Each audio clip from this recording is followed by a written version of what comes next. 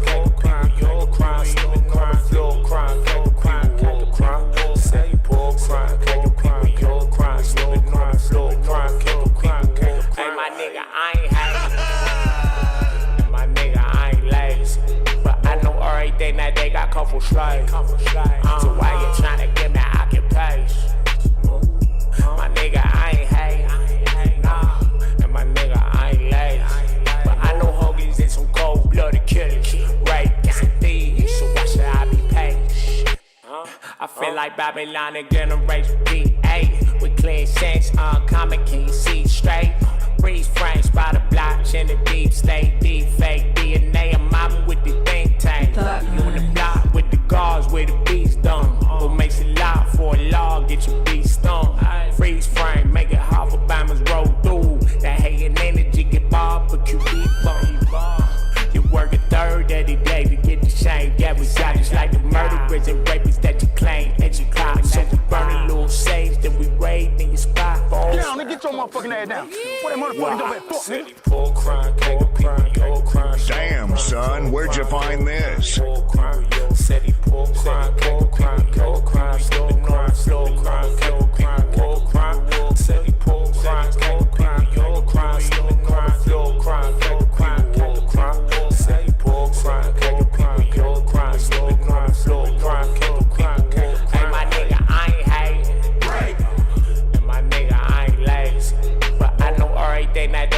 for slave. So why you tryna give me occupation? My nigga, I ain't hate, nah. And my nigga, I ain't lazy. But I know hoagies and some cold-blooded killers, rapists and thieves. So why should I be patient? I said he pull crime, cold crime, show crime, said he pull crime, cold crime, show crime, cold crime, said he pull crime, cold crime, show crime, cold crime, said he pull crime, cold crime, show crime, cold crime, and my nigga, I ain't hating. And my nigga, I ain't lazy. But I know everything that they got come from slave. So why you tryna get me occupation? My nigga, I ain't hating. Nah. And my nigga, I ain't lazy. But I know homies and some cold-blooded killers. Rapists and thieves. So why should I be patient? Warning. The Federal Communications Commission has determined the following content to be emotionally harmful. Snowflakes should not view this content under any circumstances, even if supervised by a G.I. Joe, Navy SEALs, Army vet, or someone with good common sense. The views and opinions expressed, including the depictions of persons of color, corrupt politicians, white people with or without a tan, haters, who have yet to brush their teeth typing angrily in the comment section with hot breath syndrome, do not reflect any official policy or position of the U.S. government. This program contains graphic language, dark comedy, unique intelligence, creativity, a high credit score, and high blood pressure when triggered. This program has also been accused of racism, violence, misogyny, mansogyny, feminism, MGTOWism, defacement of celebrities, and of course, being a bully. Welcome to Thought Crimes. Thought Crimes. Thought Crimes.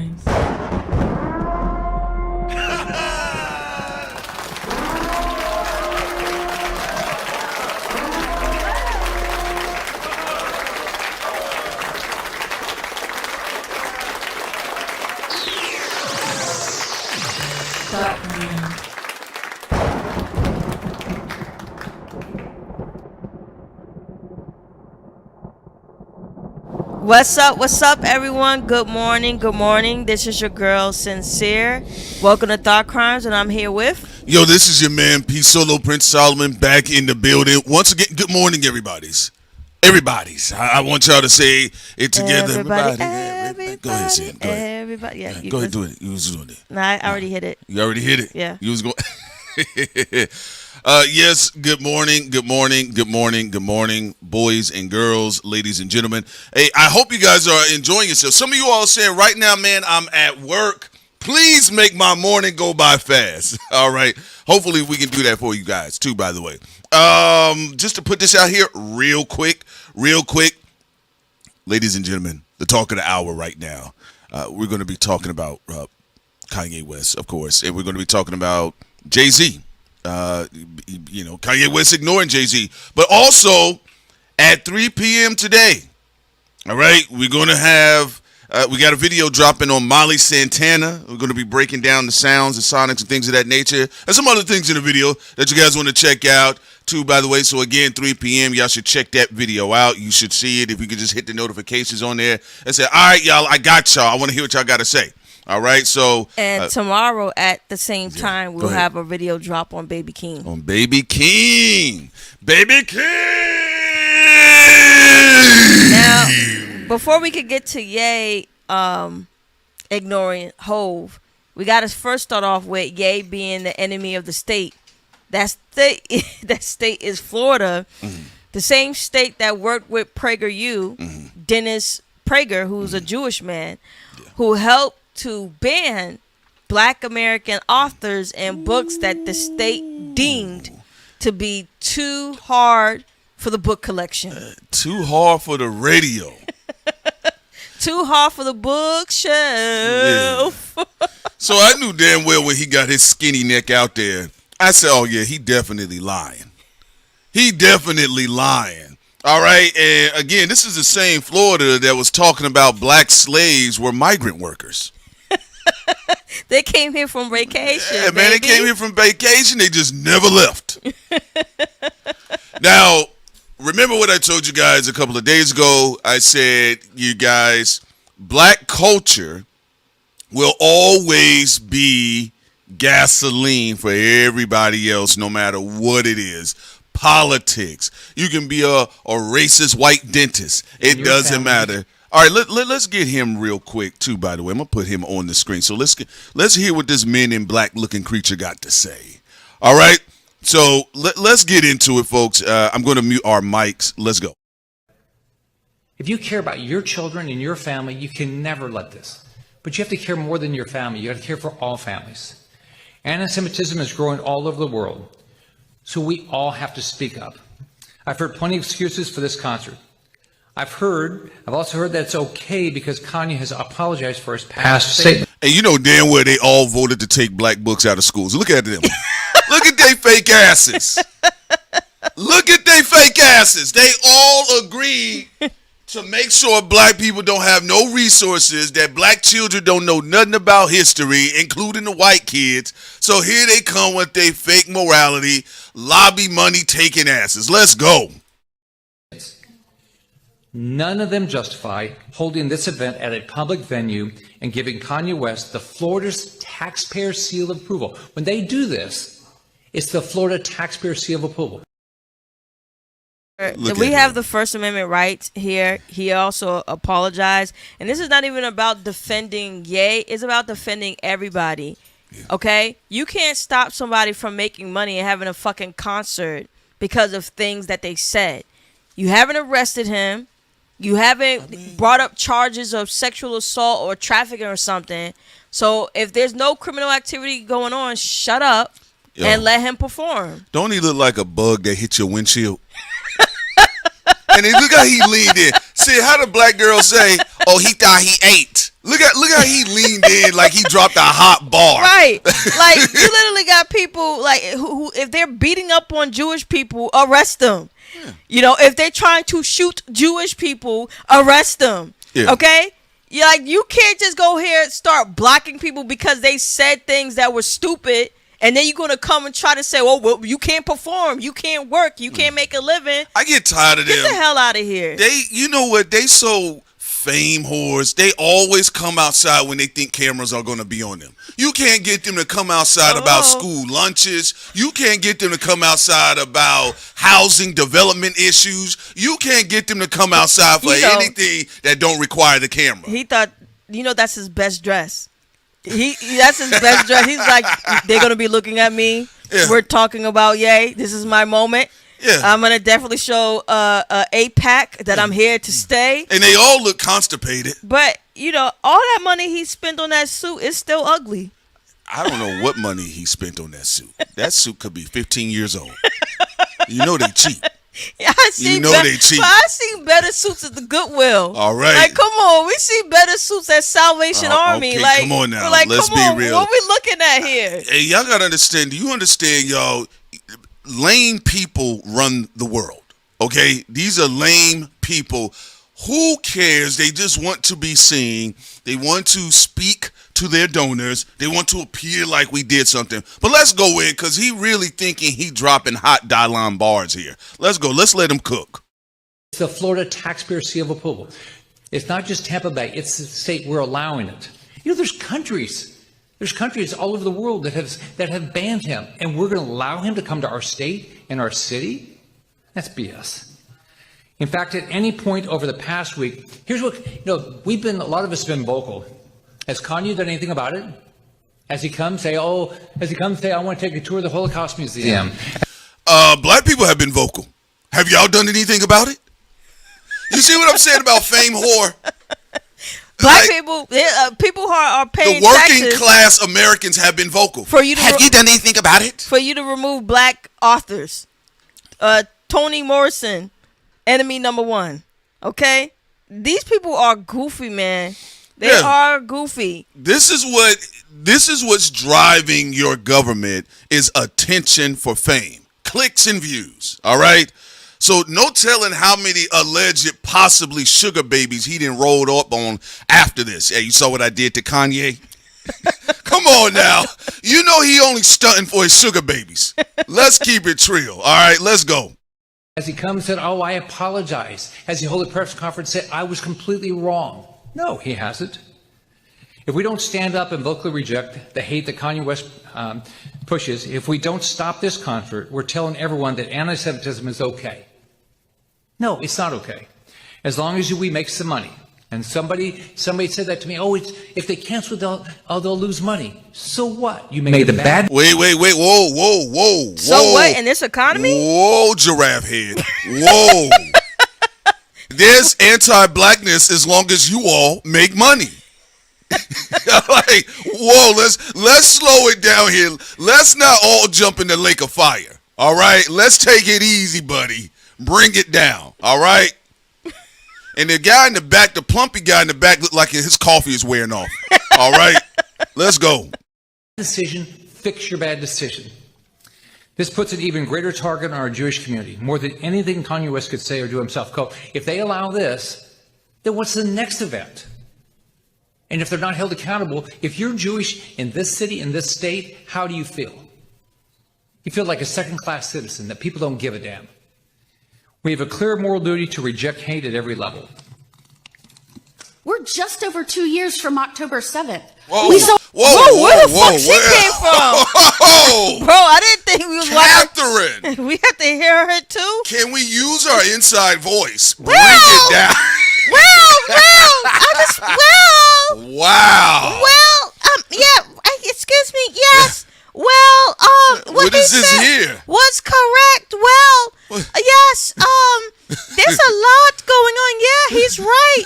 You know, if we don't, is the biggest enemy to the state of Israel. Wait, yeah. Coming in like, I know I got the hottest verse. Biggest criminal on earth. In fact, every day that Ye lives, a Jewish person dies. Yeah, this is serious. I already feel like a second-class citizen. Yeah, man. Yeah. Hey, how y'all doing? Good morning. All right, so right now, this is looking like a cipher at WET. All right, this is looking like a rap cipher at WET. White Entertainment, okay? So I guess each of them going to have their Wu-Tang bars, all right? So let's see what she has to say. Let's go, Catherine. A surge in attacks against Jewish Americans, from murders to assaults right here in Florida. We have universities under investigation right now regarding their environments and the hostile environments. You can't, the first piece of legislation I had. All right, that's enough. She sound like she about to curse. Listen, here's the thing. I do want to say this. Prince, you got to be equal opportunity. They're going to say you let the white man speak. You got to let the Karen speak too. No. Oppression. Now, I'm going to let her continue to get her bars off because I do want to highlight just something briefly. This is why I say a lot of times, for the most part, my personal opinion, a lot of the Black Caucus have to get out the way. Now, they're do you being see? Chopped down. Yeah. All right. But do you see how all of these people were able to come together and agree on an agenda? Before we even get to white supremacy, we got to deal with the Black Caucus that are there to shush you and get you ready for another slave movie executive produced by Tyler Perry. How about another Roots remake? All right. How about another selfie at the Oscars? How about the 5th black man or 6th, 17th black man to win an Oscar? How about the 3rd black woman to win an Oscar? That's what we're going to give you. You notice how these individuals are able to come through and militarily and politically weaponize their agenda, even if it's on something as Kanye West. Like, I mean, can we just be honest? Like, we can't even get Kevin Hart in line. Like, think about that. I want y'all to use, consider now, we're just highlighting this as goofy as it is, but this tells you what power means, what power actually is, right? Because they're coming together. Listen, Turkey said, we'll take the money. Turkey didn't care. We'll take the money. We already giving y'all hair transplants. It's one of the #1 hair transplants in the world. We'll take the money from the racist and the bigot. All right? Shout out to the people of Turkey. So let's go ahead and let Catherine get her bars off. To introduce was to reclaim federal money from universities that wouldn't protect Jewish students. And now we're going to invite and book and prioritize someone who not 10 years ago, not 20 years, not sometime in their life said that he was a Nazi as recent as last year. Wait. She's right. She's wait. right. She's saying she's so cooking. He's on 20-year probation here's as the a thing. non-fucking criminal. Hold on, what the Sam. fuck? Wait. She said we didn't send him to the Phantom Zone for 20 years. Mm-hmm. It was only 2 years ago, and this is not long enough. Well, hold on, Sam. Hold on. I'm going to listen, Sam. I'm going to let Chipotle breath cook. 20 years a slave. Let me tell you why, Sam. Because I'm really using this to demonstrate something here. The progressives have already said they're ready to take Nick Fuentes on. I want y'all to look at the juxtaposition there, right? They're also ready to take on some of the people that just 3 months ago was beating up on black people culturally. She said, no, we're not taking him in. In fact, I got a page here that has been watching him. It's just as recent as last year. All right. So again, just show you guys where the fix is in. All right. So let's get into this. All right. Let's get into this. Continue on.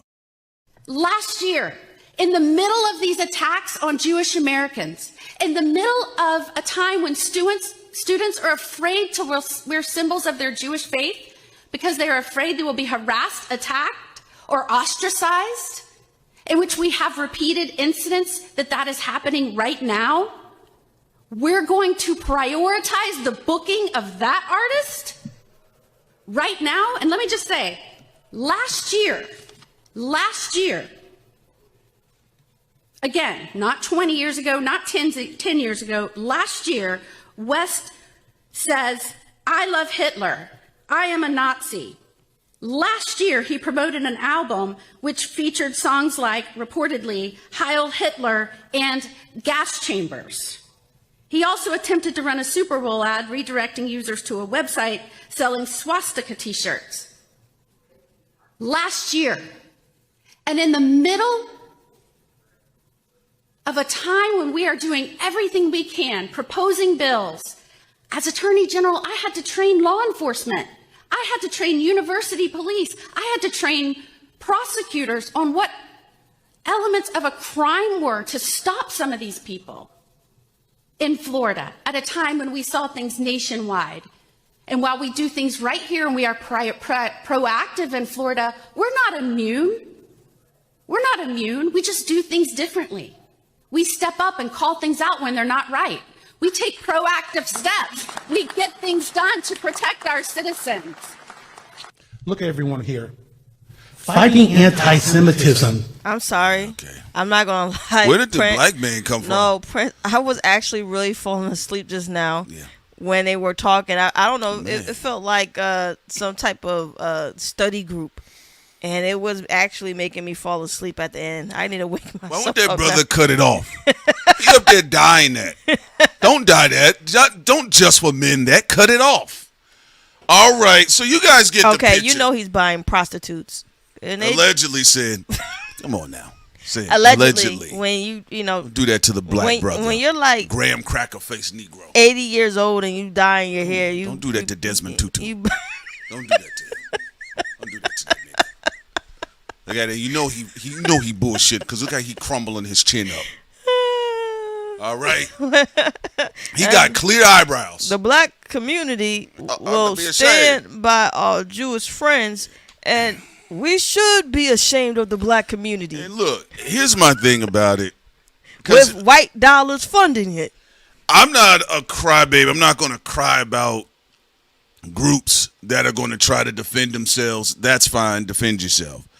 My biggest issue is just the people that claim to be in black people's face all day always be the ones that shush people up and try to lay them down. But my issue is you haven't arrested him for anything. No. You cannot. It's about ethics. You can't say someone needs to be barred because what can or possibly happen. This is Minority Report. This is some 1984 shit. If you don't like him, just don't show up. Well, it's also Protest, irrelevant. I'm going to be honest with you. The reason why it's irrelevant, because Trump's president. Again. So there's no moral ant pile, hill, or mound, or plateau to sit on. Trump is president again. Now, if you voted for us, that's fine. I don't care. But I just get tired of all of the finger wagging. Ironically, I had paused it where he was about to finger wag. So, I mean, look. I think the other side of it, this is good marketing for Kanye West. His brand is already in the Phantom Zone anyway. Right? Well, they mad because it's not all the way in there. He's surviving. Well, I'm talking about the angle where he comes from. Yes, but you're right about that. You're absolutely right about that. So, I mean, listen. I guess I'm going to let him get his bars off. I want to hear what he got to say. All right? And like you said earlier, he went to the same ugly suit factory. These are some boy. Can you imagine the company corporate party, the Christmas parties with these people here? Where's the Coke? Let's go. It's not a Jewish issue. By the way, I'm not Jewish. Anti-Semitism is not an American issue. It's a Western civilization issue. Look at this group here. We have a fundamental obligation to fight anti-Semitism. And I can tell you what Senator Scott says. Set aside the political differences because it's an issue of right versus wrong.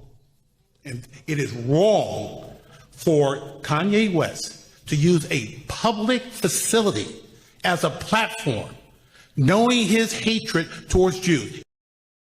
All right, so his verse has been cut off. Of course, they cut off the black man. So, congratulations, nigga. All right, congratulations. Congratulations. But I just to make it clear, of course, we're not for any violence towards any group of people.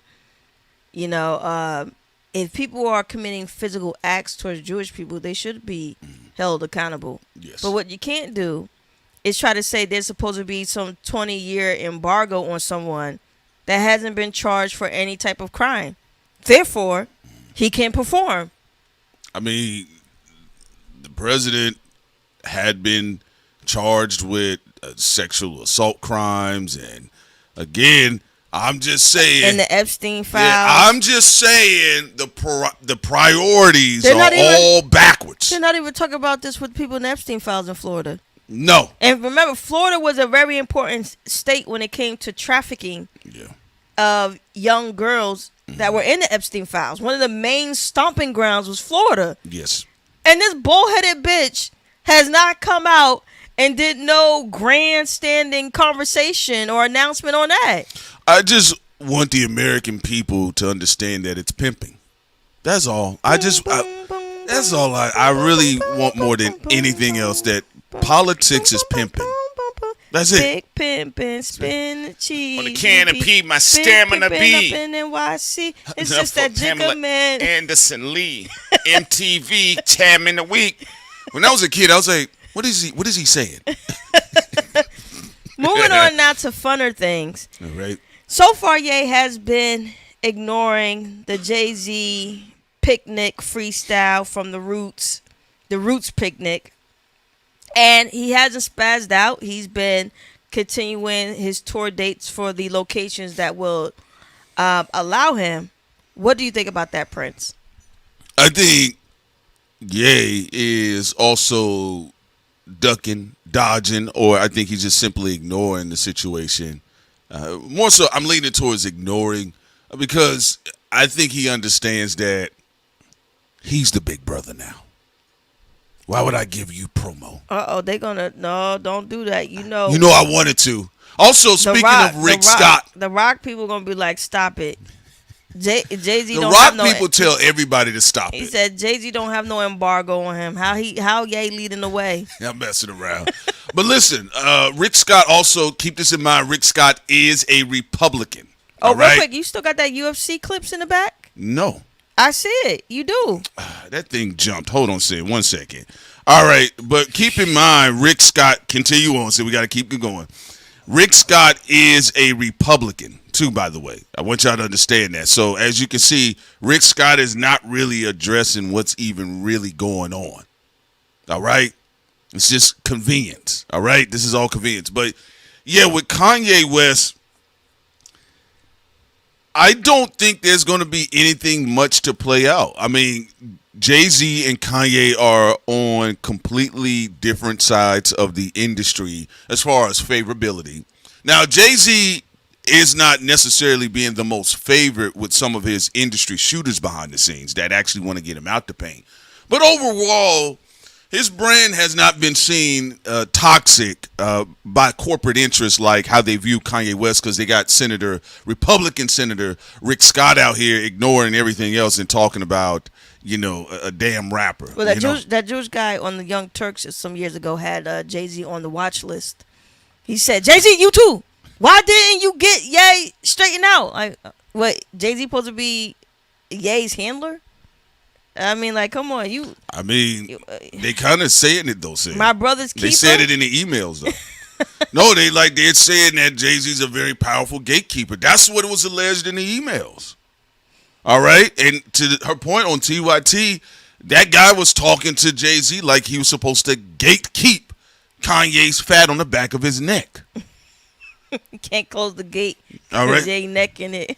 So, as far as Kanye ignoring it, I think at this point in time, saying, I think it just doesn't seem like there would really be a reason for Kanye West to spaz out, right? And I think even if he did spaz out, it would punctuate, it would embolden everything that Jay-Z said at the picnic. They keep trying to big step on Ye's neck because, look, he's wildly popular still. Yes. Gamma has been doing well with him. I just think that they understand he sells too. His sneakers, still one of the highest grossing sneakers of all time behind Jordans and all that. The record-breaking concert in Turkey. Yeah, so Ye can still sell anything. So they feel like, yo, we gotta stay on him. Speaking of though, Jay-Z, it was told to us that Jay-Z may be dropping Reasonable Doubt 2. I cannot confirm or deny this, but I will say, if it's titled Reasonable Doubt 2, I'm definitely listening. Like, if Jay-Z drops Reasonable Doubt 2, and that's the title of his new album, I personally think that would be exciting.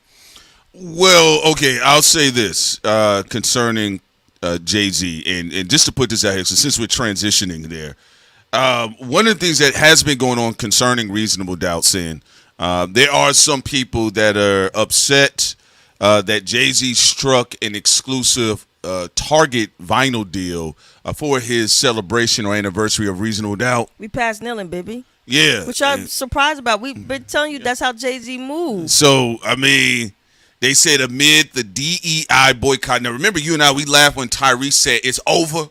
Yeah. Right?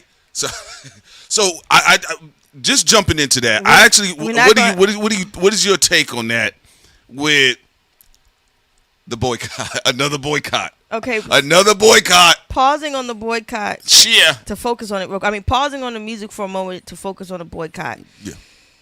Because it's all tied in there since we're talking about Reasonable Doubt. We already said that fake pro-black people in the music industry always sacrifice black people. So that's why I do not care when people talk about Jay-Z versus Drake, this person versus Drake. It's all one and the same. Charlamagne versus academics. I'm like, okay, I don't care. At this point, I just zero fucks given.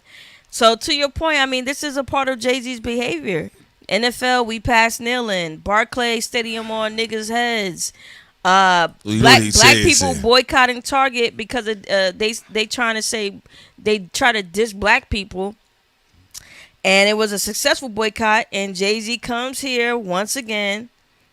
Shit don't matter to me. There you go. Yeah, shit. Shit don't matter to me. Get Reasonable Doubt 30th anniversary at Targets. It's on vinyl. It's on vinyl.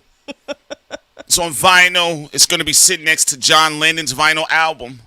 You know, with the white, the off-white. I'm on again, off-white. I'm never off-black. All right? So I did see some people get upset, but, you know, to the point, my only thing concerning those people, you know, look, realistically, society has centered itself around celebrity. And because there is an economy concerning celebrity. Hell, look at Senator Rick Scott. Rick Scott feels like he cannot get no interest anywhere else. He says, ooh, Kanye West, I'm definitely going to be over there. All right? So that's going to be typically the case. I'm not all that surprised. Now, to keep this in mind, Jay-Z did something like this with Blueprint 3, like back in the day. So it's not all the way off or ordinary, but let's keep it real. That whole Target boycott, I don't think I've been feeling too much anything else out of it. Have you seen anything else about it? I haven't seen anything else about the Target boycott. You told me one time Tyrese said that it's over. Some celebrities... It did harm Target, though. Some black celebrities have tried to help Target because Target has lost a lot of money. Target been dropping dollars in the little pennies. And I think black people should continue on to boycott Target because it's just about respect. You know, it's about conglomerates and companies. And Tyrese came out and said black people don't know how to boycott. He said you're supposed to negotiate. Black people do know how to boycott, and we should negotiate. But who said you the negotiator? Get your bald-headed ass out the fucking way. They want to send a celebrity. You trying to get a paycheck, bitch. Just like Kevin Hart did with the Starbucks, and the two black men who got discriminated against ended up broke. Anytime somebody tells you out of the industry you don't know how to negotiate, they saying they want to make some money off of you. There you go. That's how it goes in negotiations in the industry. Oh no, you don't know how to negotiate. You need me to be there for you because I have the experience. All right. So we'll see what takes place. Jay-Z has some cultural clout right now. Of course, he has cultural cachet. That's his legacy. But as far as contemporary matters go, you know, the Knicks just won an NBA title. Is the first time they've won since 1973. He's going to be having his stadium run situation. I think he's going to be doing something internationally as well. So it's supposed to give him a bit of a like, you know, hey man, let's put some coffee on this brand here. Let's get you from behind the desk. Let's get you outside. Let your hair out. And then you're going to be having the vinyl Reasonable Doubt series coming out. Well, going back now to the possibility of Reasonable Doubt 2, if that drops that theme, would you be interested in the album? For me, yes, because it's like, okay, are we going back but updated to some of the themes and subjects on the first Reasonable Doubt, and why? Is it because Rock Nation could be hit with a RICO? Or is it because some people just trying to snipe and take Jay-Z out of the paint? What is going to be the theme if there is a Reasonable Doubt too? I think number one, because he is, he's the leader of Rock Nation. He's the one that brokered Rock Nation into the culture with its marriage to Live Nation.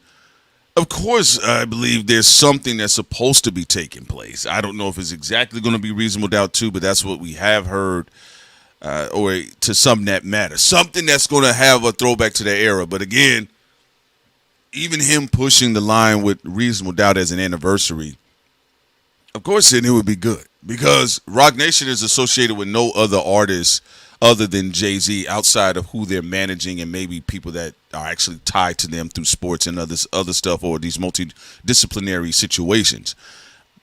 But, of course, you got to get out there because in the counterculture, there are people that view Rock Nation in the counterculture, and the counterculture has a lot of marquee spokespeople. It's getting into brand toxicity territory. Like, you actually have artists that are saying, in almost kind of like, I missed the bullet or celebratory matter, or look what I did is that I turned down Rock Nation. You know, so I wouldn't be necessarily surprised. I don't know what the theme would necessarily be. But if Jay-Z does Reasonable Doubt too, and he's got like Timberland beats on there. I don't think he would do that. I don't know. After Magna Carta, I do not know. He would. You think he'd be? Nah, I think. I don't know. I wouldn't see him go in that direction for a reasonable doubt too. I don't know. He went that way for. I mean, we've seen it for Magna Carta, Blueprint 3, because there were big missteps on Blueprint 3. I actually felt Blueprint 2 was a little stronger than Blueprint 3. You get what I'm saying? So we'll see. We'll see where that goes. Okay. Anything else you want to say on it? I would be interested if the album is entitled Reasonable Doubt. Of course, 2. just off of the sheer interest of the name. Because it's like you're at the end of your career and you're ending it at the beginning. That would be interesting because your first classic album in the game, and then you're already this legendary figure now in hip hop, and then now it's Reasonable Doubt 2. That would be really, really interesting. And also to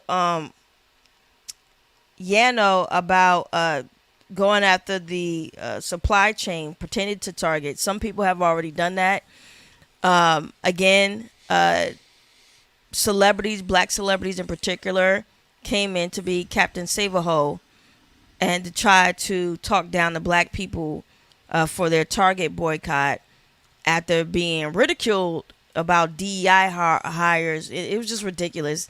It was it's not even what Target brand is about, and it was just a dumb thing to do. So I think in that particular situation they did a good job, because if they were boycotting incorrectly, you wouldn't have had Tyrese and them come out. Black celebrities only come out when black people are actually boycotting correctly. You saw it with Starbucks. Black people was also targeting the chain of supply pertaining to Starbucks. It was very effective. That's why Kevin Hart came outside. Well, and also a lot of times because there are white backers behind the scenes and other groups of backers behind the scenes that are saying it's hurting them. That's what you usually see. And then, of course, some black rapper, some black actor, comedian comes outside. Hey, guys, what is wrong with y'all black people? You should be ashamed of yourself. So, that's how that shit goes. But, whatever project, if he chooses to call it Reasonable Doubt 2, I do see some people saying Reasonable Doubt is a hard album to follow. It is a pretty tough album to follow up on, all right? Some people do feel, I think some people in the chat, let me see who was saying it in the comments. I can't, y'all say who it is, but somebody said they felt American Gangster was Reasonable Doubt 2 on the low. It was him returning back to an essence that he did abandon in 96. But a lot of people said they like American Gangster. American Gangster is a good album. So if he comes back with it's better than Magna Carta. I mean, people will be interested, especially in the alleged mafia war games where you're talking about, Rock Nation, OVO, TDE, all that type of stuff, which is really, fascinating, situations that are going on and allegations. It would be really interesting to see him revisit Reasonable Doubt, although, as Gold stated in the chat and the rest of y'all, Reasonable Doubt is going to be a hard album to follow up on, but Jay-Z has so much going on in his life that this is the time to take that chance, though, because you got so much going on. The public looking at you side-eyed. You got the situation going on with Desiree Perez. You got the whole situation with Nicki and Desiree and Jay-Z are beefing. Drake and Jay-Z and Rock Nation have issues, and so on and so forth. So, I mean, it's like he has a loaded gun right now, and the best place to go is to music. I mean, we've seen it even when we're talking about the big three musically of the blog era. We just talk about musically. J. Cole saved mostly everything for the Fall Off, which I think is a great album, and more people are going to love it as time goes on. We saw what happened with GNX, where Kendrick was talking about his victory lap, but also talking about certain things he felt pertaining to the battle, how he felt disappointed in Snoop Dogg and all that. And also the Heart Part 6, where he talked about, some of his own personal ambitions is why, the Black Hippie album was delayed or never came about. And then we had Iceman. I thought that was a good album as well, where Drake is talking about, we know how you OGs are rocking, the jig is up. He feels that Dr. Dre, Lucian Green, Jay-Z are after him. He talked about his peers that he was disappointed in, and other things pertaining to label situations and all of that. So I think people want the same thing from Jay-Z, like put it in the music. We want to hear your perspective in the music, just like we've heard other people's perspective who's been talked about in this Bermuda Triangle. So it would be interesting. Reasonable Doubt 2. But like you said, if he calls it Reasonable Doubt 2, though, he would have to live up to it. Yeah, you had to live up to it. It would have to be. And I already know the Crybabies. A really good album. Because if it don't live up to that, I don't want to hear no pro Hovenja Crybabies. I say, because y'all would cook Nas. Well, he did do Stillmatic. Nas did do Stillmatic. And it was good. It was a great album. It's a great album. So we have to see. I'm just saying. I think Jay-Z can pull it off as long as he gets the right producers for this time. And it's the clean. story is clean, and he tells the truth from his perspective. Clean and mature, too. Yes. Because grow up. Grow up now. You got to grow up. I don't want to see no A Boogie with the hoodie on I don't want to hear none of them new niggas on no hooks or nothing like that. It can work if he does it tastefully, though. I'm not saying in particular with A Boogie, but it can work depending on who, like what millennial Gen Z or he has hop on the album with him. I think he needs to go directly to No ID and get it cooking. And he has enough clout in the game, and there's enough hate in the game for Jay-Z that the album will be promoted itself. Whatever he drops, even if he dropped a song, the promotion will be strong. You get into certain spaces, you don't need all of that extra stuff, and you're coming behind Reasonable Doubt. Could this be a sneak attack by Jay-Z on everyone in the industry? We want to say thank you so much. We appreciate you too, by the way.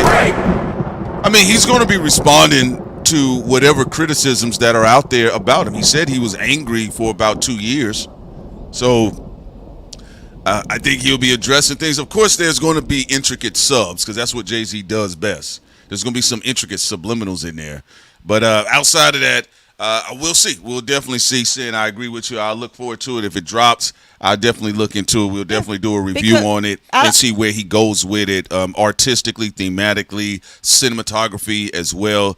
There are people that have been floating in and out of this camp, even tied to No Idea and Lenny S. They've kind of slipped up and said that Jay had been working on an album. Eugene said he preferred Hit Boy. I don't think that's a bad option. I think Hit Boy. He does a good job of contemporary and nostalgia classic yes. beats. He's actually one of the strongest ones out there. Hit Boy is a good idea. I would also say I would say leave it to maybe 2 or 3 features on the album.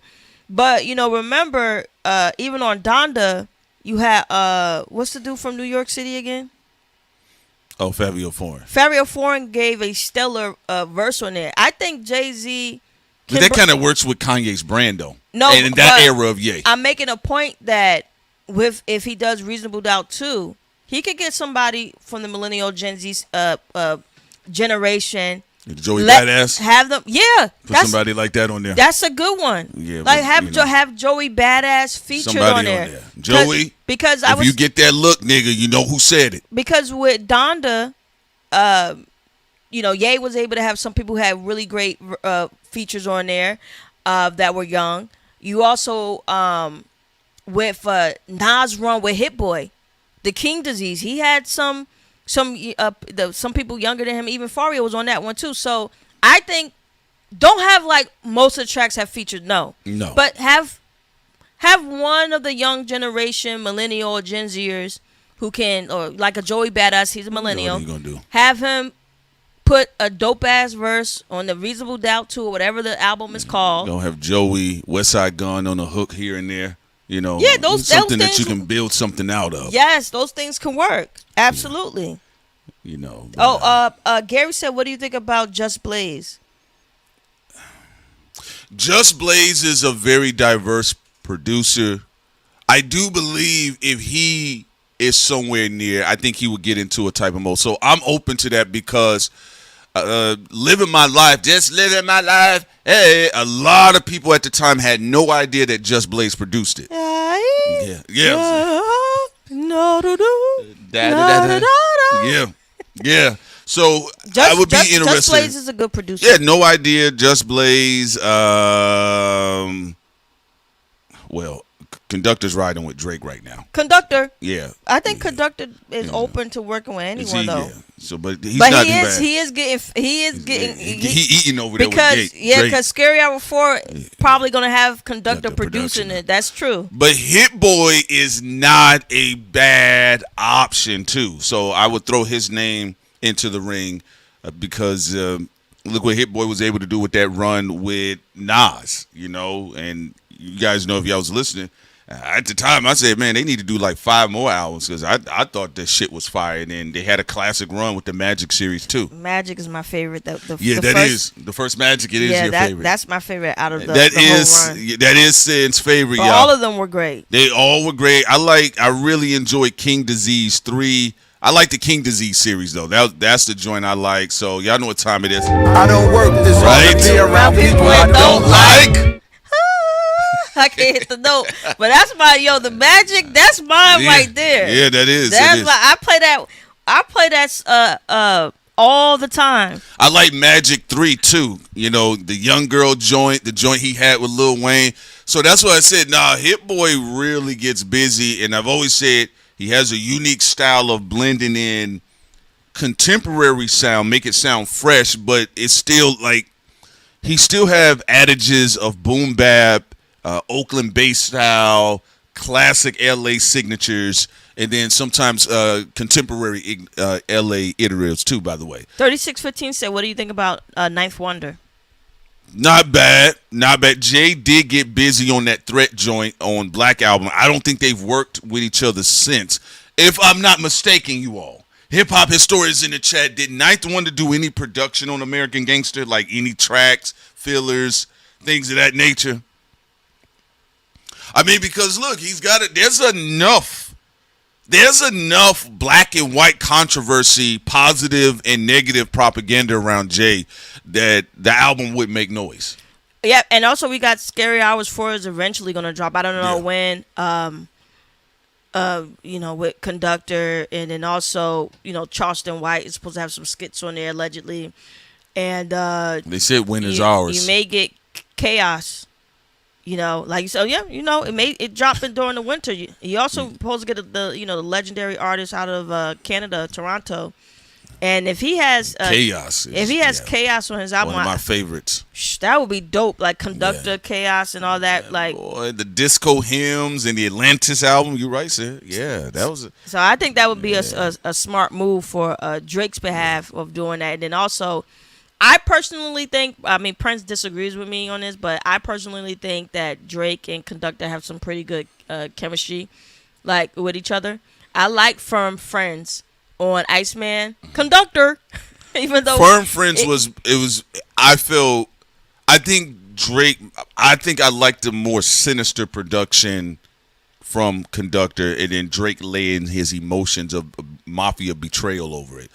Some of the that was my criticisms with Joey Badass in the Conductor production when he was battling people. Because producers or beat makers, beatsmiths, they can go into different bags. It was just because I like when Conductor's a little bit more aggressive. Joey and Conductor were doing too much cocoa butter stuff at the beginning. There's a lot of chill music. I did like very chill during the battle with Joey Badass and Ray Ron. Right. Joey stepped it up a lot.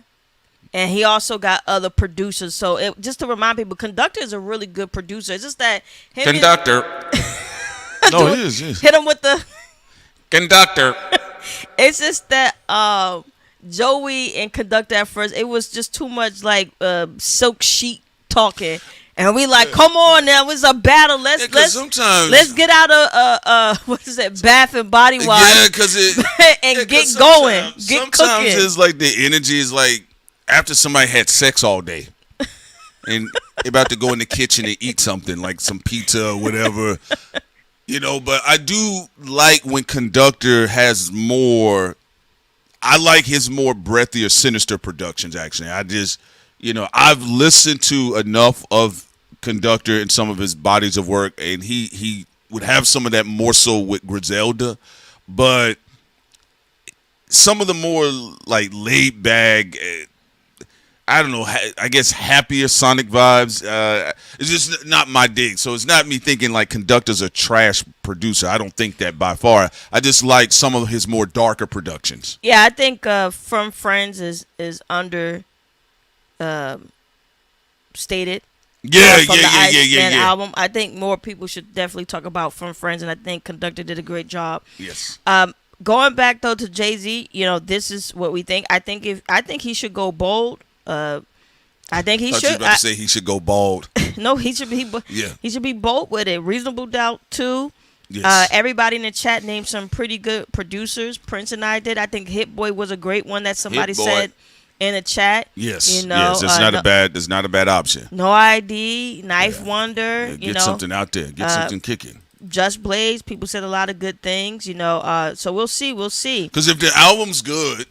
If this potential elusive album that may or may not have to do with Reasonable Doubt, but there's clearly an album because all of the industry people keep saying, they keep giggling like schoolgirls, like I gotta spit. Like, so it's like, bro, we already know that there's an album. Clearly there's an album somewhere, right? But if the album comes out, it's knockout hit, it's a contemporary classic for a unique space for an aging rapper, an aging artist such as Jay-Z within hip hop, where rappers traditionally used to not, have careers past 25. I think all that would do is challenge the rest of the industry to continue to step their game up. I'm not a person I don't like the idea where people got too comfortable wanting and desiring other artists to fail across the board except their artists. I don't like that. The reason why people keep looking back at 1996, even though many of us was not of age to even enjoy that particular renaissance artistically, the breadth of dope and classic, beautiful bodies of work was just, it was captivating. And it challenged artists to step their game up. This is what Cass was doing. This is what Mob was doing. This is what Pac was doing. It's actually Tupac's birthday today. All right, Shout out to Tupac, R.I.P. Right. Also, Camp Low was definitely an awesome. So it challenges these artists to step their game up. Yeah, just they step their game up. That's all. But I think I'll be interested. Sending out. If he drops it, we'll do the album review. You get what I'm saying? Also, Ludacris. Ludacris is back. Samson grew his hair back. Yeah, Sid said Samson grew his hair back. And when he had it short. Yeah. His music was bad. I don't know what happened. Like even he had bad luck musically, not movie wise. Right. He was doing great movie wise. Yeah. But you saw even like the girl tripping on stage and shit. It's like, yo, Luda, go protect yourself. Got the braids. Luda. He it's like hair free, carefree. I actually agree. Let me tell you something. I'm like he sounds so fresh too, and he sounds contemporary, but still got the veteran patches on. It's a great space to be. I think the track with him and GloRilla is fun. It's one of my favorite tracks out right now. Ludacris and GloRilla, they got great synastry with each other. I've always said, and I know I had people in our chat, I love you guys, but why y'all was trying to cook me when I made the post about the Glorious album? I said, oh man, this is a fire album right now. I said it's GloRilla's Urban Legend. And it was like, P, shut up, nigga. Speaking of Urban Legend, shut up, nigga. T.I. out here cooking too. Let them know. A lot of the ATLians, the ATL vets, they out here killing it. That ain't got nothing to do with the drill trap. All right, you're right about that. Now, T.I. has been cooking with his track, like Sin stated, Let Him Know. He been having fun online, roasting 50 Cent. Him and his sons, they've been cooking 50 Cent, things of that nature. And Luda's flow on Janice, Shut the Fuck Up, and on Let Him Know, woo! You go to the point of like, how do you feel? Do you feel happy again now? I always feel happy. I'm talking about because you funny, Sid. You grew up in Atlanta. How do you feel right now? Do you feel good? I think after Ludacris, I think that's when a lot of stuff turned to it turned too much into serious shit again. I actually think Ludacris was, if y'all want to be real about it, we got to be honest. Luda was the last fun, happy-going rapper that had real clout in the game. Not on some Lil Russell shit. I'm not gonna make you corny. We're not gonna have a heaven sent moment. You too. But Luda just had bars. I like corny Lil Russell though. I hope he don't feel too bad and stay inside. I want him to come back outside because he's funny. You know, black people can't make you stay inside. He funny by accident. That shit was a hilarious moment. Jeffrey Epstein, you too. See a black mother cover her son's ears. That was such a great, stupid moment. He need to come back outside. But go ahead. But finish your point, Prince. No. Oh, yeah. So anyway, about Ludacris. No, you're right about that, Sid. Listen, the track, I'm a Real Hustler. I liked it. Had a lot of Memphis swag to it, a lot of Memphis swing to it. Ludacris is a very, very damaging legacy artist in the sense of that he'll still step on the track and let everybody know that he gets busy.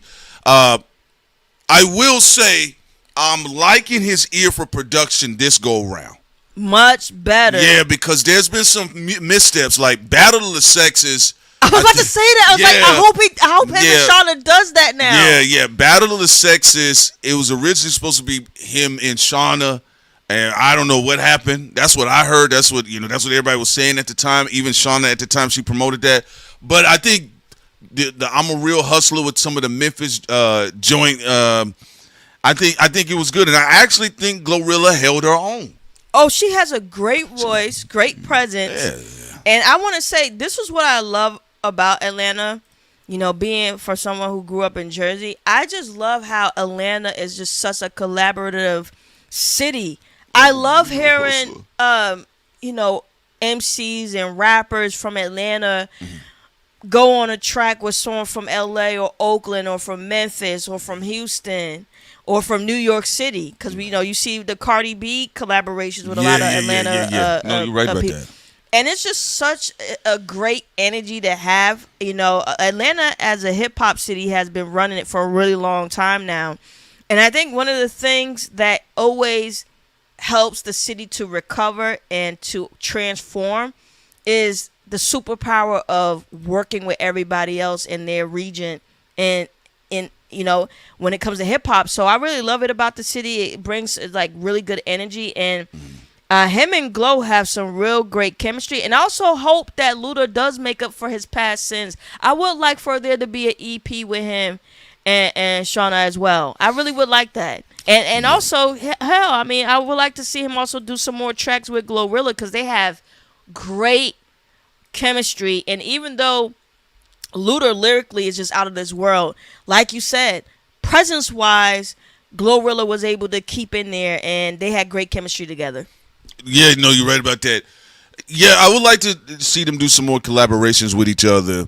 I would like for Ludacris to continue to lean more into the sound regionally that does well for him. All right, I'm gonna be honest with you. Like you said, when Ludacris cut the hair and he had the Ginsu knife sideburns, I was like, all right, he going to Hollywood. I remember. I was like, okay, I guess he going to Hollywood. He did the album Release Therapy. Wasn't a bad album. Wasn't my favorite Ludacris album. But Release Therapy did come out before like 444 and Mr. Morale and the Big Steppers. That was his, at the time, him talking about what was going on in his life. I think he came back with Theater of the Mind. That was a really good album. I actually thought that was a slept-on album from Luda. I'm liking that he's back with DTP again. Yes. And that they also have little skits and stuff. Like, it feel home. It feel like Cookout again. Yeah, it feel good. And this, I also want to hear a project with all of them on it. Hell, even him, getting back and collaborating with 2 Chainz. 2 Chainz. 2 Virgos. All right. But yeah, I'm interested. Ludacris has my attention. Him and GloRilla, they got great synastry with each other. I actually would be interested to see where will he go production wise. But no, Sin, you're absolutely correct. I think I think people should be having fun. Like I said, my honest opinion. I'm not saying other artists haven't. I don't think other artists like they've been trash or in absence. We've had wonderful rappers, MCs to come out since. But I'm gonna be real with you all. I think Ludacris was one of the last rappers I used to actually have fun listening to his albums. No, I get what you're saying. I purposeful fun again. Yeah, purposeful fun. Like there's some people who are fun by accident and stuff. Like we said about LaRussell. Oh yeah, like LaRussell. You too. Or even like Janice Shut the Fuck Up with Drake. It was fun because he was very sassy, dripping with the beard chinchilla on. But he's clearly trying to be serious. Right, but with Luda is like it's intentional fun. Yeah, and we need some more in the mix. Some more on purpose fun. Having some fun and stuff and enjoying yourself. Because people was up there, Ludacris. I'm sure he's gonna have some shots though. I do believe he's gonna have some shots. But despite what people said, I said, look, man, y'all are not going to not have me be interested in the Ludacris album. That's not happening. All right, I am going to check it out. I'm being honest with you though, Prince. All the music that he dropped with short hair Luda, I wasn't interested in. Yeah, I didn't. I'm gonna be honest with you. I wasn't really feeling it at the time. I said, nah, I'm good on it, buddy, because I think he did. That's Release Therapy, and then Short Hair Luda was Battle of the Sexes too, right? Yeah, I think so. Also, Tom said that Ludacris is going to do a song with Tyrese and Vin Diesel. That'd be funny. I hope it's just for a movie, though. Not Two-Face for baby trolling. Are you trolling Two-Face? I said not for an actual album, though. No. If he does. But he should go He ahead. should bring back the skits, though. Yeah, he should do a skit with Ludacris. Tyrese and Vin Diesel. There you go. Yeah, Ludacris, Redman, early Kanye. Who else? Redman is just so amazing. Just to give him a shout out real quick. All of them had classic comedic skits. His bar game is still A+, like you said, the legendary comedic skits. But shout out to Jersey, shout out to Redman, legend in the game. I actually want to see. I would like to hear Redman on the Luda album. I really would. I mean, I've always wanted to hear them do more dynamics with each other. I think they got a few songs with each other. But yeah, I'm looking forward to it. We'll see where Ludacris goes with it. But so far, Luda, right? I'm really messing with the GloRilla track. Braids? Yeah. Luda needed them damn braids. He didn't need them though. No, we got to be honest. Like Samson Luda is the best Luda. By far. Yeah, I can't. I mean, this is cool. Hollywood headshot Luda. That's fine and all, but let's be real, y'all. The Afro, the word of mouth Luda, Campbellton Road Luda, West Side, East Side Luda. Come on now, that's what we're talking about. All right. At the Crystal, Waffle House Luda, that's what we're looking for. Jay-Z always getting beat on, even when we change subjects. Oh, yeah. Go ahead, 68 said Jay-Z stole from Camp Low style. Are you talking about that track, the sample they had? There's a lot of people that talking about. I don't know. I think was there some agreement or something like that? I think they ended up using the same sample. We'll look into it. Yeah, but no. Jay-Z's always going to be repudiated. That's the thing I don't understand about the Hovengers. What are you talking about, y'all? He's the money man. All right? And Black and Gold said Jay-Z stole Camp Low style. How? Uh-oh. Yeah, that's what I want to know. What do you mean by that? Are you just talking about the sample? Because they don't rhyme alike. Camp Low is actually severely understated. They got their own unique, style. Man, I appreciate my family loving music because even as a kid, when I first heard Camp Low, I was like, wow, this is smooth. I was like, yeah, okay. Yeah. Oh, they said same producer. Oh, shouts out to Apex NYC. So it was the same producer. All right, Jay-Z stole Young Chris. Okay, I get it. I understand. Because there's the Hovengers. What would we call the anti-Hovengers? They're usually a part of somebody else's camp. Barbs, No. I do think he has his own unique people that are, like, wherever he goes, they're going to throw rocks at him. Yeah, but they're usually in somebody else's set, though. Sometimes they're not. He's collected people who are tired of him from different sets, though. In generations. That's what Yeah. So because you sometimes have the Tupacs who hate on him. Then you have the Barbs. You have the OVO. And I don't mean, when I say hate on him, I don't mean like it's unjustified. I don't know these people, so it could be justified, the hate.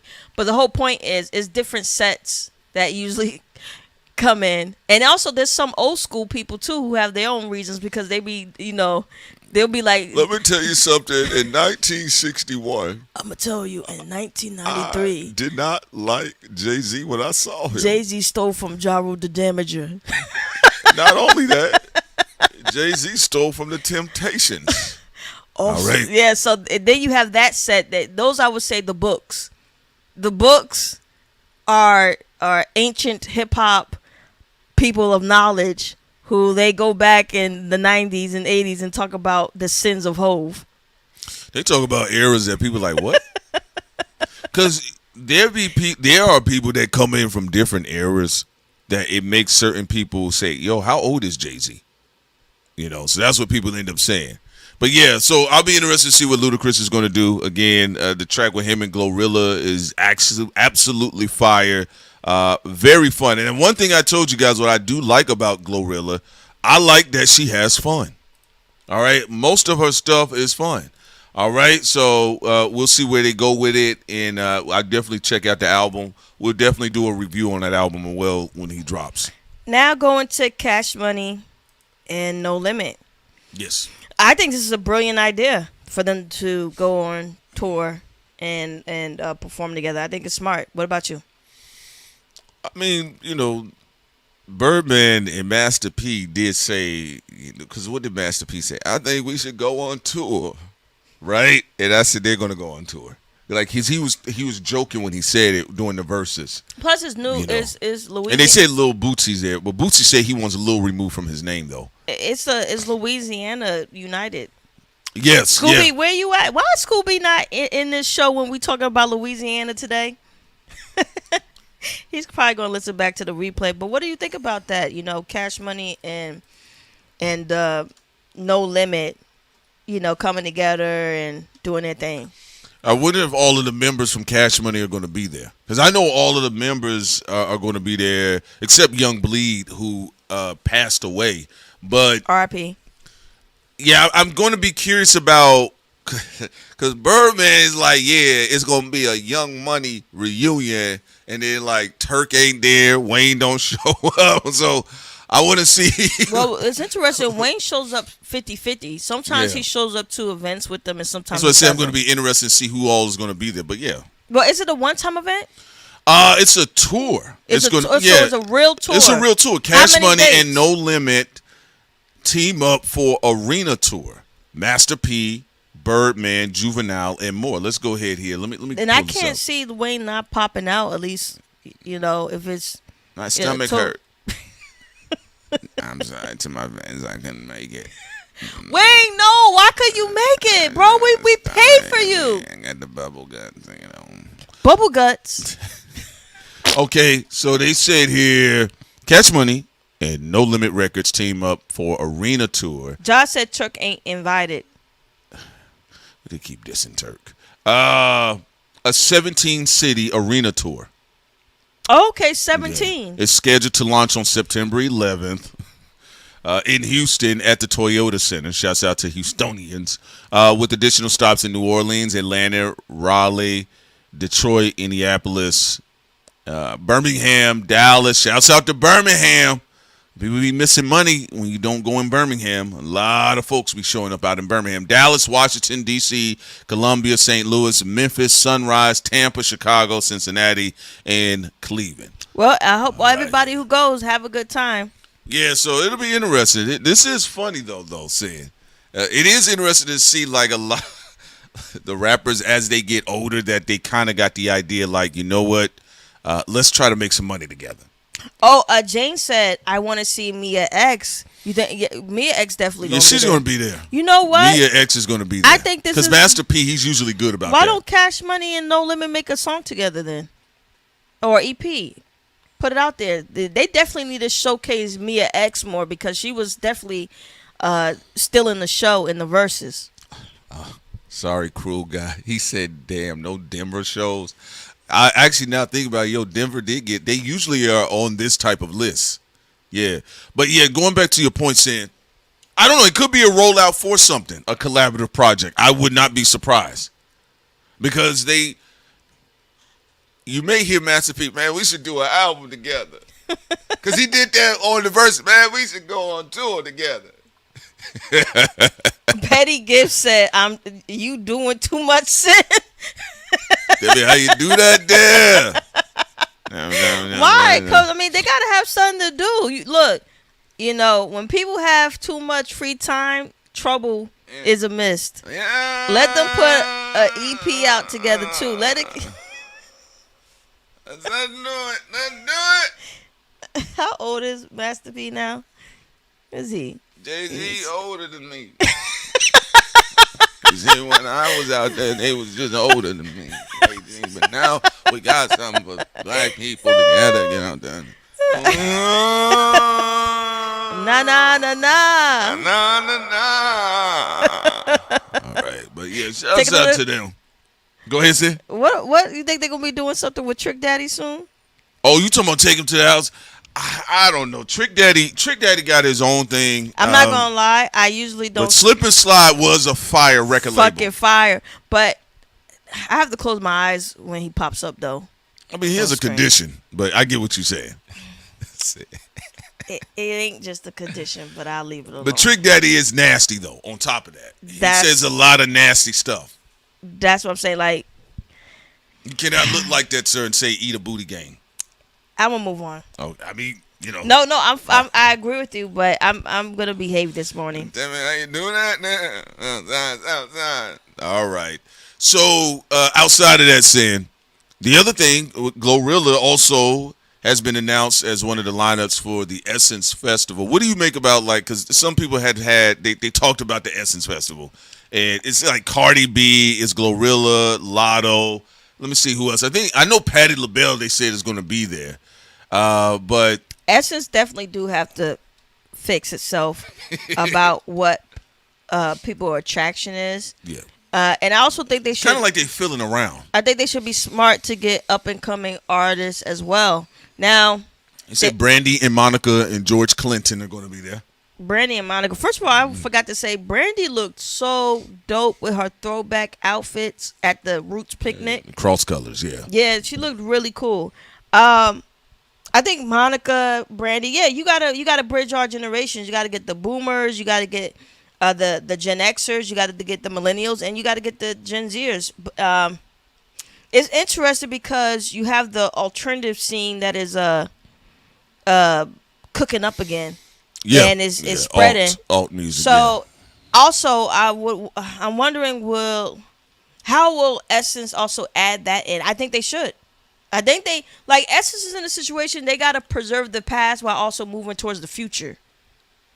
I think that's what he's normally doing. I think that is what they're doing concerning maybe like with GloRilla specifically, because her music is still being played, and I think that's what they're trying to do. Like when you get from GloRilla all the way up to like Patti LaBelle, and you get George Clinton in Parliament.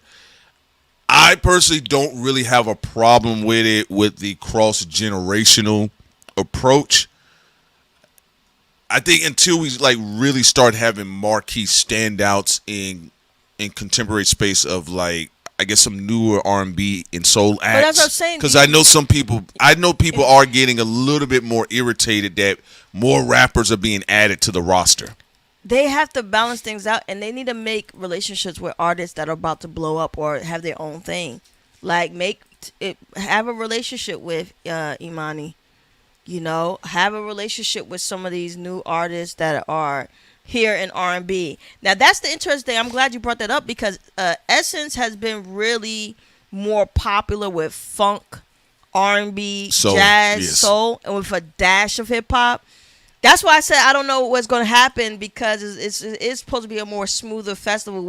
How are you going to change with the times with the new R&B acts, but also when you're talking about the alternative scene in hip-hop and then with some other things. So, good luck. Yeah, because that is something, and usually when people have complaints about certain things, concerning rappers in other venues, A lot of times I don't really agree with it because I'm like, the rappers have been here. But I do find it interesting that more rappers are being added to the roster.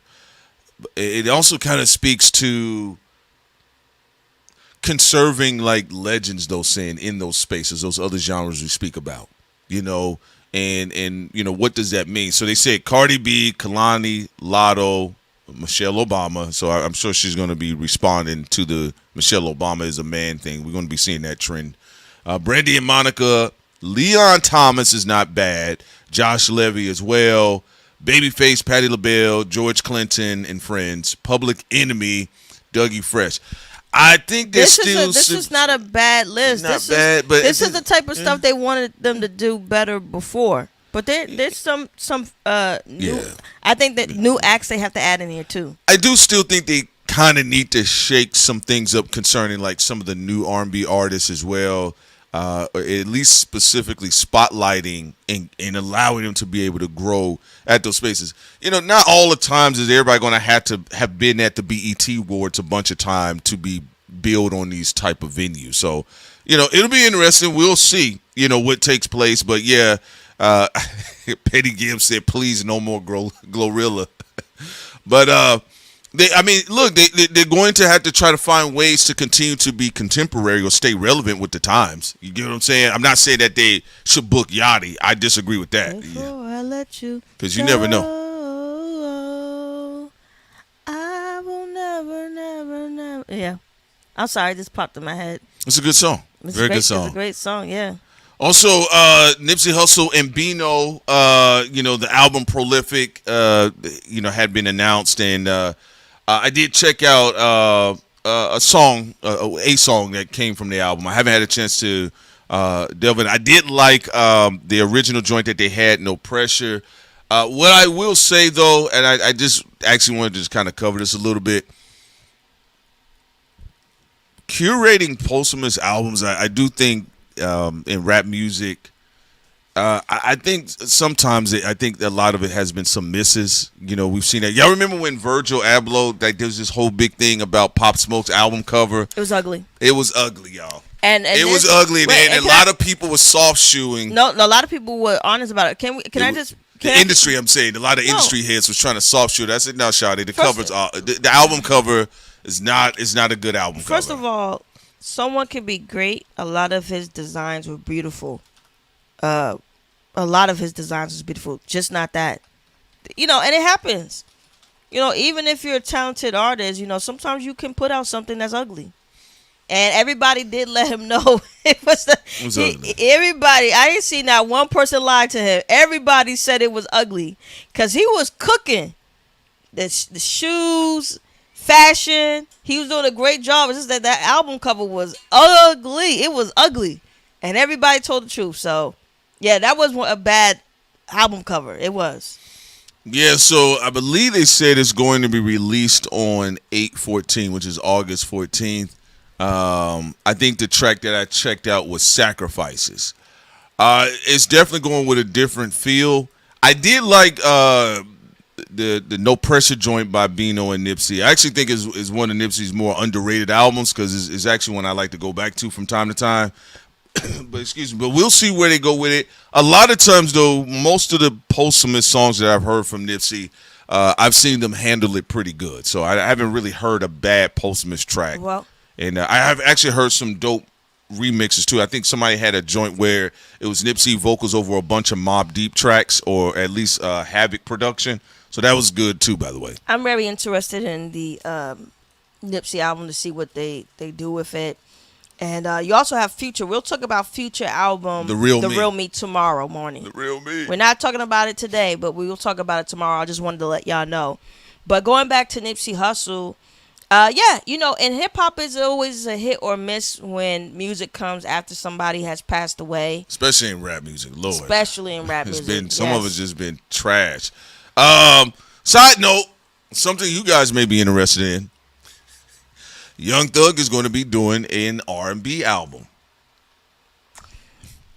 Look, I don't really focus on people weight, but like when we talk about Ludacris here, Fat Thugger he's not all the way sonically there.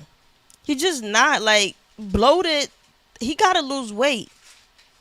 It just isn't working for him. He gotta lose weight. Woody a rat, Gunna a rat.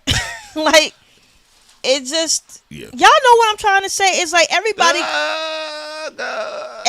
got a thing that works for them. Like when we talked about LUDACRIS with braids. Yeah. Thug, he gotta lose weight. Yeah, they said Young Thug, he had announced that he's going to be doing an R&B album. My honest opinion, to the point, I do think he may have to hit the gym. All right, he may have to de-bloat. We may got to put Young Thug on a keto diet. All right, we got to kind of de-bloat his face a little bit. We got to get back to skinny Thugger. You got to get back to 2017 Thugger. Yeah, the fat Thug is funny. He is funny. And interviews and stuff, but the music ain't on point. Whoop-de-doo, Thugger is funny. And that can only sustain itself unless you're gonna be going on a podcast on some Jim Jones shit. If not, nigga, lose weight and get back in the booth. But I do think if he's able to do that, I actually think Thug can pull it off. Here we go with Atlanta bias again. What's that? I don't know. I just felt like saying that. Oh, I thought you saw a comment. No, I was talking to you.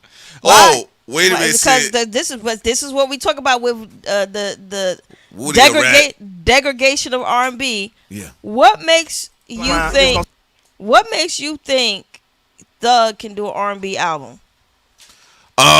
Young Thug actually, when he focuses. Also, make sure nothing X-rated pop up on X. I told you we got that filter on this. I told you this yesterday, black woman. All right. Okay. All right. So we don't need to address this tomorrow either. All right. Defend your. Also, Rob Schneider's trending. We talked about him yesterday. Defend your dread-headed roster. Go ahead. The only people I defend is in the house. All right. First of all, let's cut that out the way. You can keep your shade. All right. I love you though, but his Beautiful Thugger Girls joint wasn't. I didn't think it was bad. I actually think, given what we talked about with the likes of BK the Ruler, Molly Santana, I think he can lean into some more alt R&B aesthetics too. By the way, and he does have the voice to pull it off. Now, when he was heartbroken by young Gunna, because Gunna debuted some music too recently. Thug was hitting. He was cracking some notes, and I was like, "Wait a minute, okay, Thug he's really okay." Thug having harmony. Hold on. How does that connects to R&B though? I mean, you can have rhythm and blues about the streets. No, I'm not. You can have rhythm. I'm not talking about the subject matter. I'm talking about the skill set. I think he can pull off. I don't think. I mean, what is he? He's not trying to sound like Usher. I know, but it's R&B. It's rhythm and blues. You can have rhythm and the blues about anything. That's not the. I mean, you don't always gotta be like, "Girl, I want you to call me back." You're not listening to what I'm saying. Niggas are stuck at the. You're talking, but you're not listening. I'm saying. Don't get your mic turned off. All right, I don't know what you're trying to empower yourself on. I'm not trying to empower. On top of me, you can be empowered. I'm not. But not in my direction. I'm not talking about subject matter. I'm talking about skill set. How is Thug really doing R&B? We can only find out. Just like we're gonna see if Reasonable Doubt 2 is it gonna be garbage compared to Reasonable Doubt 1. I mean, allegedly it's Reasonable Doubt 2. That's you may change the title or whatever, but that's what we heard. But we'll see. Also, just quick, Black Nick Bain brought up a great point. Momo, Bold, and the family. You're right. They should have invited them to the S's. That's what we talk about with Young. Yes, great point. Great job, Black Nick Bain. Great point. I'm gonna give great point. Yeah, absolutely. Black Nick Bain talk about Young Thug microwave music. I gotta say this about Prince real quick. Prince has a great ear for music. He used to rap and all that. He has a large catalog of jazz music. He's very proficient in his knowledge of jazz. Build me up to break me down. You're right. And I'm building him up just to say this. What's that saying? When you be like, when we talk about things like Young Thug, I'm like, Prince is from Atlanta. He is from Atlanta. You know? I get what you're saying. Yeah. A little no, I'm saying that people have their regional thing, Well, I'm Because not saying when I'm thinking about somebody being able to do R&B and hip hop, I'm thinking about Lauryn Hill. Like, you gotta be able to sing. Like, you get what I'm saying? Like, that part I agree with. I you do. like thug R&B is like, okay, what? And shout out to everybody from Newark, New Jersey. Well, the reason why I said I'm open to seeing what is he going to do, and I am going to have an open. It's one of the reasons why a lot of the stuff that people are checking out. I'm not going to lie to you all. A lot of times I'm hearing things that I'm like, okay, that's going to be hot, like 3 to 5 years ahead of everybody. But y'all are experimental though. Yeah. To give Atlanta credit, y'all are very experimental, and sometimes, a lot of times, it works out in your favor. Yeah, because look, I'll give you an example, right?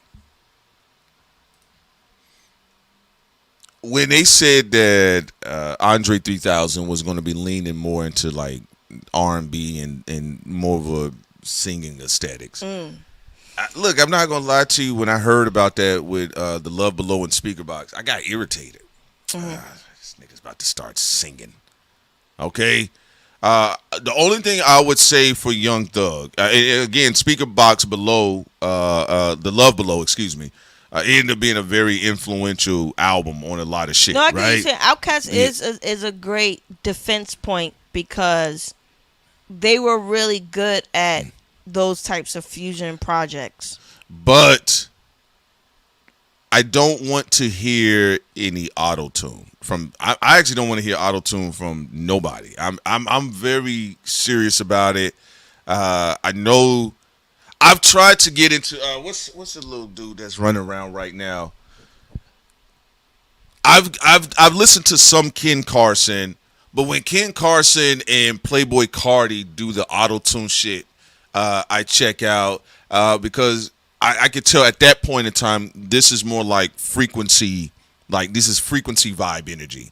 So like y'all know when Playboy Cardi starts screeching and then they put the auto-tune on top of it, there's a set of individuals that's what sounds right for them.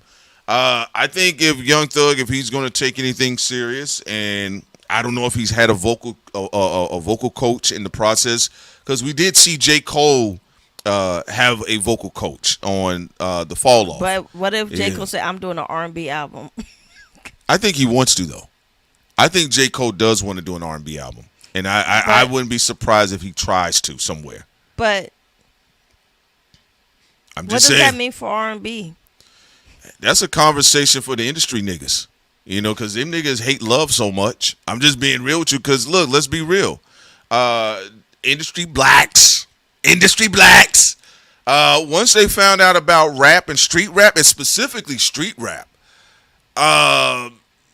they put it everywhere. I mean, black people have always been genre bending. Yeah, there is no genre for black people. It's all black music. But what I'm saying is, like, when Biz Markie said, you got what I intentionally need, singing off key. But you say it just right. It was god awful vocally, but it was also fun and fly, right?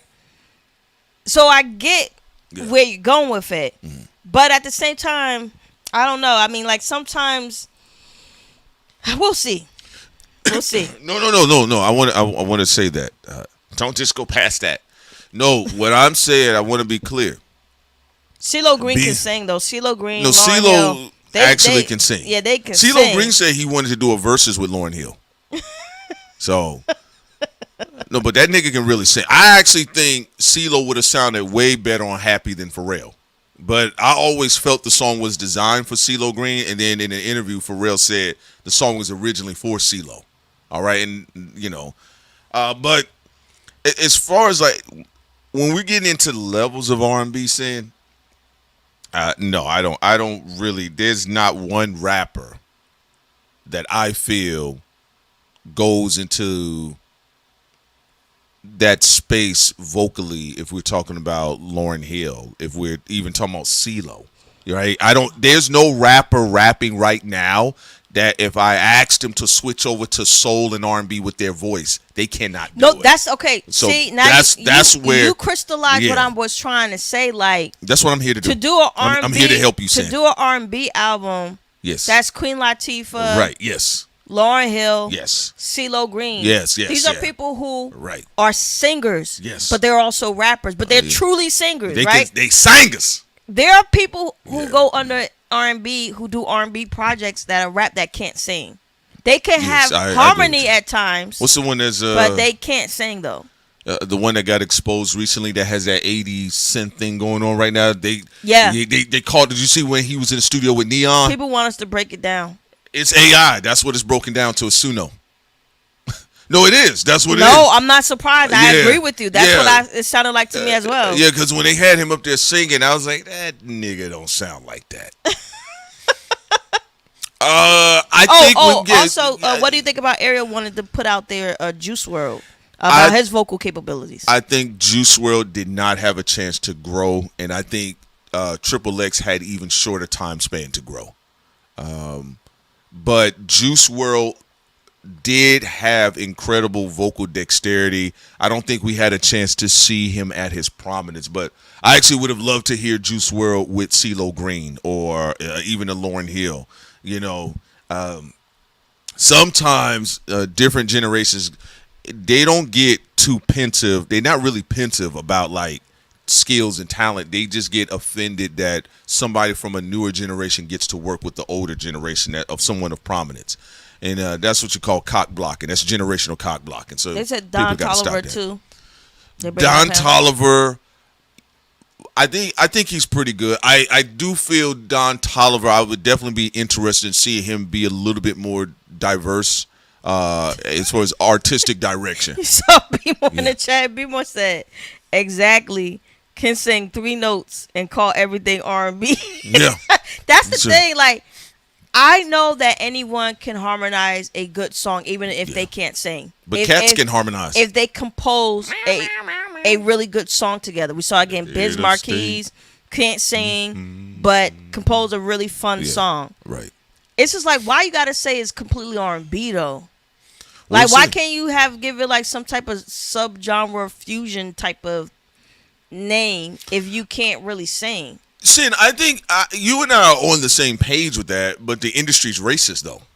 Remember, the genres originally was race music, and then there was the radio music. So the inception of genres in general, if you think about most of the black artists, like think about all of the large prominent black artists, they did everything. Nina Simone, like you couldn't really, if you want to be honest, you couldn't really put Nina in just one genre like they stifle everybody else here today. So people say, now Tyler, the creator, deserved the criticism for the dumb shit he was doing. But when he spoke about, I did this type of this type of style of music, why did you say I'm gonna put it in the rap category? He said, I'm not even really rapping on this album. Yeah, but hip-hop is a fusion genre with people who sometimes have harmony, but they're not R&B singers. So, and then also it made me think of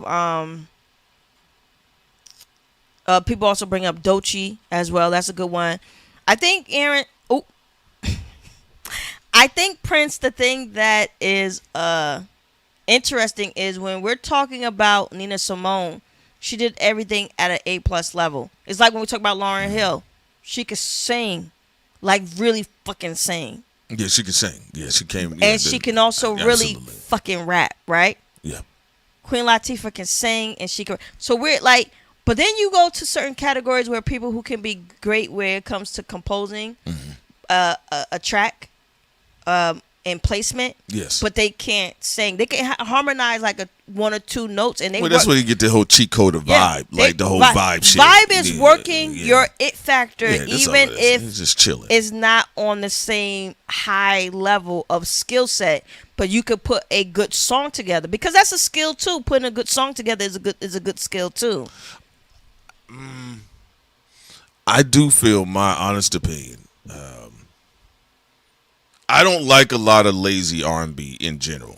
You know, like Sid knows that. There's a lot of like there was a wave of contemporary R&B, I would say from 2016 to 2019 that everybody online was feeling, It felt like lo-fi R&B to me. It was boring. The track arrangements were mundane. It's people who was trying to copy off of what SZA does well, and then to add to what you were saying, or on the back end of Bryson Tiller shit too.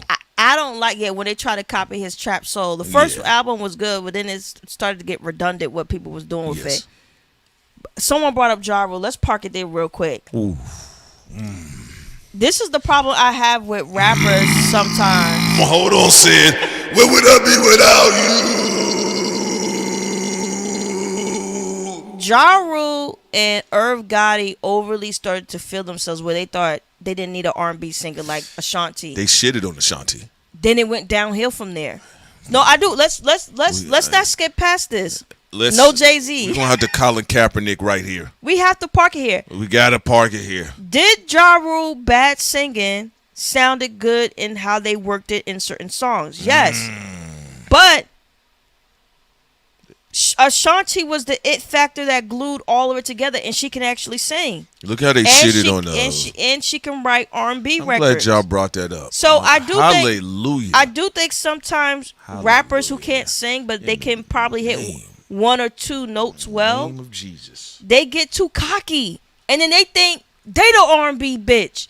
They the bad bitch out there singing. And they gotta be put in their fucking place, okay? No, okay, Sin, hold on. Sin, I wanna jump in on this one. We gotta talk about this, Sin.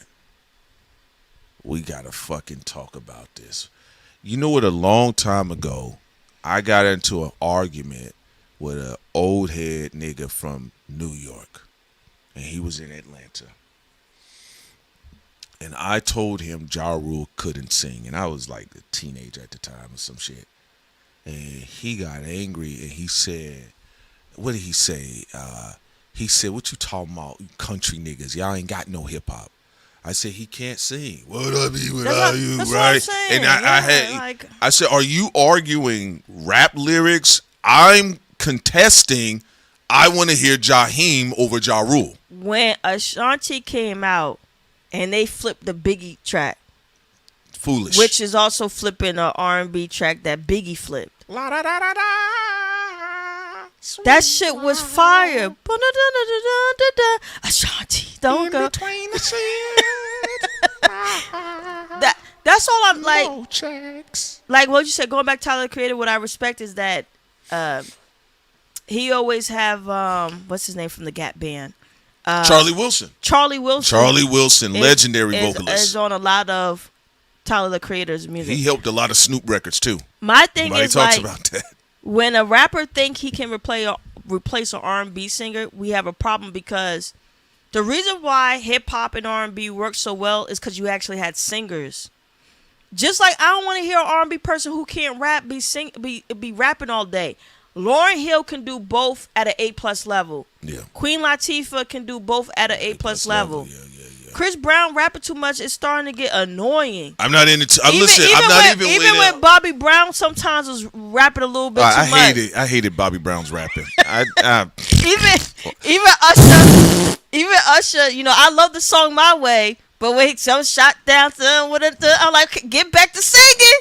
Okay, just say one or two bars. Let's get back to singing now. The best rapper or the best blend of both, my honest opinion, will always be Bone Thugs and Harmony. That's it. Everybody else sucks. Okay? That's just my personal opinion. And I'm not talking about no bizarre alternative shit that Tyler the Creator does. I think Tyler the Creator is a talented artist. But, you know, hey, you get what I'm saying? Now, you can throw Tyler in there with the dough cheese and on the back end of all this other stuff. Even some of the note arrangements, like with Andre 3000, like, even when he was going to do experimental jazz or freeform jazz, I was like, I listened to a lot of it. I'm like, it's not really, it's okay, it's good, I'll meditate to it. But the reason why I'm glad you guys brought this up concerning Ja Rule, because this is what I said about the trash culture of rap. Now, was Ja Rule a garbage nigga on the mic to me? No. I don't think he was a garbage nigga. I think he had a penchant for hooks and catchy hooks. And his bad singing sounded fun with Mary J. Blige and Ashanti. Especially Ashanti. The rain is calling murder. Dear Lord, can you hear me? Also, Wilder's getting mad at me. He said, "Don't act like there aren't men who can't do both." Well, just to say, CeeLo Green, we already mentioned him. CeeLo Green, A+ rapper. I lost my life. A+ singer. right? But I want to park it here because after Ja Rule did his best rendition of the Isley Brothers, look how Irv got it. Because I always said the way rap handled Ashanti had been a curse on R&B. Here you had someone at one point in time. I want y'all to understand. I'm gonna paint this for you all. At one point in time, there were people that said Beyonce will never have a bigger career in R&B than Ashanti, because Ashanti's pen game, she was just writing, boom, knocking them out, boom, boom, boom, boom. Now, where Irv Gotti, who has passed on, where he devalued Ashanti, what did he say in an interview? Ashanti wasn't doing nothing. All I did was put some samples up under her, and she did the woo here and there, but she wasn't really doing nothing. I said, whoa, Gotti, because y'all rap niggas, you sample. She still was singing. She still was arranging. And she still was writing. And we gotta be real. Yeah, they were a good. They had a lot of good synergy music. Everybody liked the street version of Ashford and Simpson energy from Ja and Ashanti at the time. That's what they was marketing them as. Is hip hop's Ashford and Simpson. Now I think Ashford and Simpson is as a duet way better artist, of course, clearly, right? But that's how they marketed them. They were two niggas from New York. That's this. I'm saying in the rap space, Double XL magazine. They the niggerized version of Ashford and Simpson. That's what they were, right? But when that whole stuff took place, then Irv went on a campaign against Ashanti, and really was making it like it was just really Ja. And Ja Rule had us hit with Vini Vidi Vici. This here, this one, I Came, I Saw, I Conquered. That was a popular album, but it was nothing for it was nothing. Ja Rule never experienced anything like he did when they start giving him the Ashanti and Foolish Pain is Love treatment. That's when they step into their zone. It really shot up when Ja and Ashanti was together. But no, that's a great point. They took Ashanti's style and her pen and they gave it to J-Lo. Oh my God! See, and J-Lo now we getting into our bag and here. J-Lo can't really sing, barely. J-Lo is an Autobot on the microphone. Autobot. Jennifer, I'm glad now y'all woke me up here. That's why I thought what the trap that Ashanti set for J-Lo when she kept the word nigga in there. That was, my niggas tell us up, but that was positive scamming. I said, Ashanti, she put that trap bomb in there. Let's talk about it. You see, she didn't remove nigga. She said, J-Lo, I think you can hit the nigga. Do it. But all my niggas but they don't hear me though. Ooh, yo, she said nigga. And all my niggas and I love it. Fast and furious nigga. Cause I'm real. The way you talk about me, she's not black. I'm real. Why you say? Cause I'm real. She get the nigga pass, cause when we get that ass J-Lo, we would have been my niggas. Now where's Ashanti? Not in the video, cause she not black. Now, good job, Ashanti. We're roasting this era. Because Sin and I always came back to Murder fucking Inc. with the J-Lo debacle. We said that right there was the moment niggas cursed R&B. So you can replace Ashanti, the songwriter, but don't replace the nigga rapper. And they did it so smooth with it. I know for us, I had family say, "What is she doing?" I didn't know because she had her hair pulled back and she was like, "Nigga." I was like, "What?" like black people. I know that Diddy said J-Lo was black, and that black industry people like to gaslight black Americans. They like to gaslight black people. Yeah. But when J-Lo, I remember back then, it was a big controversy because J-Lo said, "Yeah, nigga," and then she thought black people welcomed her to the cookout because of Ja Rule and them, and so she thought black people would be okay with it. And they said, "Why are you saying nigga?" Then on top of that, and she got cooked, and then Ja Rule tried to defend her and said, "Nigger," and he said it like he said it aggressively on the stage. Because he said it like Strong Thurman. J-Lo was getting backlash. Man, I always you want me to be honest. Mm-hmm. The only time I wish I was on the radio to get kicked off was this era. I know I would have been blackballed. I know Sydney I would have been blacklisted after this. No, this is a perfect time to humiliate this. I'm not going to lie when she said it, because see, for me growing up, Jennifer Lopez, not Jenny from the block, I always saw her as brown white. They were trying to make her a brown Julia Roberts when she was going to go quote unquote legit. So when she said the nigga in the video, I'm not going to lie, shouts out to you Nick Champion heads, but I was like, oh, okay, that must be some New York shit. Because that's like us having a Mexican in the video, you know, on Bankhead. Como nigga. Waiting for tonight. Whoa. So niggas can be here with me. Waiting for tonight. Whoa. I dreamed for this love for so long. She all in Cher's territory. All right. Also, too, by the way, let's see here. Shouts out to Deuce. All right. Deuce says here, y'all keep me laughing at work. Well, fire! We hope you having fun. All right? Bless you and your job. We do have a little bit of the blame, though. Okay, talk to us, Sid. She thought she could get away with it because Fat Joe is lighter than her. And he got away with it. And Fat Joe looked like the Spanish Gerber baby as an adult. Right. You know, and he was... I hated this era. Dun, dun, dun, dun, dun. So why is she saying dun, nigga? Dun, dun. Yeah, I'm good. I mean, I'm gonna make it to the top. All my niggas, you know we gonna make it. Go ahead. No, I would say that's what you was getting with that whole Fat Joe and Big Pun shit.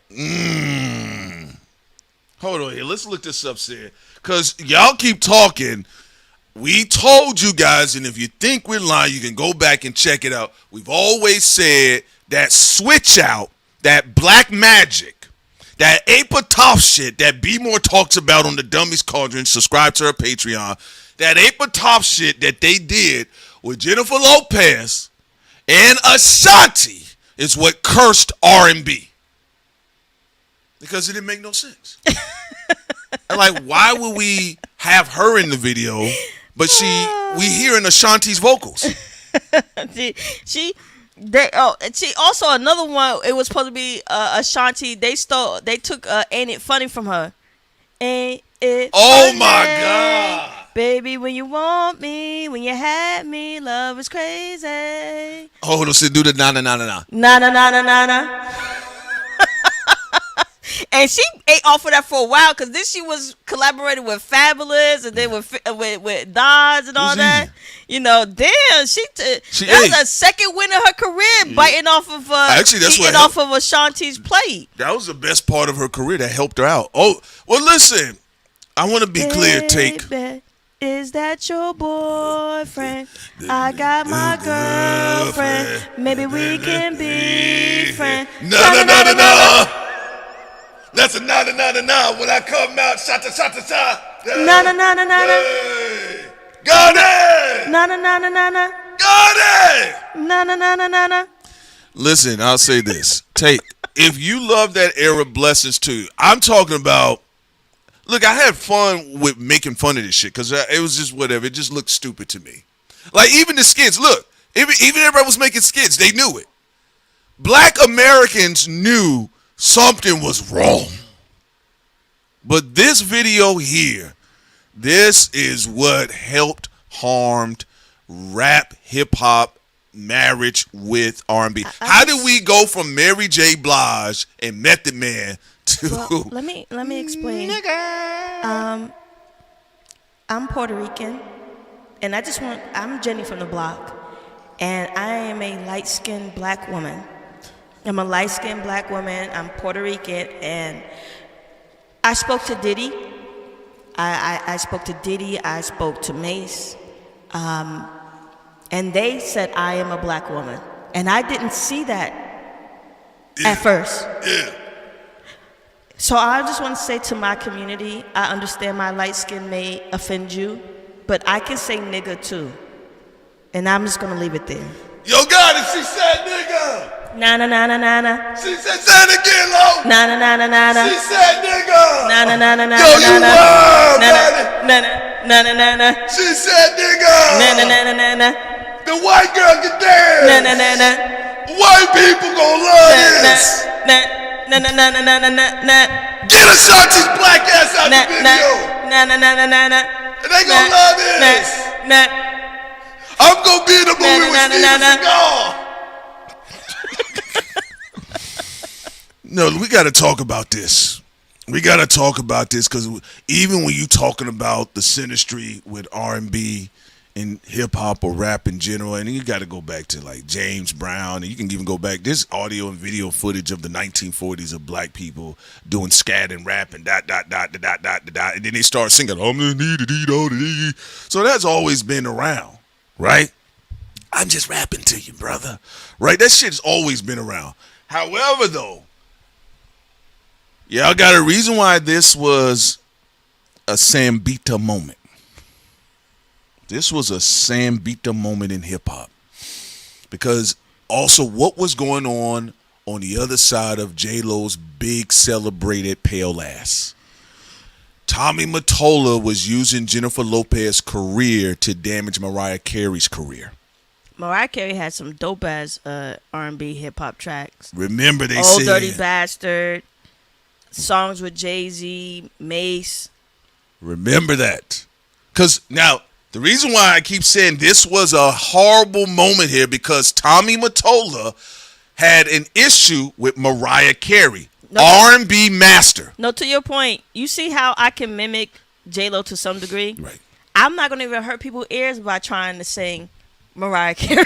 But J-Lo did. But let's talk about that. Mariah Carey with Mobb Deep. Woo! Fire, baby. We got to talk about this. The reason why I'm telling you guys, the reason why Mariah Carey and Nas. Woo! You taste like a banana cake. You shape like the number 8. Make it last Come forever on, man. and ever. We got to talk about that. Nobody goes back to this era, but we only thought crimes. We went to it. Be More talked about this. But y'all know in 2017, 18, and 19, we've always roasted the shit out of J-Lo, Jenny from the block, and this particular point in time of Murder, Inc. It's not the shit on all of what Murder, Inc. was able to do. I think they did some dope shit. However, though, this right here was the treacherous moment. This was the fall of the Moors. This moment here, because Tommy Mottola bankrolled Jennifer Lopez's career to get Mariah Carey up out the paint. Yeah, and I think like if J-Lo would have found her own thing completely on her own, that would have been fine. In Puerto Rico, you know, we enjoyed her movies with Ice Cube with Anaconda. Yeah, that was it. You know, whatever movie was So she didn't was have with any eyebrows. Don Cheadle and Out of that? Sight. Well, yeah, with the annoying white guy. What's his name again? Oh, Michael Rappaport. No, the other annoying one. He grabbed some black guy's penis. Allegedly. That movie. You talking about that's the movie I said, Out of Sight. Yeah, but what's the white guy's name though? Of George Clooney. George Clooney. I didn't want to get stuck there. Yeah, with him. with George Clooney. Yeah, get out of the sunken place. She had some other. Oh, Selena. Even though the Mexicans at first it was controversial. It was a Puerto Rican. Because a lot of the Mexicans was like a Puerto Rican playing the Mexican. That's I don't know. That's the Latino, Caribbean, Hispanic wars, right? And then, but then eventually people liked her playing it. And then who else? What else she did? What other movie? Oh, the Enough joint. Enough. That was a good one. Enough. Yeah, Enough was a good one. So J-Lo has some really fun films. And she said, and you know, her black hip hop culture gave her reparations for her to say all lives matter, blue lives matter. No, let's talk about that. No, I'm glad you guys brought it up. Great points in. Also, she was the background dancer in Living Color. You know. Yeah, Mariah Carey, and look at this here. Look at this here. This is what I'm talking about. Let's talk about this here. Mariah Carey reignites feud with Jennifer Lopez. She didn't start the feud. Tommy did. Tommy Mottola did this at the time to get Mariah Carey out the paint. And remember, Michael Jackson talked about how Tommy Mottola trashed Mariah Carey behind the scenes. He's the devil, and he used to say Mariah was a half nigga. And you know what's messed up saying? And he called Irv Gotti a fat nigga. Even though they elevated the plant, he still got him. I prayed for Mariah to be saved every day. Yeah. No, Murder Inc. This era of Murder Inc. got to hold this L with R&B, and then what Irv Gotti was talking about how he treated Ashanti afterwards. That was a big L on R&B, and that was a big L on rap music. So, yeah, and this is what you call white facing. Cause look, all these little things like this, that was supposed to be Ashanti dancing in them videos. That ain't that crazy? Fucking the foul. Black girl build you up, built the label up, and they put they just your own. It be your own. They just slid Ashanti right up out of there. They just karma came. Yeah, I know. We don't need to go through all the ways it came, but it came. Now y'all about to see dark sin. No, I'm just saying it did. It's the truth. You know. It's the truth. I barely got that code to be up there disrespecting them girls like that. All right, but yeah, no, that's a great point. You know, when we was talking about R&B, now that era, the J-Lo, the Jennifer Lopez marriage with Murder Inc. and the MTV vacation of Ja Rule, that was it, y'all. Yeah, Mariah acted like J-Lo didn't exist, and technically Mariah Carey was right because there was no J-Lo, there was Jennifer Lopez. First of all, the style that was innovated, that really we know Bobby Brown's first album was really important, curated in Atlanta for the hip hop R&B fusion, but it was still more R&B and also alternative R&B, contemporary R&B, excuse me. Where Mary J. Blige, what's the full? Yeah, that Mary J. Blige, Mariah Carey, were really important in selling that.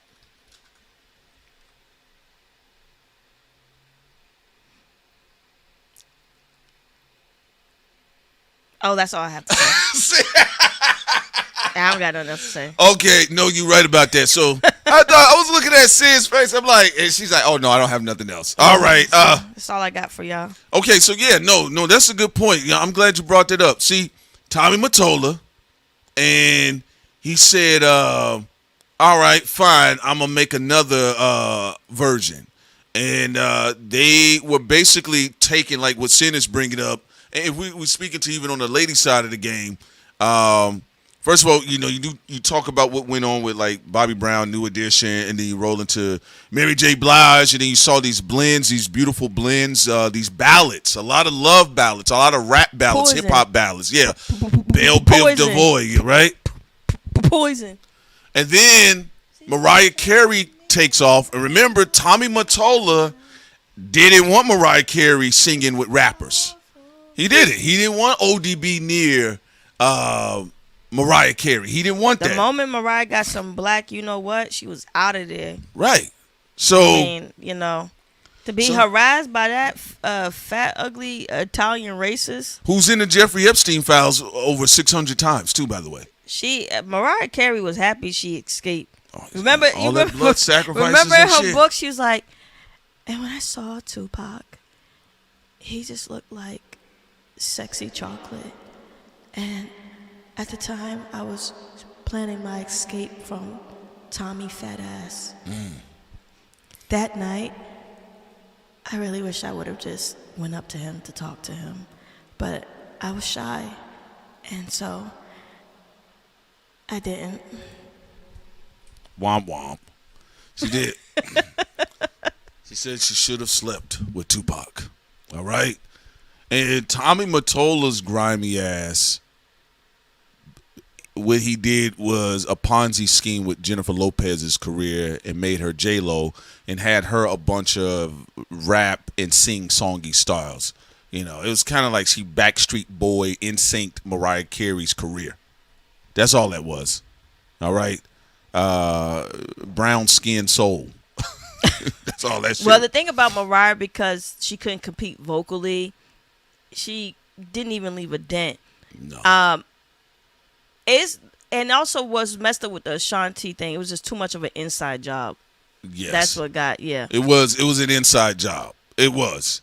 But yeah, man, boy, oh boy, that J-Lo era, man, oh man, that was something to see. All right. That's why when people like, you know, people say, yo, why do black people get on Jennifer Lopez now?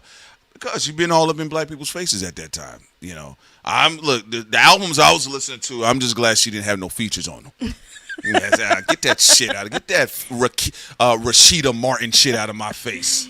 All right. But anyway, R&B, that's really what happened. People like Tommy Mottola assisted in the destruction of black R&B.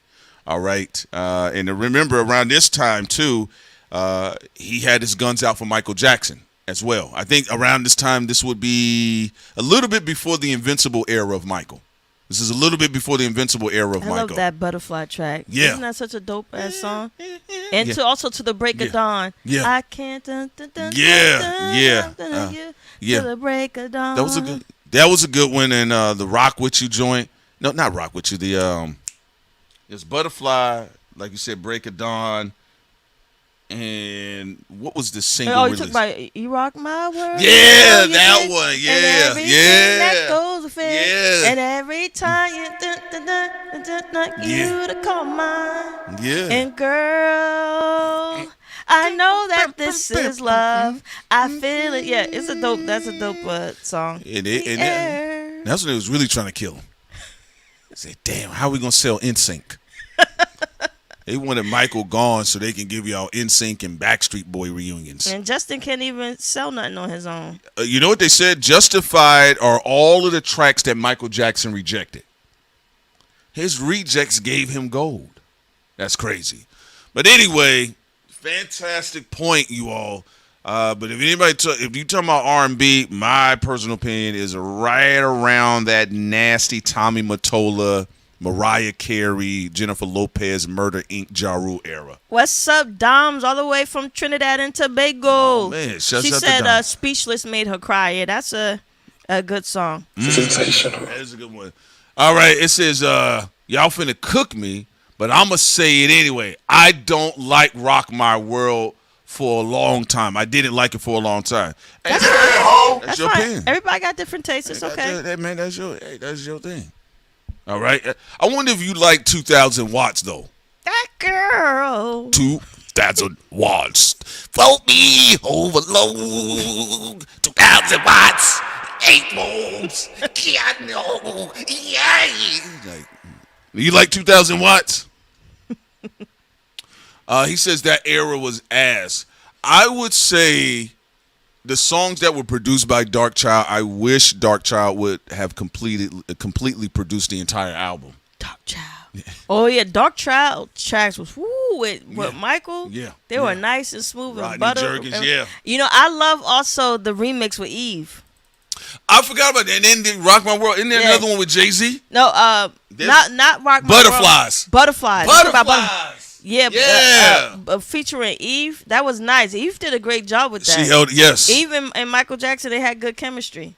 People forget that Eve was pretty calm, cool, and saucy on tracks with like R&B laden tracks. Yeah, she was like laid back, chill with it. Let's see. Yeah, the Dark Child R&B catalog is crazy. Let's see here. All right, let me see what else. The video was dope. Had Chris Tucker in it. Yeah, everybody liked the video. Michael Jackson, Invincible. Shin, did you want to open up any phone calls or what's up? My social battery is low, but let's call. 2,000 watts. We promised everyone that today we will allow phone calls. Let's have 4 calls. You're gonna do all the work though. I'm just gonna be listening. 8 loads. No. The number is 903-900-0530. Again, the number is 903-600-0530. That is when he had that Anita Baker haircut. Yeah, this wasn't a bad album. I like this album though. This was a good album. I feel no shame. Yeah, it went #1 in every country but America. All right, y'all. Let me have this up on the screen for y'all. Damn, my battery just died, and I have to go to my. What you doing? I gotta go to my. You said social batteries going down, and then your actual battery died. That's why people gotta watch what they say. Like J-Lo. Nigga, my nigga. Where you are? It said keep on the topic, bruh. All right, y'all. There you go, right there. 903-600-0530. We'll accept a few calls, and then y'all know what time it is. Y'all know what time it is. You know, so you can, you know, if y'all want to talk about any of the things we chopped it up with, you know, y'all got that opportunity. All right, here. Look. Go ahead, caller. Hey, what's up, guys? This is G. Yo, Granville, what's up? You know what, G? I was gonna send you a video. It's funny you called in. All right, man. What's up with your long time, G-Ville? Long time player. What's going on with you, man? How's everything? It's all right. The world's on fire. I'm trying to make a pivot shift into the cloud. You know the usual. Well, I know you outside in the streets dancing because the New York Knicks won. You know, I'm not a Knicks fan. That's the funny thing. You really, yo, G-Ville, you real serious. You're not a Jay fan and you're not a Knicks fan.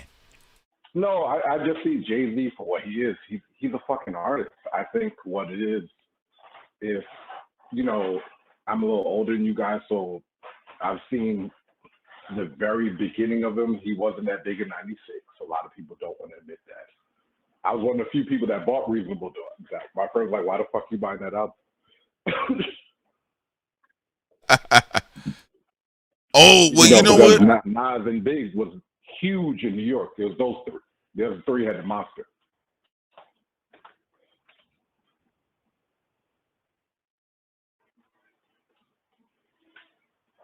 If you can speak to that, because that is something people don't understand. Because how things are, how they've been with Jay-Z, and again, he's supposed to be releasing an album. He's got all this stuff going on, so I know it's going to make noise in the algorithm. Will it translate? More than likely, but look, man, you was there. You got to come on, Yeah. Jay-Z. You got to tell people that Nas went double platinum before Jay-Z. And you got to talk about the Barclay. Yeah. That too. Yeah, talk All about right. the Barclays too, because you on the back end of that. So basically, all right, I'm an OG or old head of what you young people would say. Because in 1996, I just graduated high school and I was transitioning to college. Bad Boy, which I just recently found out, a lot of the DJs was on Hot 97. That's why they got played a lot. You know, so I was like, oh, okay, now it makes sense. So Big had New York in a stranglehold. That's when he had One More Chance to remix and everything else. And Nas, you know, Illmatic came out 2 years prior, so people still off of that album. What it is like, since Nas was like, is probably the hip hop version of Miles Davis, if I have to say anything like that. Very cool, very calm, very collect. He didn't really want to go pop and stuff. He said he had to because he had a daughter and everything else, but he would have stayed the same style. fast forward after like the 2000s, where the Blueprint was his big hit, was his massive hit. He had the volume 2 that did very well, with the It's a Hard Knock Life and Reservoir Dogs, It's Alright, and everything else. So what it is, after he did the Blueprint 1, that's when it's like, oh, he's always this big guy in New York. And that wasn't the case. A lot of people in New York, especially when you listen to a lot of, mixtapes and underground stuff, they knew who Jay-Z was because he ghostwritten for a lot of people, especially Foxy Brown. So speeding up to, the present, where now Jay-Z and a lot of people now are doing their own version of propaganda. They want to rewrite history, like a lot of us wasn't there. And that's why he's trying to say, like, oh, Reasonable Doubt was probably, lyrically was his best work, but it didn't gain the claim of fame because he's on Priority Records. When they shift to Def Jam, that's when you saw the real shift. So as far as the Barclay goes, I know you guys are big mom and pop businesses, correct, right? Yes, absolutely. Yes. Yeah. So what happened with the Barclays, the reason I got upset, because a lot of downtown Brooklyn, that's where the Barclays actually, there's different areas of Brooklyn, just like any city. You've seen a lot of the mom and pop business that we grew up on got decimated. I mean, got destroyed, and they put in Aeropostale, Versace, what's the other the Gap, a lot of big name stores that Black people didn't shop at. And then over the years, what happened is, a lot of people don't know, he was never really the owner of the Brooklyn Nets. He owned 1/100%. So the propaganda was like, hey, say he's the owner and everything else. And they try to get LeBron to come there. LeBron wasn't biting it and then all the other stuff. So what happened when they kicked these people's, they kicked them out, their rent, I remember this one woman named Susan who owned the shop. She said, yo, my rent went from $15,000 a month to the following month of $45,000. Wow. In this very next month, within 30 days. They was getting priced out. Correct. So now what's happening in Brooklyn, because you guys, like, I don't expect people to know local news. The average one bedroom in Brooklyn is $2,500. That's the average.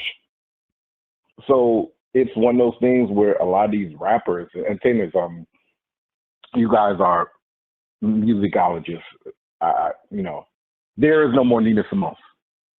There is no more Harry Belafonte. A lot of these people are trying to get that money for themselves and stuff. And what they'll do, they'll try to listen to stuff that's bubbling and try to regurgitate it. Fat Joe and Jada Kiss does that shit all the time. They literally do it all the time. I mean, so it's not really a hate for him. I just know what he is. He's a businessman. He literally told you this in his rhymes. But what he does, he'll cosplay as an activist. Come out with the fro, the glasses, and talk about how these white people are doing all this stuff. And then the man doesn't deal with Target. Oh, can I say something to that real quick? I did bring that up because I like everybody in the industry. None of their hands are clean. But I did bring up a point that some people did get mad about, but I just feel like it's accurate from my perspective. When people complain about Drake not being active enough in black politics, I say, why are you complaining about somebody not getting in your way? I'd rather someone not participate than someone to be an obstacle. What's your thoughts on that? No, I mean, but I think looking back, and I'm an old head. That was their jobs. It was never, for every time you see like an uprising, they'll put a black celebrity out there to quell it. You saw that with Obama when the NBA guys was literally about to boycott in 2020. Oh yeah, Obama told them to stop. Yeah, I remember that. Yeah, great point, Jiva, man. I forgot about that. Yeah, go ahead, man. Now that's very important. So it's one of those things where I think we're in the age of Aquarius, where there's a enlightening is happening, and people are like, oh no, I did everything I had to do that they said I was required to do, but they rigged the game. And a lot of times that's what it is. These people would get in the room and they leveraged the culture. They leveraged the culture. Even think about it. Even with Versus, which it was very Thrive and everything. What they do, they sold it. Yeah, they did. They literally sold it. Yeah.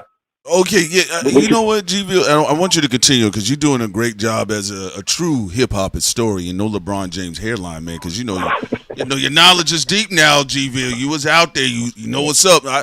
When you hear the word like when they're talking about the culture or like what you hear with like the rappers, we even have politicians talking about this. For the years you've been experiencing and witnessing hip hop. What does that even mean for you personally when you're seeing all of this stuff? You're about to be sold out is a grift that's coming.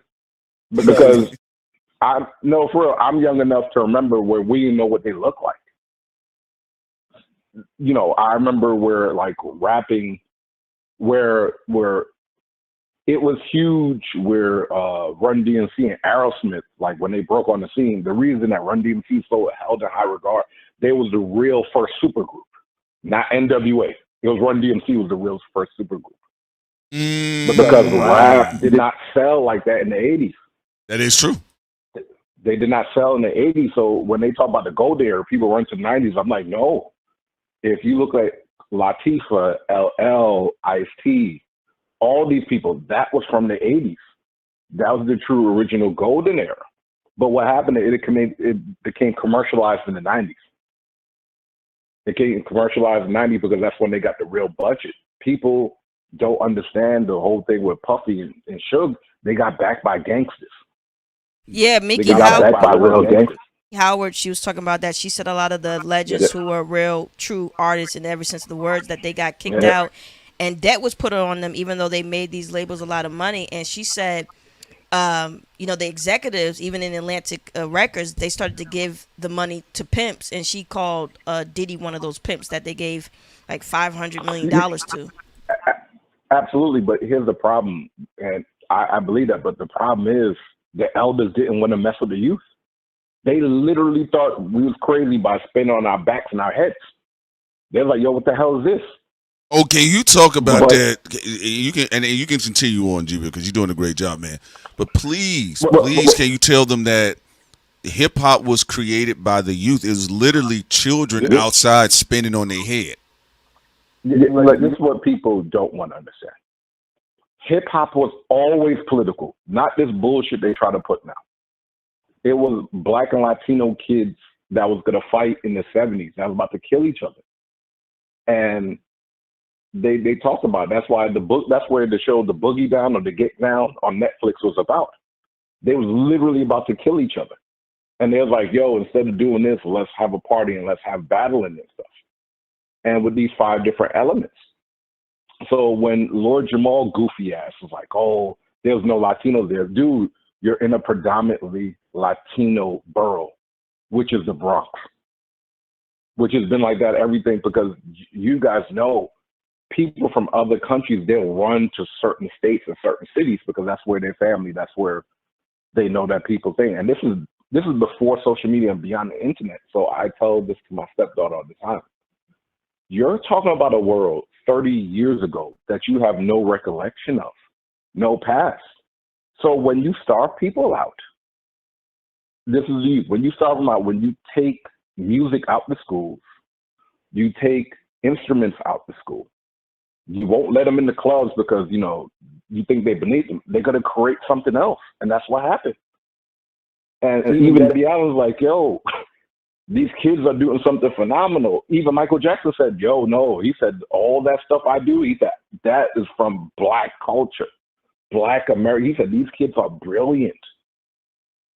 Can't think of the guy that did, I forget his name, but he did the moonwalk, I think, a year before Michael because it was a. Oh, he's from Shalimar. Yeah, it was something. Yeah, it was a signature dance that they were doing in the streets too.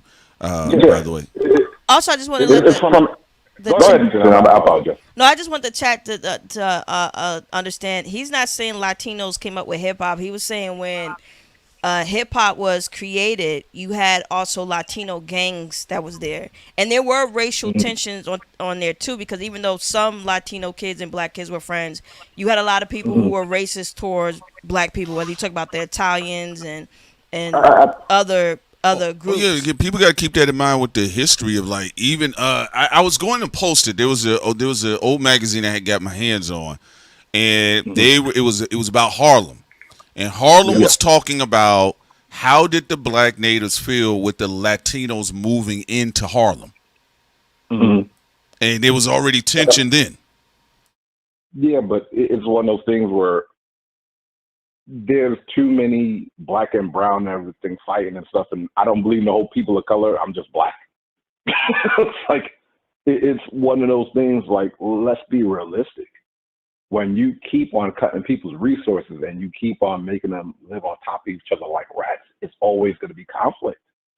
And the problem I'm having now with a lot of these hip hop artists, especially the legendary acts of Jay-Z, Fat Joe, and everything else, dude, they starting to act like, a lot of them starting to act like rich white men. But they've been out there. If you think about it, though, like from Money, Power, Respect with them and Lil' Kim on the balcony, like I don't think people understand. Like they've been in those spaces for over 30 plus years. And then the flip side for me, like I'm just being honest with you, growing up. That's why I made the joke about J-Lo when she said nigga. I was like, oh, that must be like a New York thing, because in Atlanta, that's not a part of the conversation. Like it's even very distinct when we know somebody their parents may be African, right? Or like there's African merchants that they may be around the block somewhere. They may try to sell you something, but growing up in Atlanta, it was just predominantly everything was just always like black, you know. So when I was growing up and I saw J-Lo say nigga, I just always thought that was something New York, because they had Big Pun. Clearly wasn't black, but he was in his record saying nigga and all this other stuff. So I just thought, you know, when people was explaining Boricua and all this like white Puerto Ricans to me, when they came down to Atlanta, it always sounded like something different. It was foreign, but I would see it on TV. But that just wasn't my experience growing up. You're talking about groups that can change their identity depending on who they're around. So when you're talking about people who are mixed backgrounds, if they're around black people, they could be like, oh, blacken their ancestry up. They around white people, they could whiten their ancestry up. The weight of stuff. You know, that's what. But what it is like they're passing Afro Latinos, a lot of them, and that's what it is. When they'll be like, I have a friend named Miguel. Miguel's older than me, and Miguel's like, I remember one time he got so upset at this guy. He's like, I can't stand a brother who acts like an Oreo. I was like, why do you care? You're Spanish. So what? So one day he came to my office. He came to the job and he showed me pictures of his family. He said, no, I'm the lightest one in my family. And, you know, hair is not all that thick and everything else. Very, very light-skinned Latino. And he showed me all the pictures of his family. And I was like, oh, because even when you go to places like Dominican Republic, what I realized about Telemundo, they hide those black people's family. They will hide them because a lot of them have African roots. You see what I'm saying? Yeah, they've been doing this. Yeah, but it's like a. I mean, what they did with that's what I said. That's why I bring up that weird moment with Murder Inc. They did it there. They they hid the black girl, and then they put in this white Puerto Rican woman who later goes on to try to be a brown Julia Roberts, and then she comes back around and on the back end passively agrees with policies that target black Americans. So I always just thought that was interesting how they white-faced Ashanti in that moment. But let's keep it a bean. A lot of people don't know, if Selena would have lived, there would be no J-Lo. If who would have lived again? There would be no Selena. Oh, yeah. Well, and Selena gave a lot of credit to Janet Jackson too about yes, she did. Because that's what happened. It's like when certain people pass, there's a hole in the vortex. We saw with hip hop with Big and when Pac. That's how Jay, Ja Rule, DMX, all those guys got to walk there, because it was a big hole in the industry. Same thing with Selena. Selena was about to blow up because Full Force was behind her. They was writing a lot of her stuff. They was like, yo, they knew she was gonna blow up, and when she died by her manager, ironically, it left a hole in the industry. So J-Lo's ready because people know, like J-Lo had beef with what's her name? Rosie Perez. Rosie Perez hated her guts. Yeah. She hated. Yeah. Oh yeah. Because it was in the same Did circle. not like her. No, Rosie Perez was in charge of the Fly Girls, and Jennifer Lopez was one of them. And everything else, but you know, because she's very fair-skinned, and you know, brothers can't control their hormones. You know, and she wasn't even the baddest Fly Girl. Well, what do you think? But even like, okay, this is the thing, like, that I find interesting with some of these, like, that people typically do to just black Americans in general, even black celebrities that come out of black spaces, right? Mm-hmm. If you take black people out of Jennifer Lopez's career, there's no Jennifer Lopez, there's no J-Lo, there's nothing post Fly Girls and Living Color, there's nothing. Modern, that you can say that about anybody. Yeah. Modern music was created by black people. Yeah, so all their careers are flops. Beatles, everybody, Elvis, all their careers are owed to black people. Yeah, so what do you think that for the years you've seen this constant theme, like, because we see it today, like one thing you brought up that was interesting, you talked about budgets, like, and when rap music or hip hop start getting the budget, and then artists was compromising, like, even I think it was RCA that I think Rakim signed the first $1 million contract in hip hop, that deal that big or something like that. But the same thing happens in independent space, like all of these podcasters and live streamers. Now there's a budget in the room, and the same energy is happening, but it's just like it's online. What do you think about that? They got it from you guys. That's what people don't understand. Remember, pre-COVID, they used to laugh at you guys. They used to call you guys the Chitlin Circuit and everything, and shout out to Lovely T when she broke it down. She said when they saw how much these YouTubers was make, that's when you saw all of the corporations come down like vultures to YouTube. They didn't have YouTube pages 6 years ago like that. Been miserable that having people who look at you as competition, but you're not even thinking about them, and then they have the resources from white people, and then they try to compete and lift and steal every fucking thing you do. Look, man, one thing I always tell you guys, I always keep my ear to the streets, because that's where you get the most like synergy and thing. It's never from the top. These people, they're a few of them are talented. I work in the corporate America. There's a lot of dumb people in corporate America. A lot of dumb people. And a lot of people, I told my friend this, I said, look, a lot of them project stuff onto black people. As well as the welfare queen, thinking about race and everything else. That's what they do. And I always tell you guys, like, keep up the good work. Just keep on grinding, because your time will come. Your time will come, because a lot of these guys, look at the people who used to be on Hot 97. They can't even crack 20,000 views. Hot 97 thing is wild. But you can continue. No, but the Ebro thing, Rosenberg and Laura, they don't have the sauce. They don't. Because they have friends in the industry, they can't be, what's the name? I'm going to be honest, I'm a big basketball enthusiast. And a lot of these basketball podcasters need to fucking go. Whether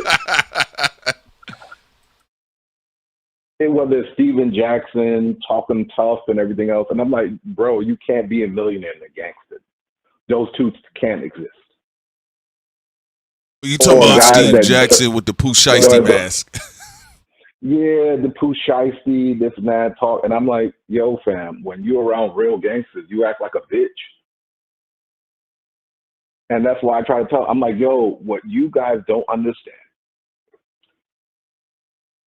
Pre-2000s, People hated thugs with a passion. They did not like it. Our parents didn't like it. They was like, yo, don't bring this nigga in my house. Don't hang around that dude, because they knew the toxicity that would happen. And what it is, they'll show you this image, but when they're around white people, they know how to be civil, which is very dangerous. It's very dangerous. Even looking at when I look at Trap Lord Ross, and he talks about like a lot of the mafia and gangster stuff in black spaces, or even when they be like the Jared dude that be OVO, the white Jewish kid or whatever, and he went to LA, and people's like, of course you're not gonna get killed, Jared. Like, your name is Jared. But I think about it like, that's crazy. But you would kill a square black person though. Yeah, that's crazy. A square black person who's just as square as Jared. And this is not to say nothing against him. He living his life, whatever, right?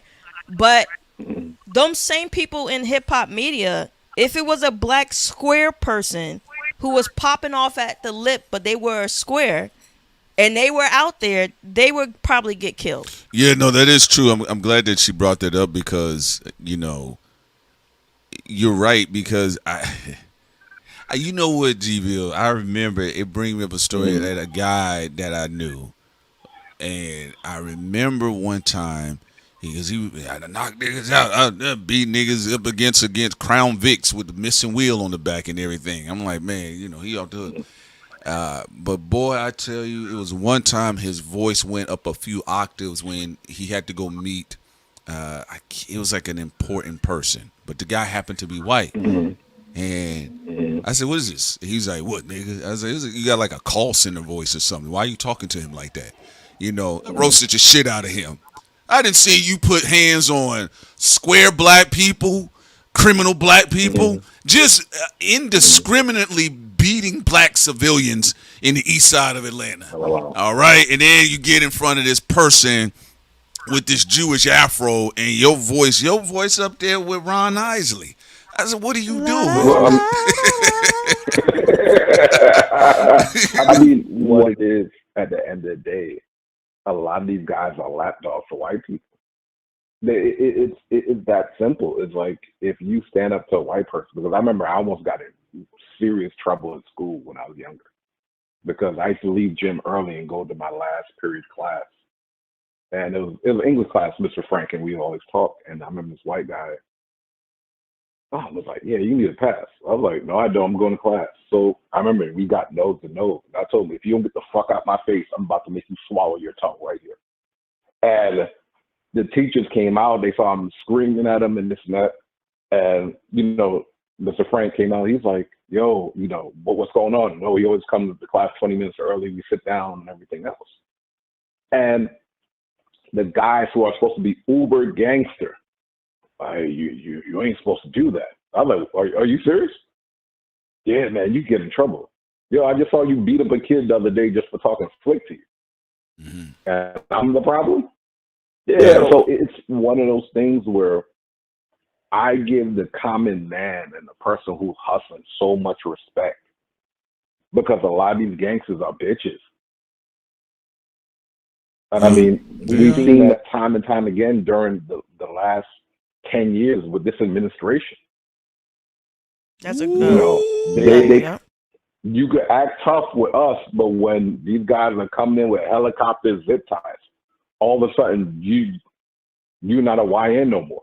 Yeah, we talk about it. We was talking to. I see their behavior, and it is really disgusting. Like, I've seen them try to bully independent black people's channels when it comes to a lot of the gangs and mafias online, and you know, they'll pick on the white boys and women a little bit, you know, say they're culture vultures, but at the end of the day, they're not gonna put a fucking hand on them or even threaten their lives. But I've seen black content creators get their lives threatened, and a lot of other whack shit take place. Yeah, man, like, it's like, why do I have to tell another black man, touch me, you die? Nigga, I draw cartoons for a living. You get what I'm saying? And then you got white boys that want to be in the streets talking about twin. They like, nah, he cool, man, let him be. You get what I'm saying? you see, because what it is, these people want access to white wealth, and what they don't realize, like, yo, you always gonna be a nigga to them. I mean, it's one of those things where the real reason they had problems with certain celebrities, especially MJ. Oh no, he was a true businessman. His bodyguard talked about that recently. He said the reason he got in trouble because there's people he trusted with money. They wasn't paying people. They wasn't paying people, and it's unfortunate that they try to demonize black people. We don't want to come together. I'm like, no, that's not true. Every time we come together, we do something. You'll see a white person stick their nose in that person. they sent in a Kevin Hart agent provocateur, because one of the things I remember somebody said, I think they had added us. I think this was when Trump was selected, because the presidential race is just a competition, right? But they said, oh man, I know we about to get some real gangster rap. Now we about to get some gangster political rap. And I said, no. The last big anti-possible neo gangster political charging record, if you want to say it was that, was the Fuck Donald Trump record with Nipsey and YG. I said after that, you're not going to get any more of that, because realistically, before we even get to Trump ascending to power, they've already gutted your dead presidents. They had already gutted your, like, we already gutted the foundation, and we had people come outside that, you know, that we made popular, and we had them to say, oh, don't nobody want to hear that shit and all this other type of stuff. And even when they kind of have their little moments here and there, like, what was it, the little baby, he had his little moment during the pandemic or Black Lives Matter era. Yeah, I mean, but like the people that run the labels, they're not trying to hear that. So when that happened, sitting out, we said no. Like, even when we talked to Dr. Sky, on the podcast, we had it up on our Patreon. We interviewed Dr. Sky. He's one of Trump's pastors. He said most of your rappers, celebrities, he said LeBron James' name. He said most of black entertainment and black Hollywood, they have always been over there with Trump. It's just that Kanye West revealed to the public the conversations they were having behind the scenes. We actually had one girl on our Patreon, Nick. She referred to us as NIGGER Media because she didn't agree with something we said, but she said she was in a group of with other people who are on the microphones, and that's what they call the Tasha K's and some of these other black people on the microphone that they disagree with. So it's been long touted for a long time. There is a black class of people in America that do look at black people as a certain type of way. That goes without doubt. So that's why I didn't expect no resistance when Trump came in. I didn't expect no rappers to come out and diss him and none of that shit. They were always going to be over there. Well, I mean, the thing about it is, I'm not selling my soul for anybody, and that's what that's what you're seeing in real time. This is it. I mean, as much as people made fun of Monique, she said something I think was, she was ahead of the curve. She's like, yo, this is an integrity game. And you guys remind me of my cousin, where he's a DJ and everything else, and he's traveled all over. He's like, yo, I could have blew up a long time ago. I'm not selling my soul. I'm not going to be a yes man and everything else. And what you're seeing is, because we're going to come out the other side. It just naturally happens. It's always, history is circular. You're going to find out who's who after everything is over, when they have to do the autopsy report. It's true. And a lot of these people, like I said, I just look at celebrities just as celebrities. When they talk about political stuff, I'm like, all right, it's time to turn them off, because I know they're not serious. They're not. I mean, the people who do the work day in and day out, it's hard for them and everything else, because they actually put their lives, bodies on the line. But what it is, I think the celebrity culture thing is coming to it. I give it another 5 to 10 years where it's really going to die out, because people are realizing how much of assholes a lot of these people are. That's all it is. You're right about that. You're right about that. No, you good. My bad. I was just agreeing with you. You're right about that. there's certain things we typically see that's being triggered as it stands right now that does indicate a grand death of that particular old culture and regime. The other side of the game is when you brought up about selling souls, right? You know what's crazy about selling souls? The lie that they tell you is that you got to sell one time. No, you sell your soul, you have to keep selling. Now you got to sell your wife's soul. You got to go sell your children's soul. You got to go sell your husband's soul.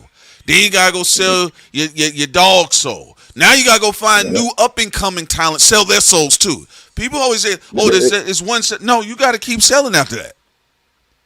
It's Clarence Thomas. That's how you get Clarence Thomas.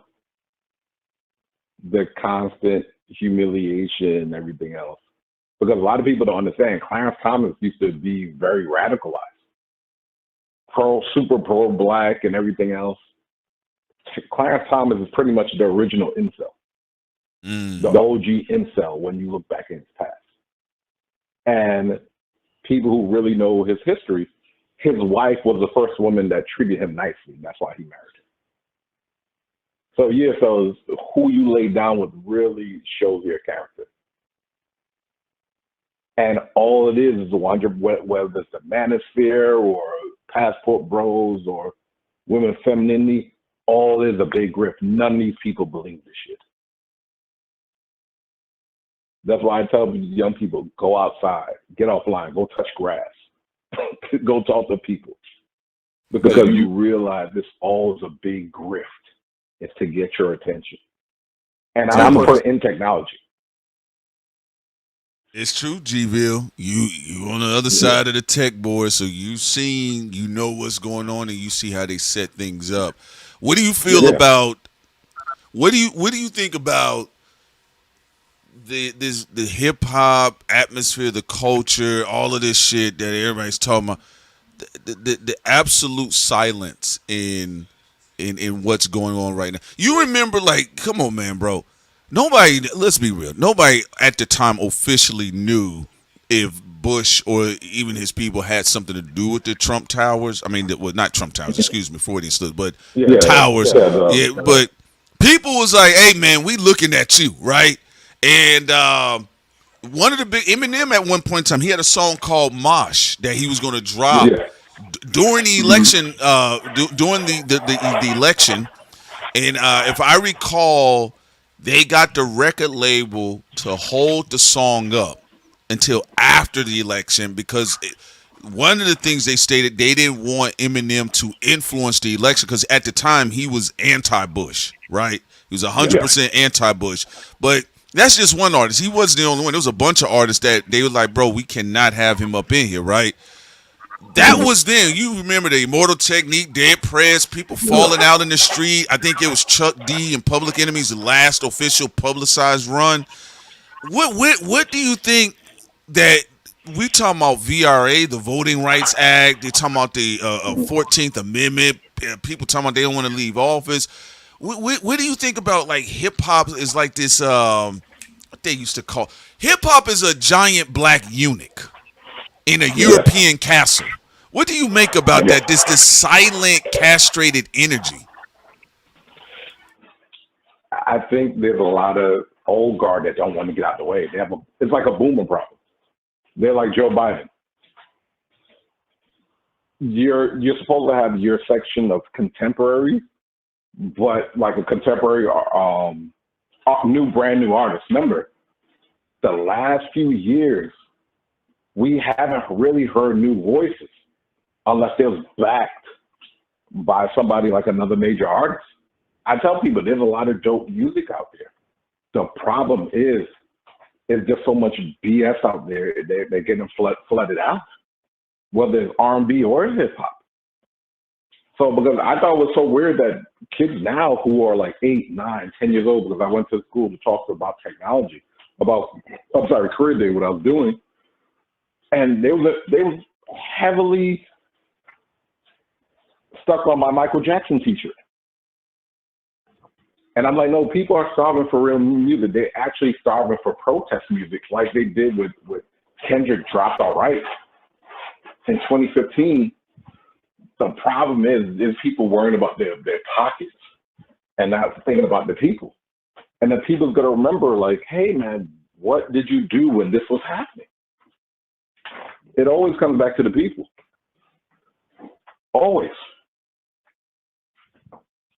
That's just my 2 cents. All right, man. Yeah, shouts out to you, G-Bill, man. It is good hearing from you, man. Yeah, we hope everything's going well. Yeah, I was actually a couple of days ago, there was a video I was going to send because he was on my mind. I was like, man, I need to send him something. Like, I didn't see. We've been talking about you on the show too. Yeah, like, we do bring you up on. We do bring you on the show. G-Bill knows a lot about Jay-Z. Sounds like he talks about the Barclay and everything. Yeah, it was like, who is this G-Bill nigga that you speak of? The Hovengers.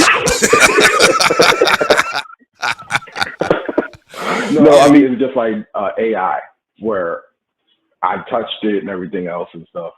And I was like, yo, man, they selling you a big ass grift, because all it is a LLM, is a logic language model, where basically you have to think about like a calculator on super steroids. You can put whatever you want to answer the question, but if you don't know what you're talking about, it's going to give you a certain answer. And that's what they sell to the public and everything else, how to take. It's not going to take these people's jobs. This is the bunch of people on top are ketamine and cocaine addicts. That's why they act irrational. And they know this administration, this is the last big cash grab. Because whoever comes out of it after, when they look at the bill, because it's going to burst. It's going to burst. That's what a lot of people don't know. What happened in 2008 is about to be worse.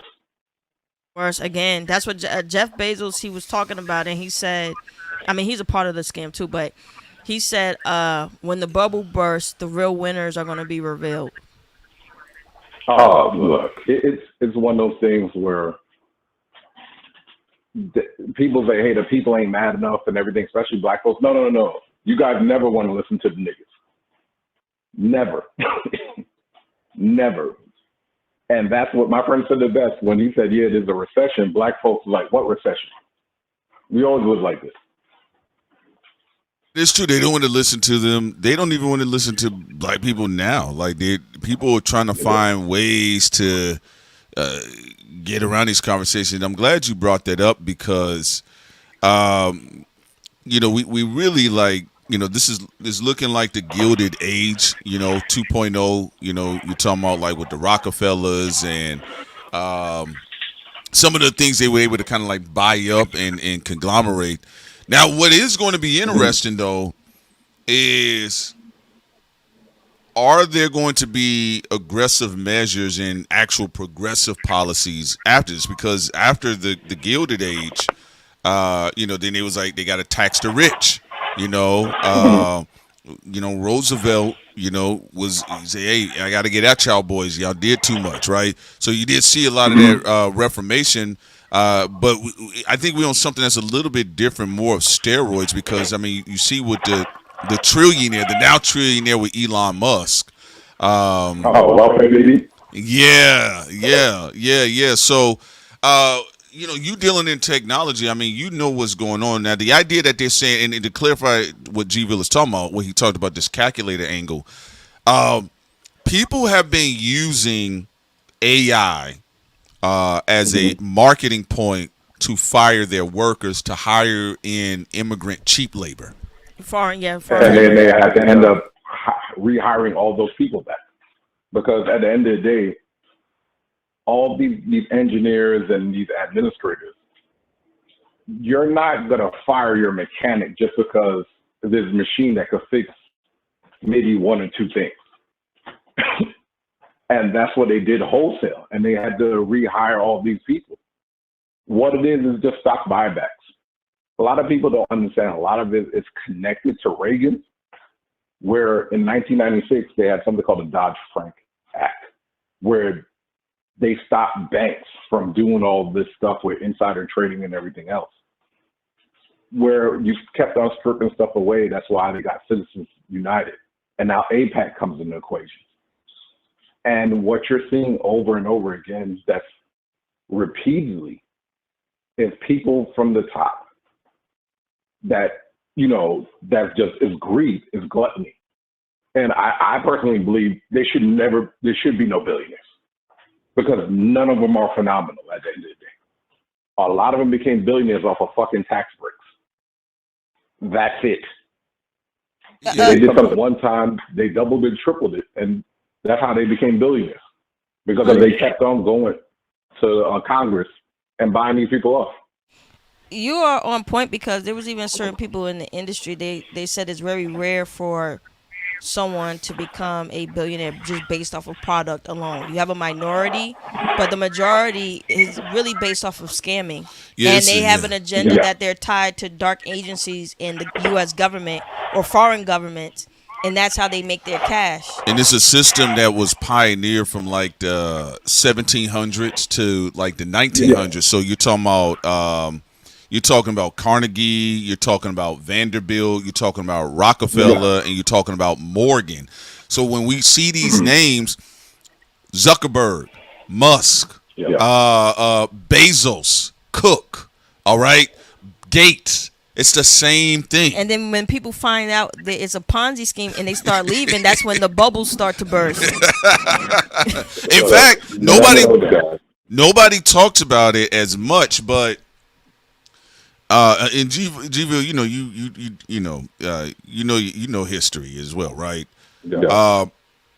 You got to speak to how the working class was violently revolting during the Gilded Age. They were killing people, and then even when the governor or mayor sent in a brigade, sometimes the brigades would join the workers. Then they got to go send in another set of brigades to try to at least kill them or arrest them. There were violent outbreaks and revolts all up through the Northeast because they're like, bro, like, you pimping me. Like, I get $42 a month. No, I get $53 a month when I got to pay for light, rent, bills.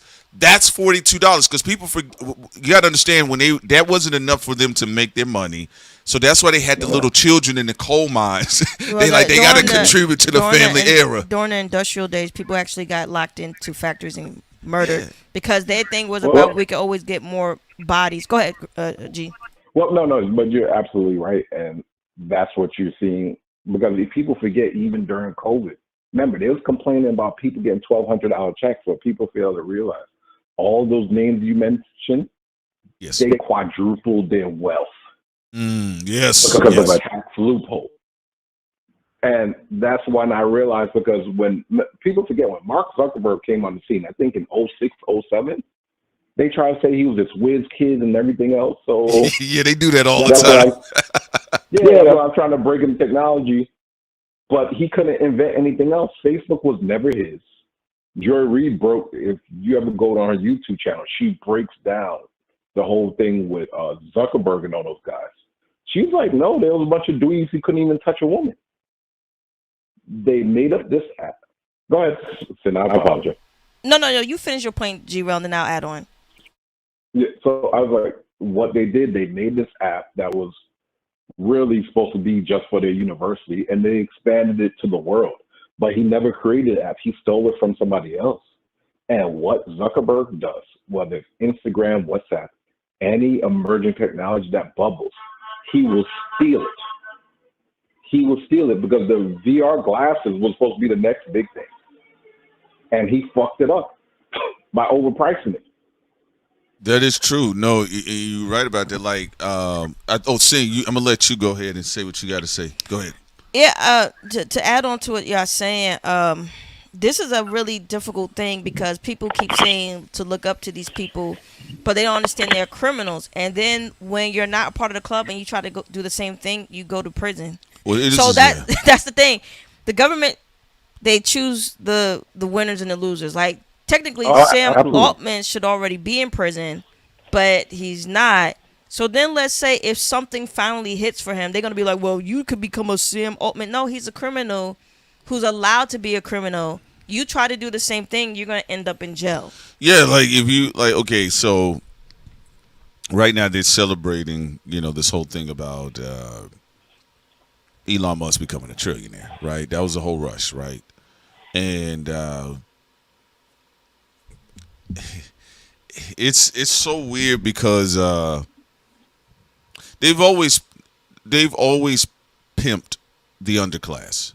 You know, people that are in functional poverty, struggling, whether you get out of functional poverty, you make it to lower middle class, and then you move up, or then you fall out of middle class, you go to lower middle class. This is an up and down reindeer game that they do with you. It stresses the average person out, right? But in the meantime, just like they did in, let's say, the 1930s, they'll give you John D. Rockefeller, right? And they'll say if you had adjusted his wealth for today, he'd probably be like north of $300 billion. But the working class, or even the very poor and impoverished working class, that's why I use the example of just like a coal miner, like Cindy and I bring up here. You know, they bring it in like $55 a month. They pay their bills off. That cost them $42. But you know, if the man and the woman have a new child, or they got pets and things like that, then the children got to get out there and contribute. But what they did for them back then, even with the people that had all of the dirt on their face, they got missing limbs and fingers and shit. They gave them a illustration of the great John D. Rockefeller, or the great Cornelius Vanderbilt, with his new gear on, and saying, someday you can rise out of the mud and be just like them, and not understanding that it was really a rigged game that they're being used in the process. It's monopoly too, because it's the golden carrot they give you. When someone's an actual genius, let's look at YouTube for example. Yeah, there was one Asian guy, one white guy. They created YouTube. They created their own thing. Eventually, they got bought out. I don't know, what was it, 200 million or something like that, or 100 million. I don't know what it was. Yeah, somewhere up in there. But you see how it's never the billionaire trillionaire club. No. So No. the people who get rich, who are the actual creators, they might hit millions. Okay. Yeah. Then you have the majority of creators and people in technology, real scientists, that never even get to the millions. It's like even the YouTube guys, the original creators of YouTube, they're an anomaly, because at least they got to make money off of their original concept before Google came and took over everything. Most of the time, they just take it before someone can even actually make money off of it. That's your real, because it's a gangster party. That's the real gangster party. It ain't Blood, it ain't Crip, it ain't Nortenu, it ain't GD. It's Ford, it's Stanford, it's Carnegie, it's Morgan, it's Buffett, it's Gates, it's Ellison, it's Zuckerberg. That's the real gangster party. Okay? That's the real gangster party.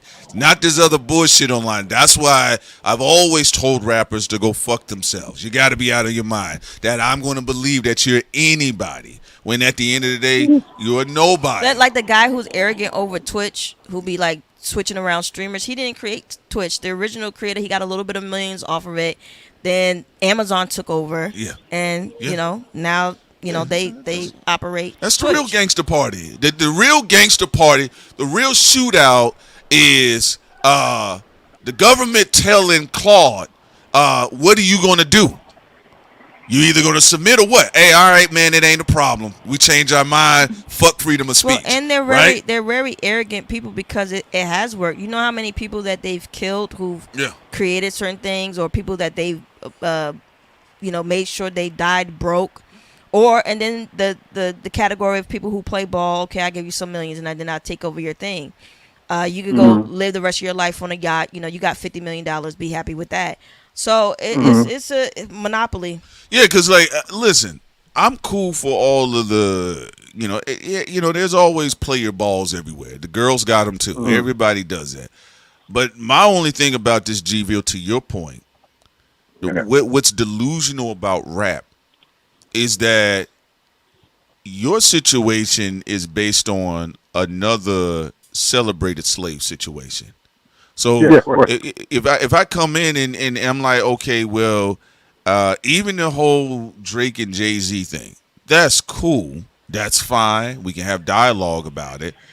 But we can't, it's not a real conversation, because I don't see nobody's really at the table as a direct threat to Larry Ellison. Do you get what I'm saying? There'll never be a direct threat, because that's not what their thing is. I mean, when you talk to real scholars and everything else, they know it has been co-opted a long time ago, because the last consciousness effort was in the 80s, where black people, and I was a child when they were wearing black medallions, Public Enemy, Poor Righteous Teachers, X-Clan, Queen Latifah, and so on and so forth. That's where Buster really started out from. You Like, know you what? don't understand how long Buster Rhymes been in the game. Busta Rhymes been around for a long time, right? Yeah, To your point. his original credit was Ronnie DeVoe on Poison. He wrote the track for Poison, the rap for Ronnie DeVoe. Oh yeah, that is true. That is hip hop trivia. Yeah. And you know why? The reason why what you're saying is very true. Mm-hmm. This is how much power they got over this. They never even wanted people. They made people step away from wise intelligence. Just wise intelligence, knowing to say the right names at the right times, like Professor Griff. They scared the other black folks in the industry. Don't mention this person's name. Well, also, stay away from them. The criminal class has changed too, because I mean, you know, there's yin and yang. You can never get rid of all mafias or underworld, but I mean, we know how the black mafia used to look out for certain people, like what happened with Fred Hampton, and you know how a lot of them looked out for him. Because, even going back to Durham, North Carolina, because they believed in the vision. But the interesting thing about what's going on with, like, what y'all talk about with hip hop and even black mafias right now, there's zero forward thinking, and also because their money is tied up too much with other groups of people, they believe like if they try to actually be innovative, they'll get caught up in a RICO, they'll get pushed out in the Game of Thrones, so they continue to be like little slave henchmen for their little piece of the pie. But the ironic thing is they still get you anyway. I mean, even if it's damned if you do, damned if you don't, is probably a better option to try to be as independent and do your own thing as much as possible. Yeah, and I think when I look at some of this stuff, you know, when people celebrate their favorite rappers, like, because particularly the alleged active billionaire rappers right now are supposed to be Jay-Z, Drake, and Kendrick Lamar. Those are the ones that are supposed to be on paper alleged active billionaire rappers. But it's almost like when you hear certain black folks in the industry, or they speak to you and they take certain dehumanizing talking points. And it reminds me when you see like a little kid and they put a little red bandana around their hand, or they put on a little cowboy hat, or like I'm a gangster, or I'm an Indian, or I feel like a lot of times delusional fans feel like, yeah, I can be a robber baron too. And that's why I think a lot of times they try to project through these people. That's the point of having millionaires who we could throw in prison at any time. Yeah, to project that you too can be wealthy. No, I can't, because most of y'all are trafficking people and broke. You're trafficking people for money and then trying to lie to me on hit rap videos that you only getting money off your music. Okay, sure. Go ahead, G-Ro. Oh no, I mean that's what it is, and it's funny because I remember I told somebody, I'll tell you, I'm tired of white people cosplaying as revolutionaries, knowing that they don't really want to get their hands dirty because they want mommy and daddy's money. Whether it's Hassan Piker or, you know, Jake Hugert or all these other people, these people aren't leftists. They're center right. They like to cosplay as this shit. Because when you really talk about black people and racism, they'll start white explaining for other people. And I'm like, yo, as I told my job one time, dude, I'm not going to explain my humanity towards you. I'm not doing that. Well, that's one of the reasons why. That's what it is. Yeah, and that's really why, like, if y'all notice, are there people on YouTube complaining about Donald Trump? Yes. But is there really any real teeth anywhere, folks? No. Because they still believe that things could be switched up, manipulated, or money. And also activists, a lot of activists are becoming millionaires, but the ones that are becoming millionaires are connected to what Granville is saying. They're usually connected to some type of family, or they're getting money from the same robber barons that they claim to fight against. And also what you said is true, because when Kyrie Irving retweeted the book, Hassan called him an anti-Semitic person. He said that Kyrie was a dumbass. Fast forward to 2021, where now, you know, he's Malcolm X now, Now he's saying, "Oh man, Kyrie, yeah, I would love to have you on my show." But when he almost lost everything, you said he was anti-Semitic. Well, remember all of these conversations. They're saying like, how can we step on black people and still get free? That's the conversation they're having right now. How can we step on black people and still get free? Well, the thing about it is, like, these people don't want to admit. And I was like, no, you guys are racist too. let's just stop sugarcoating what it is. You guys, at the end of the day, have all these people in your house. They relate to them. Hell, some even marry them. And they're trying to cosplay as a Malcolm X, as a King, Ida B. Wells, Sojourner Truth, Harriet Tubman. But they don't have the heart for it. They don't have the heart for it because this system allows them to be mediocre. They never want meritocracy because a lot of them will get their ass kicked. That is all true. And the last thing I say on this was also disheartening. I don't like when people do the fake pro-black thing or fake activism. I would rather you just show who you are as a hyper capitalistic person and get your money that way and be honest about it than to degrade important talking points and beliefs and philosophies, but just use it as cosplaying. Like what Jay-Z's doing right now. What the fuck with the afro and then you did the thing with Target and the NFL and Barclay. Like, bro, like it's better go back to the volume 1, 2, and 3 shit. You know? He can't. He can't because think about it. If he goes back to that, they gonna look at him like he's a savage nigga. So he dips and dabs in it. And I'm like, look, I ain't gonna knock your hustle. The problem is when somebody saw your origin or genesis story, we know for what it is. And that's what it's. A lot of these guys aren't gangster. A lot of these guys, because you got to think about it. If you was really about in the streets, you can't move like that from state to state.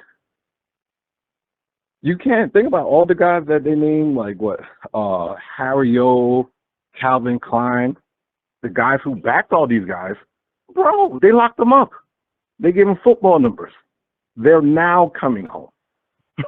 Yeah, you're right about that because. I mean, I don't feel like there should be like complete pessimism. I think there just should be a practical, realistic view. For me, when I've always looked at Jay-Z, I saw someone that was looking to be a James Hill or a Vanderbilt or even a John Jacob Astor. Concerning.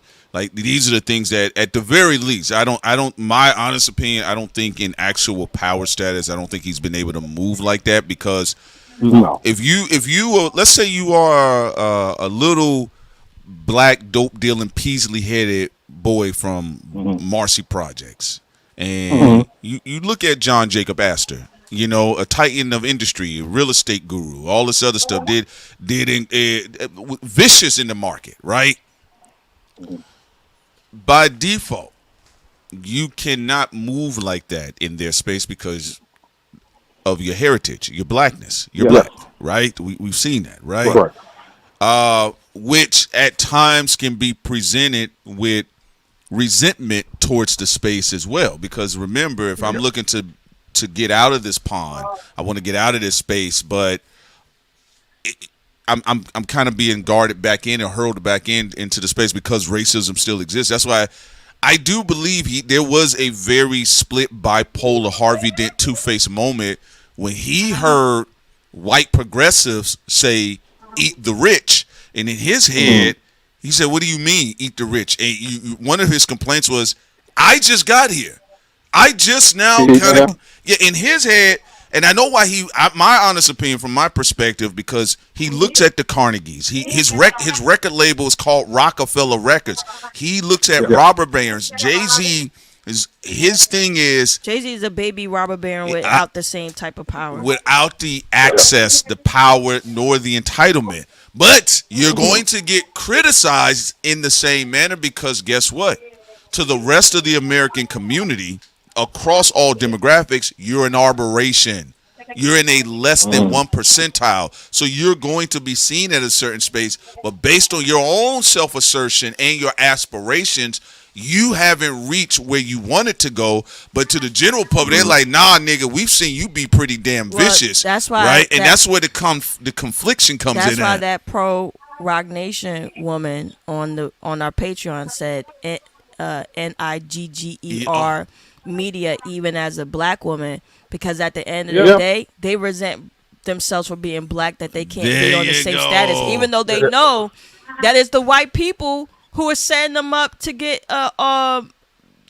lynched to begin with anyway. Yeah, that's why, like, I've always felt when I looked at Jay-Z, I said, oh, clearly, I mean, if you look at the blueprint, GV, and we ain't trying to eat up all your time, but it's great that you called in. No, it's fine. But I'm fine. I'm off today, so you can take as much time as you want. The blueprint, I know when I saw the Blueprint album as a teenager, I saw somebody that says it's now for the time and the era of the black robber barons. That's how I took it, but that's because I grew up knowing about these people. That's why he did. Right? What he said, I'm raping Def Jam till I'm down $100 million. Right. Yeah, and historically, the Rothschild children, the families, the DuPonts, the DuBeers, at the beginning of a lot of things, they did start off as hustlers. Some of them was pimping, prostituting, drugs, international slave trade. Absolutely. There you go, right?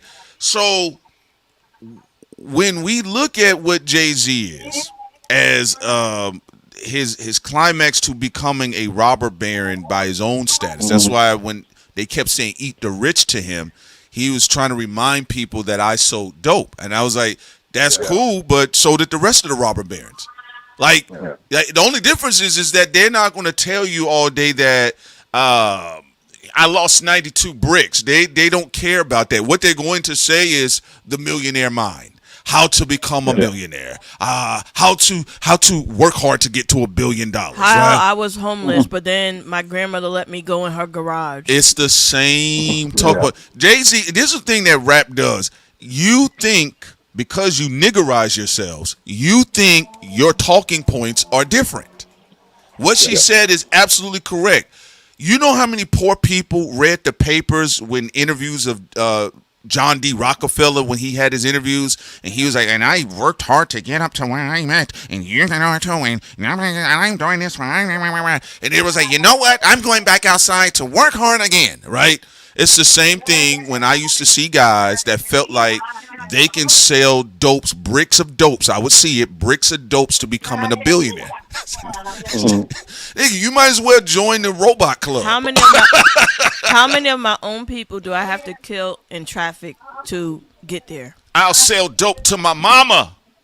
Right? Well, I mean, it's almost like hitting an NBA contract, the second tier, meaning after your rookie thing. It's so low because a lot of people don't understand. And I didn't notice till recently. In 2018, they showed all the people. No, 2022, they showed all the people got drafted. They said only 5 of those guys got a second contract. Your first contract is about 4 years. What happens is, after a while, these guys who focus on one thing for so long, what happens is everything else goes by the wayside, right?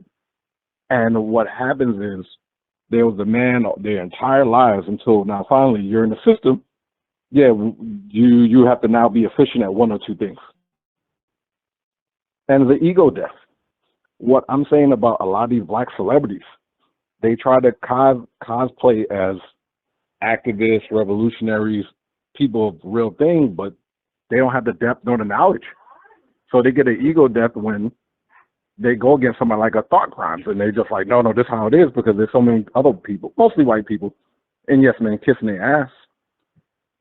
And they're like, no, that's not how it goes. You're the celebrity, and you have somebody next to you, like King had Harold Belafonte. But Harold Belafonte never thought he was Dr. King. There lies problem. No, you said a great deed. That you illustrated a great deed, and I got it on the screen right now. I want y'all to understand the energy. Look at J.P. Morgan on the screen. This was in 1901. I owe the public nothing. That's why they tell you need to understand history. Because for me, that's why y'all hear me make the jokes I make about Jay-Z. Come on, nigga, I know what you want to be. It's cool. Like, I think you can rap, but I understand what it is. And I want to go back to something real quick because Sam's going to go next. But I want to go back to something that you said. You know what? The ego death came in for a lot of these people that, you know, sometimes you're a small hog in a little pig pile, right? But the real ego death, and this is not glorifying it, okay? The real ego death for a lot of these people is when the real robber barons showed up in the Trump administration. Mm-hmm. When they came through, because the robber barons did the same thing. When you come through and you shut down departments of the United States government, who cares about your wraith? Who cares about, like, you think about, realistically, there's a grand chance that none of these people that have done these things are going to get punished. That's a real plausible situation, right? You're going to probably have some people rise up and do whatever, but realistically, it's the same thing. And people may say that, well, that's absurd. The South wasn't the South wasn't punished from trying to start their Confederacy. They even had their own president, right? So nobody tried the president. There were no tribunals, even with the Nuremberg trials. Yeah, nobody really got punished for anything, to be honest with you, right? Yeah. So the only reason I'm bringing this up, this is why you're seeing people kind of talk pro-blackish language to the general black population right now. As a scam. A scam, because the real robber barons are in the room. Trump is putting pools in front of the White House. Jared Kushner, look what's going on with him. Like, they're showing you these are the real robber barons, and it's a pecking order. You know what's going on in Albania now? Yeah, I see what's going on in Albania too as well. They ain't playing that at all. Yeah, they told the Kushner and them to pack it up. Yeah, They said Jared Kushner packed that shit up, and add to the point, it's like I do wish we would talk more about like the Hazel Scotts and the Paul Robeson, because you know, it was a moment, and it's so tragic what took place. That's why back in the day, you know, you talk about the 20s and 40s and stuff. There were certain black celebrities. They just had a backbone. Yes. I personally think that whole communism shit was also very focused on black people. It was wealth transfer. I know there was like some white progressives that got caught up in it, but I personally feel they wanted to completely destroy and muzzle the voice at that time of black celebrities of that day that were really putting money and action to real activists, and they were really, you know, about it. So that whole, you know, Red Scare communism bullshit. It was wealth transfer. Yeah. Yeah, it was wealth transfer. But they did a book. I'm sorry to interrupt you. How Brian has Kings and Pawns, where he talked about Paul Robeson and how Jackie Robinson testified against him. Yes, he did. He did. People don't understand how how his citizenship got stripped. His passport got stripped. I'm so glad you brought that up. Jackie Robinson, my personal opinion, this is my opinion, I feel he was notoriously anti-black. He was a snitch. Well, the thing about with Jackie Robinson, and I remember I talked to my little cousin today, I said the problem is with some of our black folks. They think it's somebody who gave you opportunity and you're the uber talented person. You don't have to be loyal to them to the fault. Don't let these mofos trick you talking about like, oh, I gave you opportunity. No.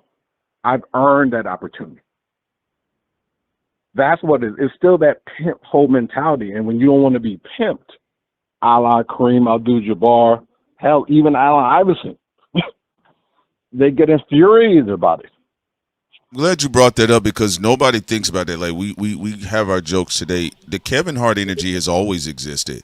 I'm glad you brought that up, because Jackie Robinson played a pivotal role in crippling Paul Robeson's efforts. Well, that's why he didn't get caught up in it. It was all the black people who got caught up in the the Red Scare, and a lot of the black people who got kicked out of the United States or who got muzzled in the United States, and as Black American citizens, they still had to flee to other countries. Yeah. It was due to the fact that they were really about their life, and all the sellouts were able to stay, thrive, and be canonized as legends too. By the way, but go ahead. Well, I mean, you have to understand this. I tell people, when you look at actual business, and I was like, yo, I don't fault them because people talk about Magic Johnson. No, he sells his face. He's not really in the room doing these deals and everything else. That's the thing. Jordan does the same thing.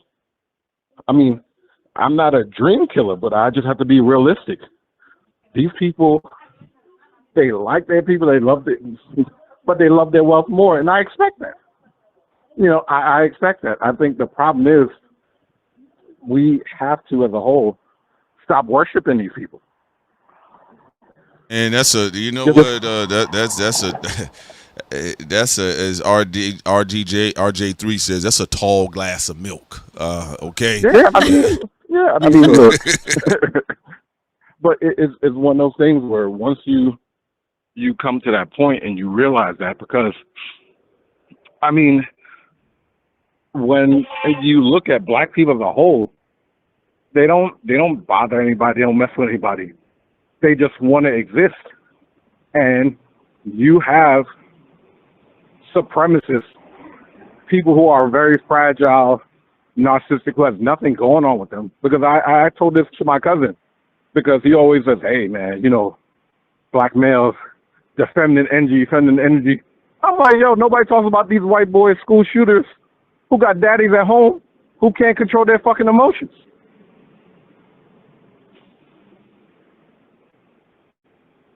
I was like, if we want to talk about energy and everything else, even the thing with DJ Metcalf and Carmelo Anthony, how are you going to sentence somebody for fighting back? And when you hear the story, they tried to jump him. And every time he left the tent, I don't know how true it is, they kept on pulling him back in to beat him up. Stories that came out. Yep. I'm glad you brought that up because in GVO, man, I always love when you call in, man. If you have a free time, please don't hesitate to call in. I'm glad you reminded me. No, I'm glad because I think sometimes I could come across as like grumpy, crass. Sometimes that's the same thing with saying. It's just that we understand history, and so a lot of times I be like, all right, let's get past this nigga here that thinks he's doing something new, because it was very important for you guys to see right here on the screen. Jackie Robinson was asked to denounce Paul Robeson. All right. Yeah. So he also brought up Jim Crow, but they still was able to use this energy to really get Paul Robeson out of here because he was a very pivotal international voice. And there was a conflict that Jackie Robinson had with himself, because it's not here to dehumanize him. I want to be clear about that, because he also wrestled with the fact of having to deal with Jim Crow, because unlike a lot of these spoiled people today, like Kevin Hart can sit on the Breakfast Club with patchy face two-tones and they can laugh at George Floyd's brother, right? Because, you know, they getting their ass blown out in Calabasas somewhere and they feel good when they wake up the next day. Allegedly. But if you're talking about Jim Crow era, we're talking about lynchings. We're still talking about basically the Wild Wild West, when they could just come into black communities, kidnap black women and children. It's still going to make you have issues with some of the things that even Jackie Robinson wrote about himself, all his faults and errors as well. So it wasn't all the way clean like you get where Kevin Hart walked in and clearly undercutted those brothers out of Philadelphia and kept moving and got real money behind it. Well, I mean, I know the Michael Jackson movie is big, right? And I know for cinematic thing that Joe Jackson had to be the villain. But I tell people this all the time. I said, look, slavery is not that far off. When you look at Joe Jackson, more likely his grandparents were slaves. And he was from the silent generation. Michael Jackson is a boomer. That would be a lot of people's grandparents or some of our parents now. I'm Gen X. You guys are millennials. When you start looking back, that's not that far off. And what you see is trauma that happens over and over again. And the reason I don't play that people of color shit, because you have a lot of people who want to chastise black people, but they want to bootleg white supremacy. Fuck out of here. You won't use me as a tool so you could be Judas and get some coins off these people back. And that's the game. That's always been the game. And when you realize that, you're like, okay, I mean, the reason you guys sound grumpy because you know history and you've seen history play out over and over again.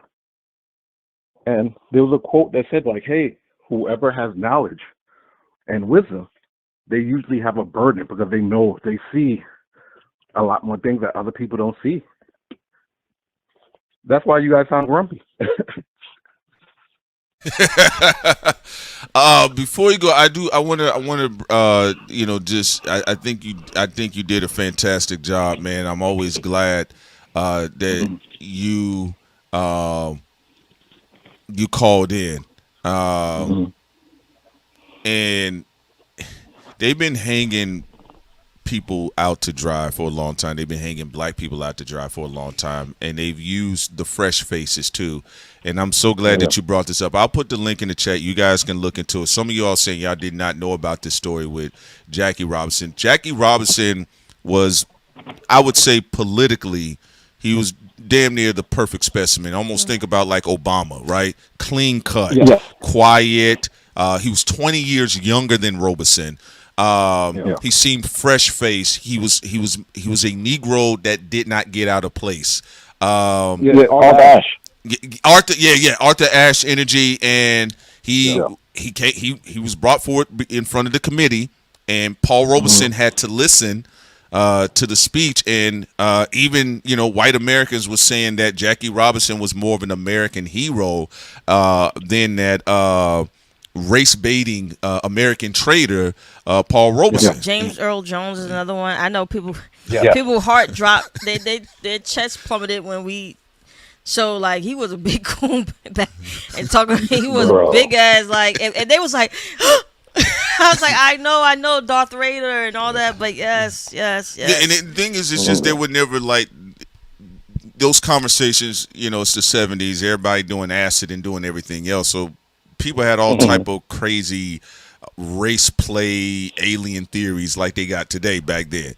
But what Sin is speaking to, there's no atonement. There's no healing with black people publicly when these people do these things. It is what it is, and when they get done with you, because Robeson 100% would have been more favorable if he stayed silent on issues that was agitating him behind the scenes. You get what I'm saying? And what he was witnessing firsthand. If he was only giving lip service but really wasn't doing it in action, they would also, help them with that too. But no, it is a crazy thing. They want to get close to you just so they can portray you. Yeah. Well, I mean, I tell black folks this because I'll talk to you offline. Give me a call sometime. I'll tell you offline what's going on with me, and you're gonna laugh your ass off. But so long story short, that's always when I look back at history, and as you speed it up to the present. Will Smith does it. Tiger Woods does it. Michael Jordan does it. Magic Johnson does it. This is a play as old as time. And when you're too vocal, too thing, you're problematic and everything. And you're just talking about basic humanity. Basic humanity. And what black folks don't realize, no, we're dealing with the rejects of Europe. Full stop. These are the people who the serfs and everything else who couldn't make it in Europe and all their other countries, and they kicked them out. So now, when my friend pointed out to me, I was like, oh, shit. He's like, yeah, so you're dealing with that. These are people who wanted to be the aristocracies and the uber sophisticated people. They just couldn't do it in their homeland. So now they're using the United States to do it now. It's a great point because also a lot of criminals were sent to the American colonies from Europe, but also, like you said, a lot of people who, Especially Australia. yeah, Australia as well, and because of like what you said, their status, maybe they were smart, but they couldn't get no business done because their status was too low. So they come to the they come to the colonies, and then they can make something of themselves, but then they create this whole superiority complex and do the exact same thing that they were crying about, just like with the Irish.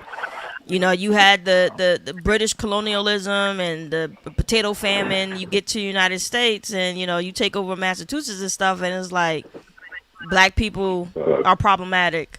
Yeah, Put it yeah. like this. Go ahead. Go ahead. Put it like this. White people are the biggest welfare recipients.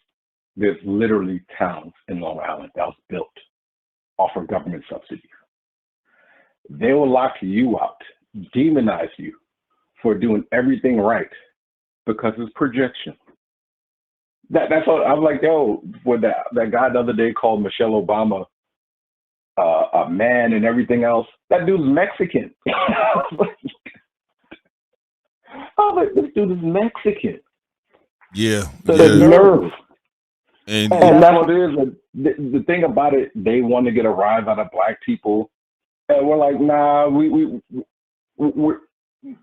just focused on us, and that's what it is. no, you're right about that. And you know,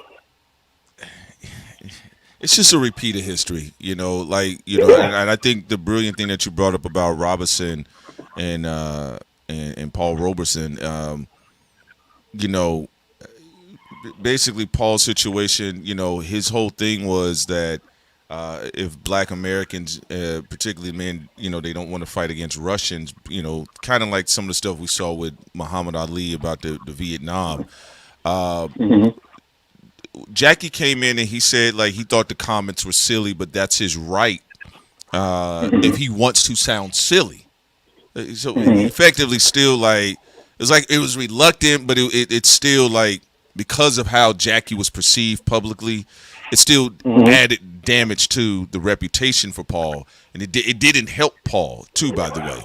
And People think, I apologize. Go ahead. no. The reason why no, you good. I want to hear what you had to say.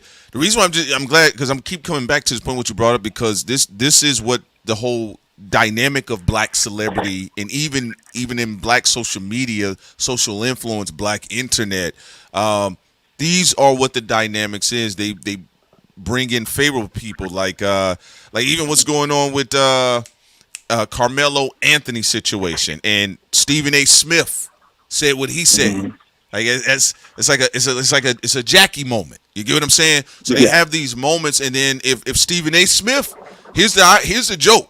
If Stephen A. Smith starts talking, one day he wakes up like, you know, this is what I don't like anymore. They'll find somebody else that they deem as much more polished and clean of controversy to speak against him. And that's why I'm glad you brought that up, because that is what the control. That's why it is about pawns and kings and pawns, and that's how they do Black Hollywood. But go ahead. I want to hear what you got to say on that. Well, I mean, the thing about it is when you look at what a lot of people don't know, when older Jackie Robinson got, he became very anti-establishment. This dude died in his mid-40s. Yes. And he literally said that, like, yo, I cannot stand for a flag who doesn't love me. And even King had to shift, because I tell this to people all the time, especially young people. I was like, no, the point is to push change. I told my friends this. I was like, you know, the Civil Rights Bill is younger than our parents. Yes. I'm like, these people with it, like with Metcalf's father, I'm going to say something cool. I don't care your son died, because you're to blame for your son. For somebody to go around and think they could physically touch somebody because he thinks he's superior. Now, Prince Sincere, you guys know that's a death wish waiting to happen. Yeah, anywhere. That's literally a death wish waiting to happen. It's anywhere. And yeah, that's anywhere. And for him to say all these things about this kid and how watermelon and everything, I'm like, no, that's always been inside you. That's always been inside you. And I'm like, look, let's be realistic once and for all. I don't care if you're white supremacist or you have white supremacist thoughts. I cannot mess with you. That's the hard line to say. For the woman to say, oh, you guys are nigger podcasters, everything else, that says a lot about who you are, because that talented tense never worked. Even the divorce towards the end of his life rejected it.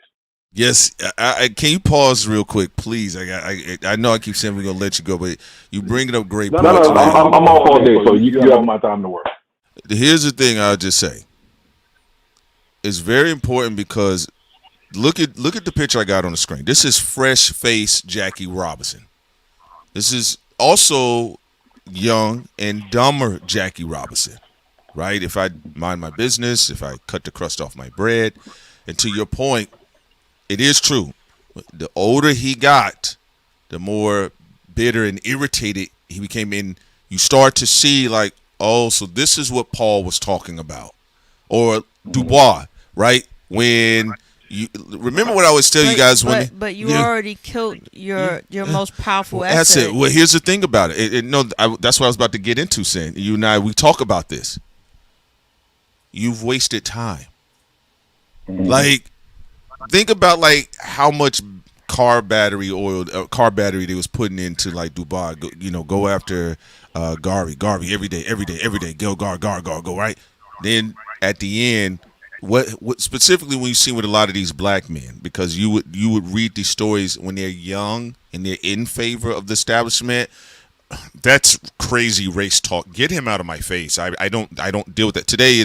I don't deal with none of this rap hip hop stuff, all this other stuff. But as they get older, and you don't attain the success, or they just take it away from you because they feel like it. A new administration comes in, then they say, what I said was a mistake, but like Sin stated, and I always tell folks, you've wasted so much time. My thing is, if you made a mistake but you didn't get the other guy killed or kicked out of the country, fine. Or exiled. But if you led to having someone be murdered or be exiled, I don't give a fuck about your regrets or your apology. You're a piece of shit. Because it's one thing to have different philosophies, okay, but I let you live, you let me live. I'm not listening to white people, but I'm going to try my strategy, and you let the other person continue to build. So then when you see, oh, okay, you know what, bro? Your way of thinking, you were right.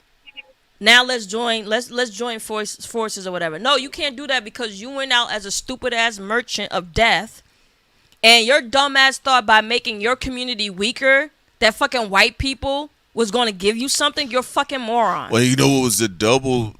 Y'all know me. I don't talk about it. I've talked to Sin about this behind the scenes, and I made, Granville, we talked about this before, but you got to understand, like, Jackie Robinson he's a very interesting arc point to me. One of my favorite historical figures is, his energy subverted, which was Paul Robeson. But remember, after Jackie, there's no more Negro League. There goes Black economics. I mean, that's very important. Piggyback off your point, people don't understand he wasn't the best player when they picked him out of the Negro League. It was between him, Satchel Paige, and Josh Gibson. Satchel Paige, yes. The only reason they picked him because he had the look and everything else and all the other stuff, and he served in the military, so it was palatable for him to go. The thing I didn't realize until recently, they were like, yo, the reason they killed the Negro League because it was making money more than the MLB. They were making more money. Yes, go ahead. You got it. Come on. No, they were making more money.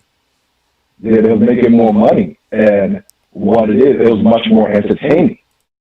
And what happened is sometimes when they played against the MLB, they used to whoop their ass. Josh Gibson is the only guy in history to knock the ball out of Yankee Stadium. That's how powerful. When they finally readjusted, when they added the Negro Leagues, he's now number one home runner here. Not Barry Bonds, because he hit over 900 home runs. Yeah. They've always, because when you listen to, there's a podcast called 1219. And it's with a father and daughter, and both of them are lawyers. He said when they integrated Brown versus Board, black people did not want integration. They just wanted their money that they paid taxes to go back in their school system because they're ciphering those money to white neighborhoods. He said you had people with masters and doctorate teaching kids. That's why those kids were so far ahead when they came out of high school. Yes. Because they was teaching them like college level type stuff at a very early age. So that's why they're more advanced. It's the game has always to distract black folks and take their money. Yes, that's what. I mean, I want to piggyback off of that, and even like even our own personal experience, because like of why we always have to keep a boundary with these industry people, even if we like their personality or their music or stuff, because there was somebody who told us UMG was watching our show, and then they also decided to get an astrologer because they liked what B-More was doing, and it's like, but UMG has allegations of being a part of, their own mafia sets and trafficking.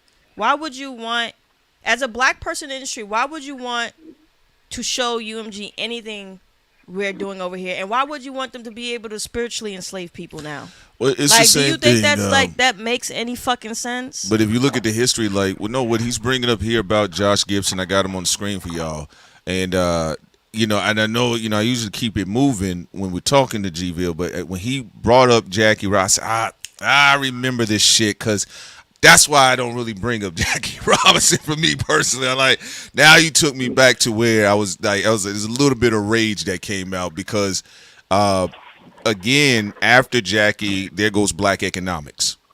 And you got a chance to publicly call another black man, he's free to have his silly talking points, and if he wants to be silly, then so be it. Also, taking over the black media scene is happening right now. You have black people in Hollywood, black people in the industry that are working on the behalf of white corporations to take over.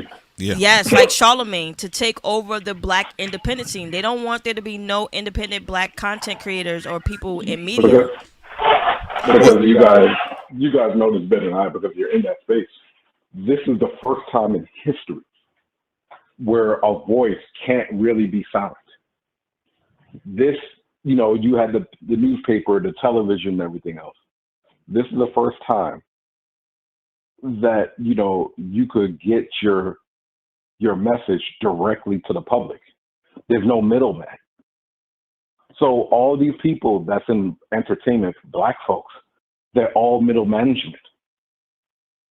So what I have to do, I have to quell the voices and show them that I'm important and everything else, but a lot of them don't really have any skills. Because you're not a creator. You remember now the creator economy originates from the grassroots of social media. These are people that they're musicians, they do tech, they do art, this and that third. Before you jumped in and you're like, well, I do content or I'm a creator. No, you was a radio host. No, you was a rapper. You was an actor. You get what I'm saying? So there and what this is why I keep my energy the way it is. I respect my ancestors. Okay? Mm-hmm. I respect Black Wall Street and what happened. Rosewood, what happened? The Negro League, what happened? I even respect what was happening at a point in time where you had black filmmakers and directors, and that got washed away. And you know what those souls have said to me? Don't fall for the same trick, and do not let traders up on you. Because if you really think about it, they give all of them the Jackie Robinson template. Obama had it. I look neat. Yeah. I'm cute. I don't offend anybody. I stay in my lane, and I routinely correct black people publicly. Because these people with that energy that young Jackie had at the time, they were more interested, and even to this day, of correcting black people publicly. You get what I'm saying? So this is why we even end up in this situation. Jay-Z had his Jackie Robinson moment when he said, well, aren't we past kneeling? And I said on the air, Cindy and I, we said, this moment will forever haunt Jay-Z. But then if white people are trying to get rid of him, help me. Huh? Dubois. I'm sorry, Jay-Z, but you and the rest of the Boulay class, you gutted a Y'all lot got of it. Y'all the got it. finances for black people, so I don't know we have enough resources to help you. Yeah, so you But, know, I mean- go ahead though. This is I good. mean- You bring in fire. Come on, G-Ville, man, you got it. No, I mean, but that's the whole point, because what it is, when you're highly talented or highly skilled, I'm seeing this in real time. These people will suppress your talent. That's what you guys experienced over the last decade. Because I think Prince and I started rocking each other when you had the Prince Solomon channel, and I was homeless. And that was in 2015. Yeah. And when you told me about sincere ignorance, I was like, oh man, she got thing. And when you guys got together, I was like, oh man, that's like peanut butter and jelly. It just goes together. It naturally goes together. Right. And what it is, when I heard some of your talking points on Hot 97 E, bro, I was like, wait a minute, pimp culture and everything else. Because even when I talked to my friend about the manosphere, I was like, oh, these are incels that never got women. And now what they're doing a religion style televangelist where they're preaching a gospel about health and wealth and being sexually disciplined, but these guys are paying for escorts. And they even made it into a series called Adolescence that's on Netflix, where this young kid actually killed his classmates, and he had the same manosphere talking points. And I was like, at the end of the day, these are a lot of broken men who never resolved the broken child that they had inside of them. But yo, go get therapy, my guy. Nah, go. You can't blame a woman for your own emotions. You can't, and that's what you're seeing with this. How it curtails black into the experience you guys going with these entertainers. These guys think if I fuck, do all these things, I could be Bob Johnson. And a lot of people don't know Bob Johnson did not want to create BET. Oh. He wanted to create like an AARP channel. His wife had to convince him to create BET. The wife was she was actually the blade behind the throne with Bob Johnson. Not to say, and she tried to tell him to keep it too. Yeah, not to say in finance he's wasn't able to do his thing, but no, to Sin's point, because she said, I'm gonna pull the sister's name up too if y'all can correct me, but she did say, because I had watched her, she had a docuseries, she had a couple of them actually, but she did say she didn't want to sell BET because she said this is an opportunity to change generations. And Bob Johnson, though, wanted to be, he was in the running with Jay-Z and Dr. Dre to become the first black billionaire. So I'll never forget when he sold it and they were celebrating him as one of the few black billionaires. You know, so I remember all of that. So I do think it's interesting. I think that's by default my natural stance and aversion towards a lot of this energy. It's cool, shouts outs, whatever, but I don't get my head in the blender with none of this bullshit because history is a constant reminder. Just can't trust them, unfortunately. I mean, it's one of those things, a cycle that repeats itself. And like I said, I think a lot of them are shocked how their people don't really rock with them, with this Kevin Hart, Jay-Z, Drake, so on and so forth. So they surround themselves with people where they'll lie to them and everything else. And like, oh yeah, you're the greatest and everything else. Like, no, you're a fuckboy. We knew you was a fuckboy for a long time. We're not. We told you this. So that's why they don't like to be around regular black folks. You know, it's sad that regular black folks would have told J-Lo she wasn't black. You know, it's sad. It's sad when we all knew Sean Key was behind her mega hits, and that those idiots from Murder Inc. would have just left it alone. Ashanti probably could have been as big as a Brandy or even as a Beyonce. That is true. They just left her alone. No, you're not wrong about that. I mean, it's even sadder when it's really sad when the clone doesn't know it's a clone. You know, you're a clone. It's Obama didn't understand, like, nah, partner, it's cool, bro, but I know in Atlanta we like, nigga, a clone. Like, it's like you Malcolm X, Jesse Jackson. It's kind of like, it's cool, my guy, but you're not a real boy. You get what I'm saying? And you've seen that in history, and that's the devastating part. Is that's why I think it's interesting when you talked about people like Jack Hill, what we bring up with Du Bois, and like somebody brought up when Du Bois wrote "Reasons Why I Don't Vote." It's interesting when someone finds out that they haven't been real, and they did all of the make these groups happy, and at the end of the day, it didn't serve them anything. And then the radicalization come through that it can be earth shattering for them. Well, I mean, even with Tulsa, where Karen Hunter, I think one of her recent videos, the guy who's a true historian from Tulsa, he's like, no, the reason they got bombed and everything else because they were trying to go for political capital. That was the whole thing. He said when they tried to go for political capital because the people was voting in high numbers, he said that's when they got flipped on. And he said people don't understand they was fighting back and they was winning because you had a lot of guys coming back from World War I. He said what happened was they started calling people from the outside because they was fighting them off for a month. I didn't know that. And it was like, yo, they was calling people from outside and they started bombing them with airplanes.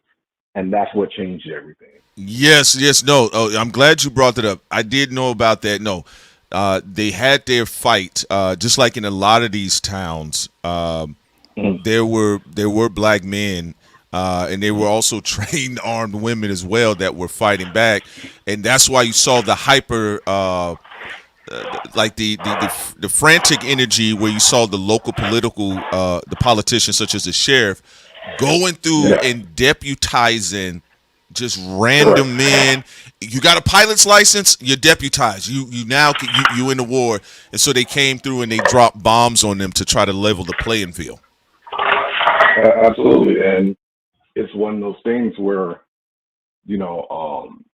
when you have these conversations, if you tell these people like, no, black people have always been fighters, whether it's in the South, in the North, Haiti, DR, Jamaica, Cuba, they've always been fighters. What they'll try to do is wash out the history.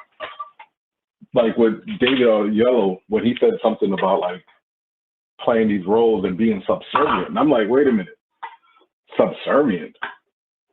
People from the South? I'm like, yo, take this motherfucker off this air. And it was found disgusting. Yeah. But you saw the Idris Elba got knighted. Now he says 007 shouldn't go woke. Yeah, we shouldn't have all of that woke shit, none of that flim-flam shit. Okay, so we shouldn't watch movies anymore. I understand, you're right. We shouldn't watch your movies. Because you think it's woke, we shouldn't watch your movies. I just see, and he's one a thing knight now, guys. He's a knight from the British Empire. Yeah, good night. Night. You right. Night. Hey, you know what? When Idris Elba said that, I said, "I'm good, my guy. I'm all right, dog. You got it. Play. We good, man. You got your night. Sir Idris. We can move on." I don't understand why a lot of them didn't take the thing from Liam Neeson when he said that about a black guy and stuff, and his career went to shit after. Yes. Yeah. I'm like, you guys are in the business of serving people. You're not special, and a lot of celebrities think they're dignitaries. They think they're diplomats. Oh, I don't, I don't care what the public thinks. All right, nigga, you're about to find out when nobody comes to your films or nobody messes with you. Oh yeah, I mean, and that'll happen if you have a public persona. You had to be a part of a very few that you can be likable even when you are being dislikable. And Russell Crowe wasn't that. I would advise Idris Elba he should probably just shut up while he's here. To your point, for the ones who get away with it longer is when it's not entertaining anymore, your rudeness, that's when it drops. Now, some people take longer because at first people was laughing at how nasty Russell was. But then after a while, there's only so many times you hear about somebody getting hit in the head with a phone where you're like, all right, enough with this guy. The same thing happened with the brothers on Oasis. People like their music, but after a while, people told them to fuck off. Yeah. Well, I mean, it's slowly happening with 50 now, where people are like, yo, you too old to be doing this shit. Like, yo, enough is enough already. Or even, I forgot who's another one that was doing it, and you're just like looking at them like, yo, you still. It's one of those things where, yeah, it's cute when you're in your 20s and 30s, but like when you become like an AARP member, like, yo, what are you doing, my guy? Like, what are you doing? And that's really what it boils down to. It's like, yo, man, you're gonna diss the people that fought and rode for you, and all this stuff just for what? Like Timberland remember Timberland did that shit and he learned the hard way? Like, yeah, this is for my Desperate Housewife fans. Oh yeah, because he did shock value, and then everybody was excited, and then he said shock value 2 is going to have Miley Ray Cyrus on there, or it was Lindsay, it was one of them girls, and then he got backlash from the hip hop community, and he said, well, my fans watch Desperate Housewives, and I said, well, I won't be checking out shock value 2. And to your point, this is what Idris Elba said. Bond is Bond is so unrealistic. So a hint of reality is good. But he says here, but let's not try and make it woke. I think you've got to be pure to what it is, escapism. Well, here's the thing. He wasn't saying that before he got knighted. Yeah, here's the other side of it, though. King Charles talked to him. Here's the thing about it, though, just to say this. Okay. Part of the escapism, I don't have to see blackies. Why would I want to see a black Bond? So if they say they don't want to see a black Bond and it's about escapism, then let Bond stay white British. But what is suspicious though? Why didn't you say that before you was knighted? Because I'm not woke. Well, he played the Master of Arms in He-Man, and he was white. Exactly. So what are you saying? And also, okay, and now they're writing. The Spectator says Idris Elba is right about James Bond. You can't look. It's the same thing. You can't make it up. You can't make it up. Well, remember, I'll give you. No, you could go first. No, you could go first. I remember when Tim Tebow was winning, and he had the All-American look and praying and everything else. And I was like, yo, that motherfucker can't throw a football. And I was in Texas. They was like, oh, it's blasphemy. I was like, if this nigga was Muslim, you would have a huge problem with him kneeling at the end of every celebration. Crickets. Crickets. But yeah. There was crickets on that. Yeah. Well, Tim Tebow sucked. He's a glorified bum. He couldn't read these. Look, Tim Tebow, when you notice when it comes to white people, especially white athletes, if they have a smidget of swag, whether it's Johnny Manziel or that kid in Cincinnati, the quarterback, man, people roll out the whole red carpet, even with Caitlin Clark. I was like, yo, I'm not impressed. Impressed with her. She's one trick pony. I'm getting irritated with that situation too, because I don't mind if people like Caitlin Clark, but it's like she's not the only player in the WNBA, and we're having a huge rise because I've been watching most of the games. It's just been fun. I love watching the Atlanta Dream. I love watching the Seattle Sonics. I love what's going on over there with Asia as well. Angel Reese has been really doing good on the Dream. Paige over there in Dallas, Paige Buckner. So it's like there's so many dope players in the WNBA, but what I didn't like, which was I'm glad it's over with now, but for a moment it was getting really scary. When Caitlin first got in and Angel, when they got drafted, and how many people focused on race and how they were being vicious and violent with their reaction to Angel Reese and also other black women in the WNBA, it was really creepy behavior, very disgusting. And also I didn't like how they was trying to take the joy away from people enjoying themselves and enjoying the games.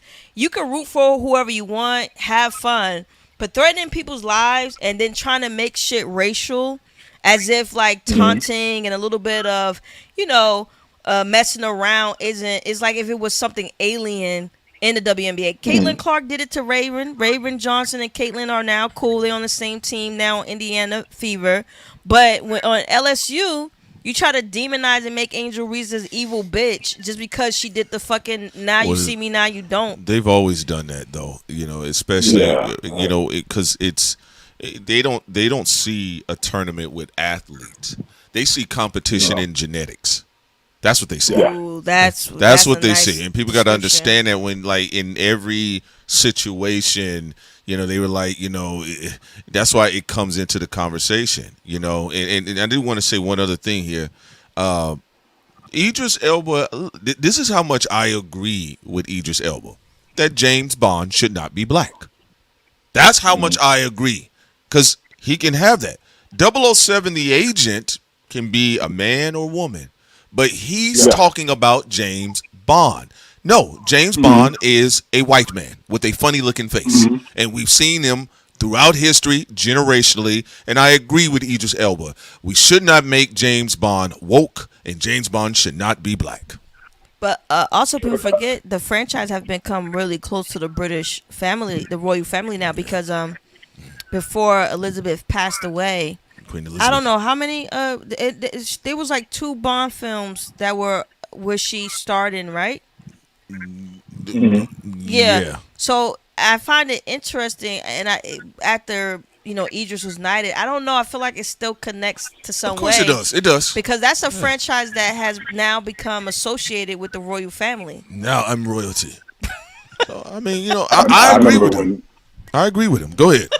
I remember when Queen Elizabeth died, the Irish, oh man, they was like, Lizzie's dead.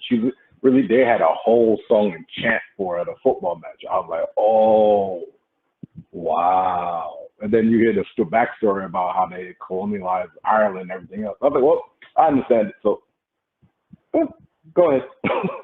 Yeah, and I really think, my honest opinion, and I shouts out to our folks in the UK. I didn't grow up out there, but I will say, I never cared to see Superman black. I did not want to see, Flash black, unless Although it don't make sense physically though. If you get empowered by the sun, you should be darker skinned though. I mean, even with that, I didn't even care about the. You have a point, saying you right, but I'm just telling you. Yeah. We're just talking about how much self-confidence do you have in your own identity, that I'm cool. Like I can make my own characters, or I'll go find the properties that speak to what I'm looking for. But this whole thing of like the Bond thing, because remember one time he said, I don't care about it anymore. If that's what they want to do, keep it. But to the point Sin making, after the knighting, yes, we shouldn't make it woke. Well, I mean, what I found out, my wife told me, she said how he's too old to play Bond now, because all the physical training and all the other stuff they have to do and everything else. He had to be at least in his like early 30s, because with being James Bond, there's a 10-year commitment that he can't get out of. Well, okay, here's the thing, and shouts out to the Queen. Here's the other side of it, though. Now he black though. They could have started with him while he was 40. Here's the thing about it, right? I'm gonna be real with you, right? Roger Moore was one of the oldest looking Bonds you will ever see in your life. He looked like John Wayne in that suit. All right. Roger was the ugliest Bond. They had Roger Moore on the ground rolling at 72. He told them, y'all go find somebody else. This is what Roger Moore said. He said, I'm getting too old. Well, here's the thing about it. They wanted Pierce Bronson early. But the problem is, Remington and Steele, the show he was on, they would not release. They didn't release him. They had got the other guy that kind of favors Pierce, but he looked like he looked Arab or something like that. And when he finally Timothy Dalton, and everything else, but it was one of those things where that's what happened. I was like, oh wow, I did not know that. And it's funny because when you see like some of these actors, that's like, whether Bruce Willis. I remember I had to tell my wife, I was like, yo, Bruce Willis. I was like, he was a joke in the 80s. He was on a show called Moonlight. And when they did Die Hard, they didn't think that it was similar to Beverly Hills Cop. They didn't think the movie would be successful. So they didn't put his face even on the original poster. It was just a tower. When it blew up, that's when they changed up. Yeah, that was his breakout role for him, and Yes. just to be clear, because Timothy Dalton ended up playing Bond. I actually think he kind of low key underrated Bond because I think his portrayal of it was a lot more vicious and meaner. A lot of people say that. A lot of people like that's the dark horse Bond film. So then they got it to Roger Moore, and Roger Moore like, man, my knees are bad. Like I can't do another Bond film. He said because he told the director. What was it? It was some scene he was supposed to do. They had to keep doing it like 15 times. And they said Roger Moore was out of breath. He told the director, he says, I think this is my last one. I didn't like Roger. I don't like him at all. So he's just got he's got an overt racist face. Because he looked like John Wayne. Yeah, his face looked too racist for me. He looked like John Wayne, and then they got Pierce Brosnan. All right, and then so he kind of brought in like the lady thing again directly. To your point, I think it'll be with Idris Elba. I don't even know what the point of this is. I don't know why we chasing the James Bond shit. I don't know. It's not. Just so y'all can know what happened, it's because Sony brought up Idris Elba. That's how this whole conversation started. Somebody, Oh, I remember that part. Yeah, there was an exec of Sony who was like, "Well, maybe we should cast or like push for Idris Elba." And the author said he's too From street. that point on, it started to snowball into something bigger. Yeah, but it wasn't like Idris himself was like, "Yeah, I'm going to audition." No, it's Sony brought it up as a possibility, and Yeah, because I think. Go ahead. No, he knew he wasn't gonna get it because when they talked about that years ago, he said he'll like to and everything else, and they literally said, "Oh no, he's a little bit too urban." Nice way to say no, he's a nigga. So they said he was too street. They called him that. Yes, and the thing about it is, I find it so funny because that's a decent franchise at best. But I'm like, nobody cares about James Bond anymore. He's the ops. He works for MI6, their version of Secret Service. Well, that's because that's what Ian Fleming did work with as well. So I mean, all of his espionage anyway. It's damn near autobiography, but. Look, I think they tried to get rougher a little bit more with somebody like Daniel Craig, but Daniel Craig was getting sick of the director and the studio with the franchise of Bond. So, I mean, look, if Idris plays it, fine. I mean, it's up to him, but I don't want to. He's not playing it at all this time. Yeah, I don't want to hear about how old he just is now. Yeah, I don't want to hear about woke though. That's all I'm saying. Because I said, brother, if I'm going to do that, then I would push against you as James Bond, specifically James Bond. You can play 009. I don't care. I mean, you can play 012, but I would. Oh, okay. Yeah. Idris, he's 53. Yeah, when Roger Moore was 63 when he started. I don't know how old he was. I mean, I told you Roger Moore. I'm being honest with you. I watched and I watched Sean Connery. When I first saw Roger's version, I just didn't watch it because his face really just looks too racist for me. I was like, I don't know. The son looked just too off with him. Someone that'll call the police on you. But I mean, at the end of the day, what it is that there's so much black content and black storytelling. It's one of those things where I don't care to hear another espionage or thing story. Like, a lot of people don't understand, like, the movie The Five Bloods was very, very good with Spike Lee and Chad Boswick and Delroy Lindo, where he talked about the effects of the Vietnam and everything else.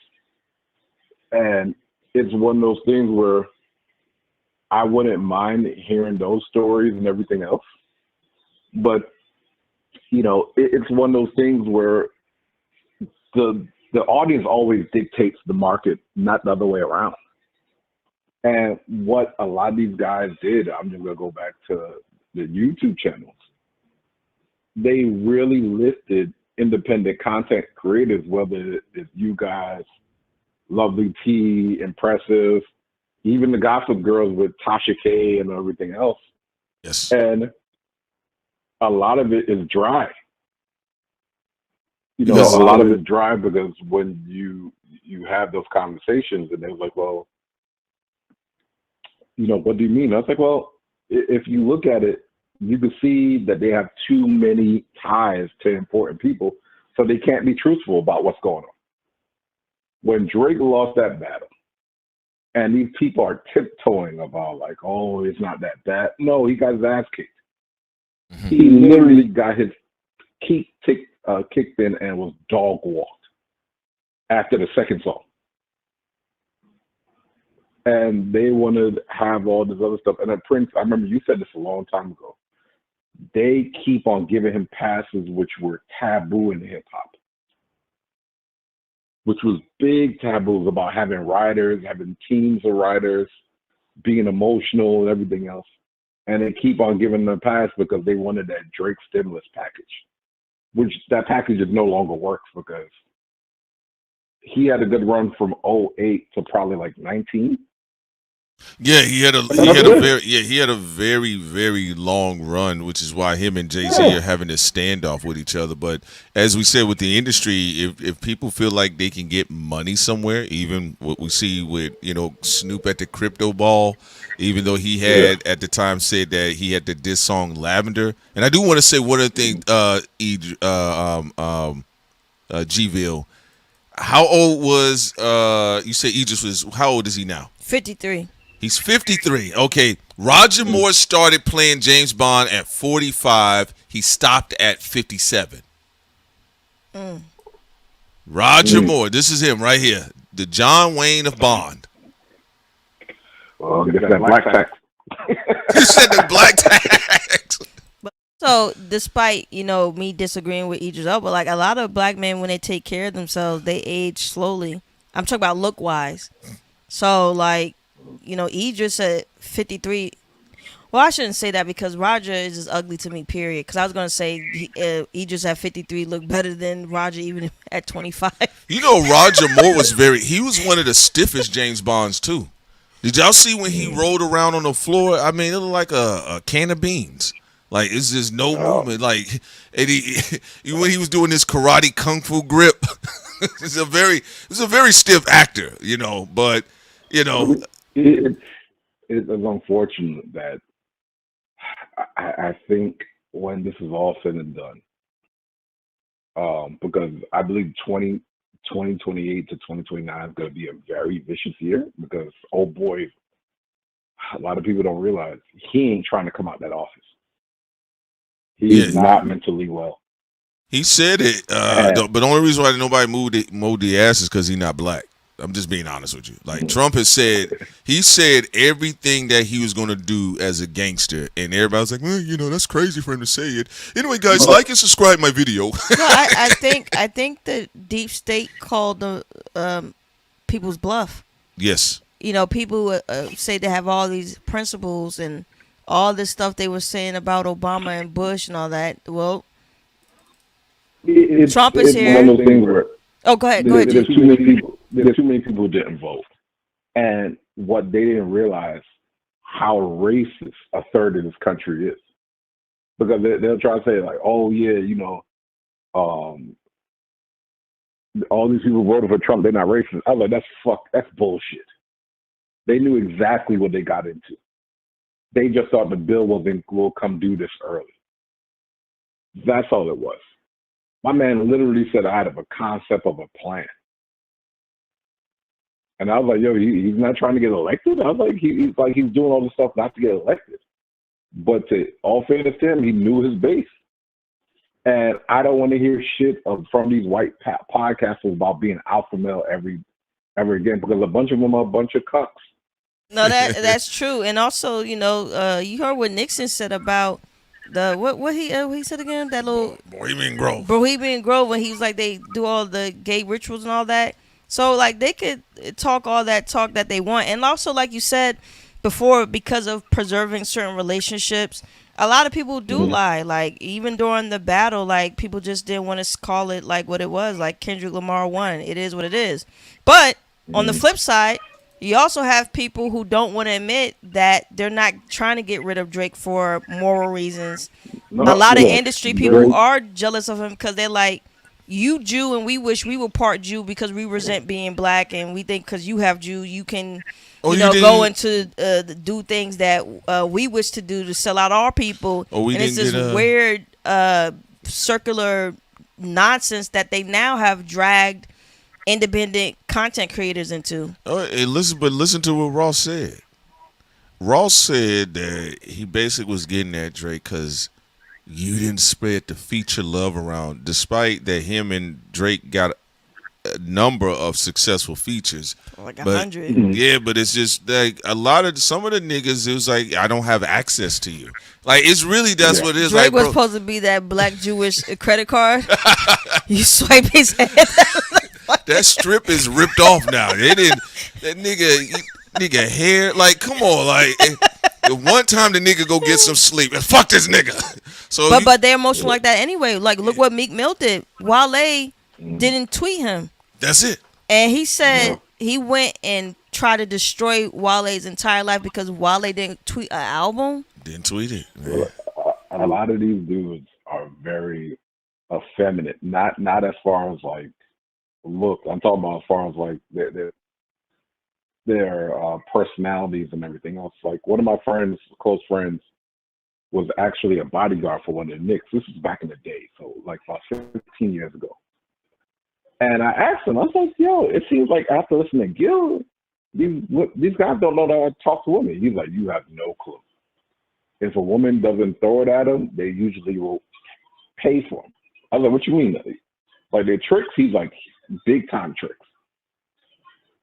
He's got a lot of them doesn't have interpersonal skills to talk to people. And, you know, Prince, you talked about this a while ago. You're like, yeah, when somebody works on their craft so much, right, that they don't know how to handle, like, the everyday stuff. You see what I'm saying? That's a great point that he brought up, that you brought up before, Prince. That is true because it's like when y'all talked about, like, technically, even though Jay-Z wasn't, like, well-known and famous like that in 96, he was making a lot of money because he was doing that underworld street stuff. And it's like, so technically Jay-Z has been rich for he's been rich more than he's been poor.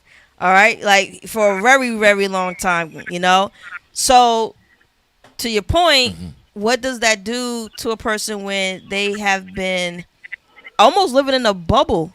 Yeah, that's what I call them, bubble boys and bubble girls. Like and I respect the dynamics in the sense that's how y'all grew up, that's how you was raised. But a lot of people will come to find out, like some of your favorite rappers, you get into space with them, sometimes they're just genuinely socially awkward, and it doesn't show up because you don't see them all the time. You don't see them every day. Like, you know what get on your big brother or little sister or big sister's nerves. You know what get on your auntie's nerves, right? Because y'all see each other. You've seen one thing about everyday people and everyday engagement.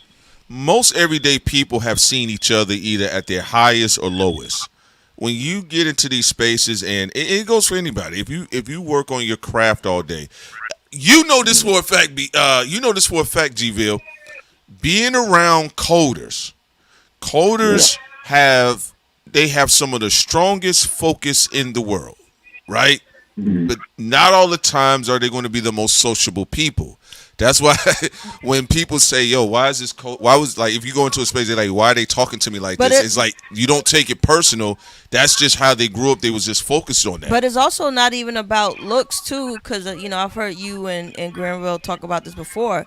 I've seen men who are extremely good looking and they still pay for sex and don't know how to talk to women. Yeah, just because you might look like a model in the face, like you look like Rick Fox in the face, that don't mean nothing, to be honest with you. Well, I mean, I had that conversation with my wife where we talked about like insanely attractive people.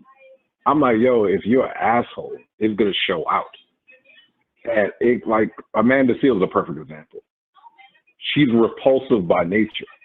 Like, she has no social awareness at all. And then instead of just like correcting the behavior, she's like, yeah, I'm not liked because I'm not smart. No, you're not liked because you're a bitch. You said that people are supposed to bow down to you because you're intelligent or you're fly. You'll say all these things, but everywhere you went, you've been kicked out of places. and she's also everywhere. like her philosophy. She's not consistent, and you know No. what? There's no humility. She never came out and said, because she's not even cool with Charlamagne anymore. She never came out and said, you know what? I was wrong when I was dissing Jessica Reed and protecting Charlamagne, and I only did it at the time to protect my industry relationships. She like now that Well, you not even in there with them anymore. She has never apologized to anybody she publicly ridiculed that she was wrong about. she has mental health issues. I'm convinced. She's a person that you could see that there's a lot of bipolarism with her, because when you're not consistent with your simple philosophies of who you are and stuff, and even when I forgot what happened, and they find out somebody lied, she's like, "Oh, I think that's low key brave," and everybody's like, "What? That doesn't make any sense." And they're like, "Yeah, that does make sense." So, It is true. like even like think about even when she did with Shannon Sharp, and he tried everything to cater to her. And she said at the end of everything said and done, after the interview's over, she went back on the platform. "Oh, I didn't feel safe around him." Yeah, there's some mental illness. I've been Yeah, around that type allegedly of there's something's off. Yeah, but no, even outside of that, no. A lot of times, if you have people that they've been in the entertainment, like, or they've been rich most of their life versus them being poor. Not trying to be funny, you typically find very strange social skills, or you will get into this. So that's why it throws a lot of quote unquote fans off when they get into these spaces and they're like, "Yo, why does this person act like this?" And you got to keep in mind, this person's been famous since they were 18. This person's been famous since they was 20. They 40. They've been famous. You get what I'm saying? So it's just you're not functioning in the same way. You don't function in the same environment. So that's why that does happen. That's like if you look at a band like Jodeci, uber talented. They were supposed to have at least another 4 or 5 album run. The problem is there was so much going on with those guys that it imploded from inside. Think about how talented you had to be where you don't need a songwriter, you don't need a producer. Everything is in-house. But they've been together for so long, and they exploded real quick. They literally exploded real quick, and a lot of people don't know they sang really on Father MC's hits and everything else, and that's how a lot of people know. The problem is when you get that street element in there. Same thing happened with Pac, unfortunately. Instead of just being an artist, they want to be like these other dudes, and you're like, no, you're not. You're the cash cow. It becomes corroded, and they try to be something that they're not. You see what I'm saying? And Jodeci, real quick about the Pac thing, like that's also like shocking how I guess you could say whatever Blood Mafia, Suge Knight, all of them. I always pondered like why they didn't treat him like how Frank Sinatra's syndicate treated Frank Sinatra. Like, yo, this is the guy we know. This is the clean face of the money. I don't know why they had like Pac is a global superstar, you know, act, rap, all these things. I'm like, and you don't put him in, you know, I don't get it. I'll answer your question. All those people were young. Everybody was in their mid-20s. Or even a little younger than Tupac. Yeah, there was no adults in the room. Including Suge Knight. I explained especially Suge Knight. When I talked to my coworker and we talked about Wemby, and I was like, yo, they ain't win the championship this year. He's like, they got the talent, this and that. I was like, yo, that team is too young. He's like, oh, this and that. I was like, bro, why you think a team that's young never win the championship? I was like, there's moments where things get hot and the pressure cooker happens where now you have to think from the neck up. And they made a lot of mental errors. What made Motown so well, Barry Gordy had other people in the room with him that was adults. You understand what I'm saying? There was adults. They was older. They was like, nah, you can't do that. You right about that. I have a question then. Where were the elders in the organization? Because that is true. Like Frank Sinatra, I think when he was young, he went to prison. And whatever syndicate he was a part of, they did have like a lot of older guys, like in their 40s or 50s. Where were for the Sugar and Pac? Where were the guys in that syndicate that was like 50 years old or something? Here's the thing about it. Dick Griffey, the president of Solar Records, was trying to mentor Suge. Yes. Suge wasn't trying to listen. Yeah, he didn't. Yeah, that Suge wasn't trying to listen because there's an old documentary like Death Row Unauthorized where they talked about that. Dick Griffey was trying to tell him how to get his masters and everything else, and he said he ran to Interscope and got that slave deal like everybody else. They were trying. The thing about it is, when you see history and you're older and everything else, I'm like, yo, I tell people all the time, I could guide you, but ultimately your decision. Yeah, don't let these people gas you up. These white people will set you the fuck up. Right about that. You about your paper? You're right, man. Because you about your paper? Yeah. No. Okay, even with like, can we be honest? Like there was Tupac's probably the only Renaissance nigga in the room. Other niggas rapped, they did beats, but that was a complete Renaissance guy, right? And so Death Row Records is not a Renaissance enterprise. They made gangster music. Could they have grown into something else, a multidisciplinary front? Possibly, if we weren't so stupid. No, I get what right? you're saying, because Pac was the only thespian there. Yeah, he was only thespian. He was putting. And you know how them niggas a are. lot of things layering into the gangster cake. Hey, cuz, what a lesbian? You get what I'm saying? So it's like we also got to be realistic. Like we not moving with Motown and Berry Gordy, and they still had gangsters in the background, but they still had an order, right? So you got to understand. Man, this is fucked up. They got Tupac on a toilet tissue slave deal. Yeah. They got something as valuable as Pac. That acting could have rivaled Denzel Washington's if he had been given the chance. Yeah, you get what I'm saying? But here's the thing about it. When you have to, like, you don't know because, all right, you ever saw that movie, A Soldier Story, right? With Yeah, that's a classic movie with Howard Rollins. Yeah, Howard Rollins was actually supposed to be bigger than Denzel.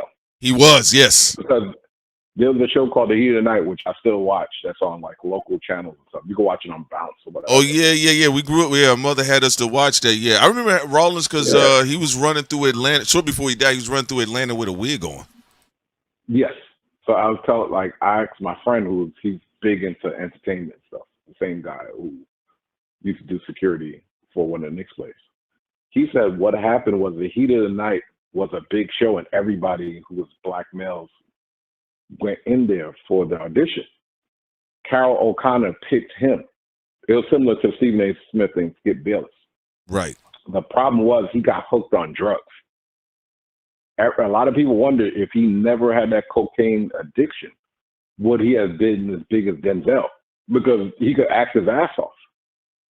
He was a great thespian. He was from Baltimore and stuff. He was from Baltimore. The problem is, like, a lot of times people are talented, but can you stay disciplined enough to reach that next level? A lot of times the answer is no, because it came too easy for a lot of these people. It came too easy too early for a lot of people, especially with Pac and Big. Nobody had that meteoric rise like that for both of them. Point about in the chain of command not listening, and like when you said Suge just did whatever he wanted to do. You said the guy Dick, he told Suge what he gave him a lot of wisdom, and Suge didn't listen.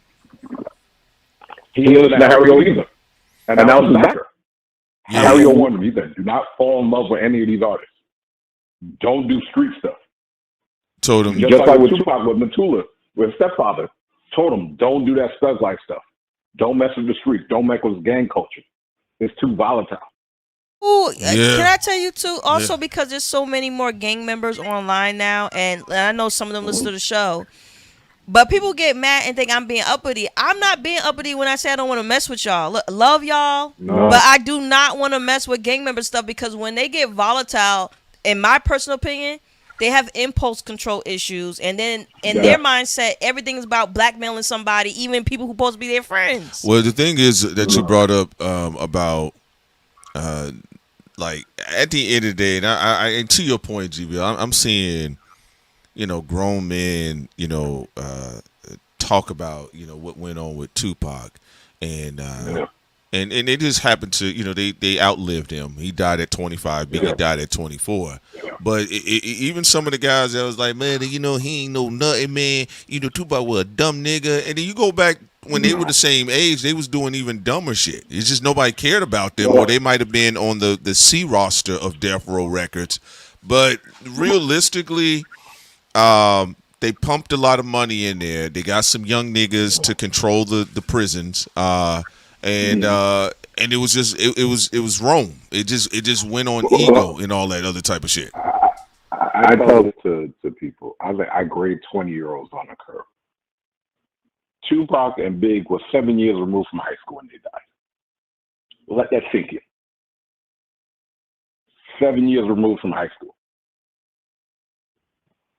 You don't know when you're trying to, mind you, they didn't have a solid background like a Run DMC, a LL Cool J and stuff where, they had very messed up homes.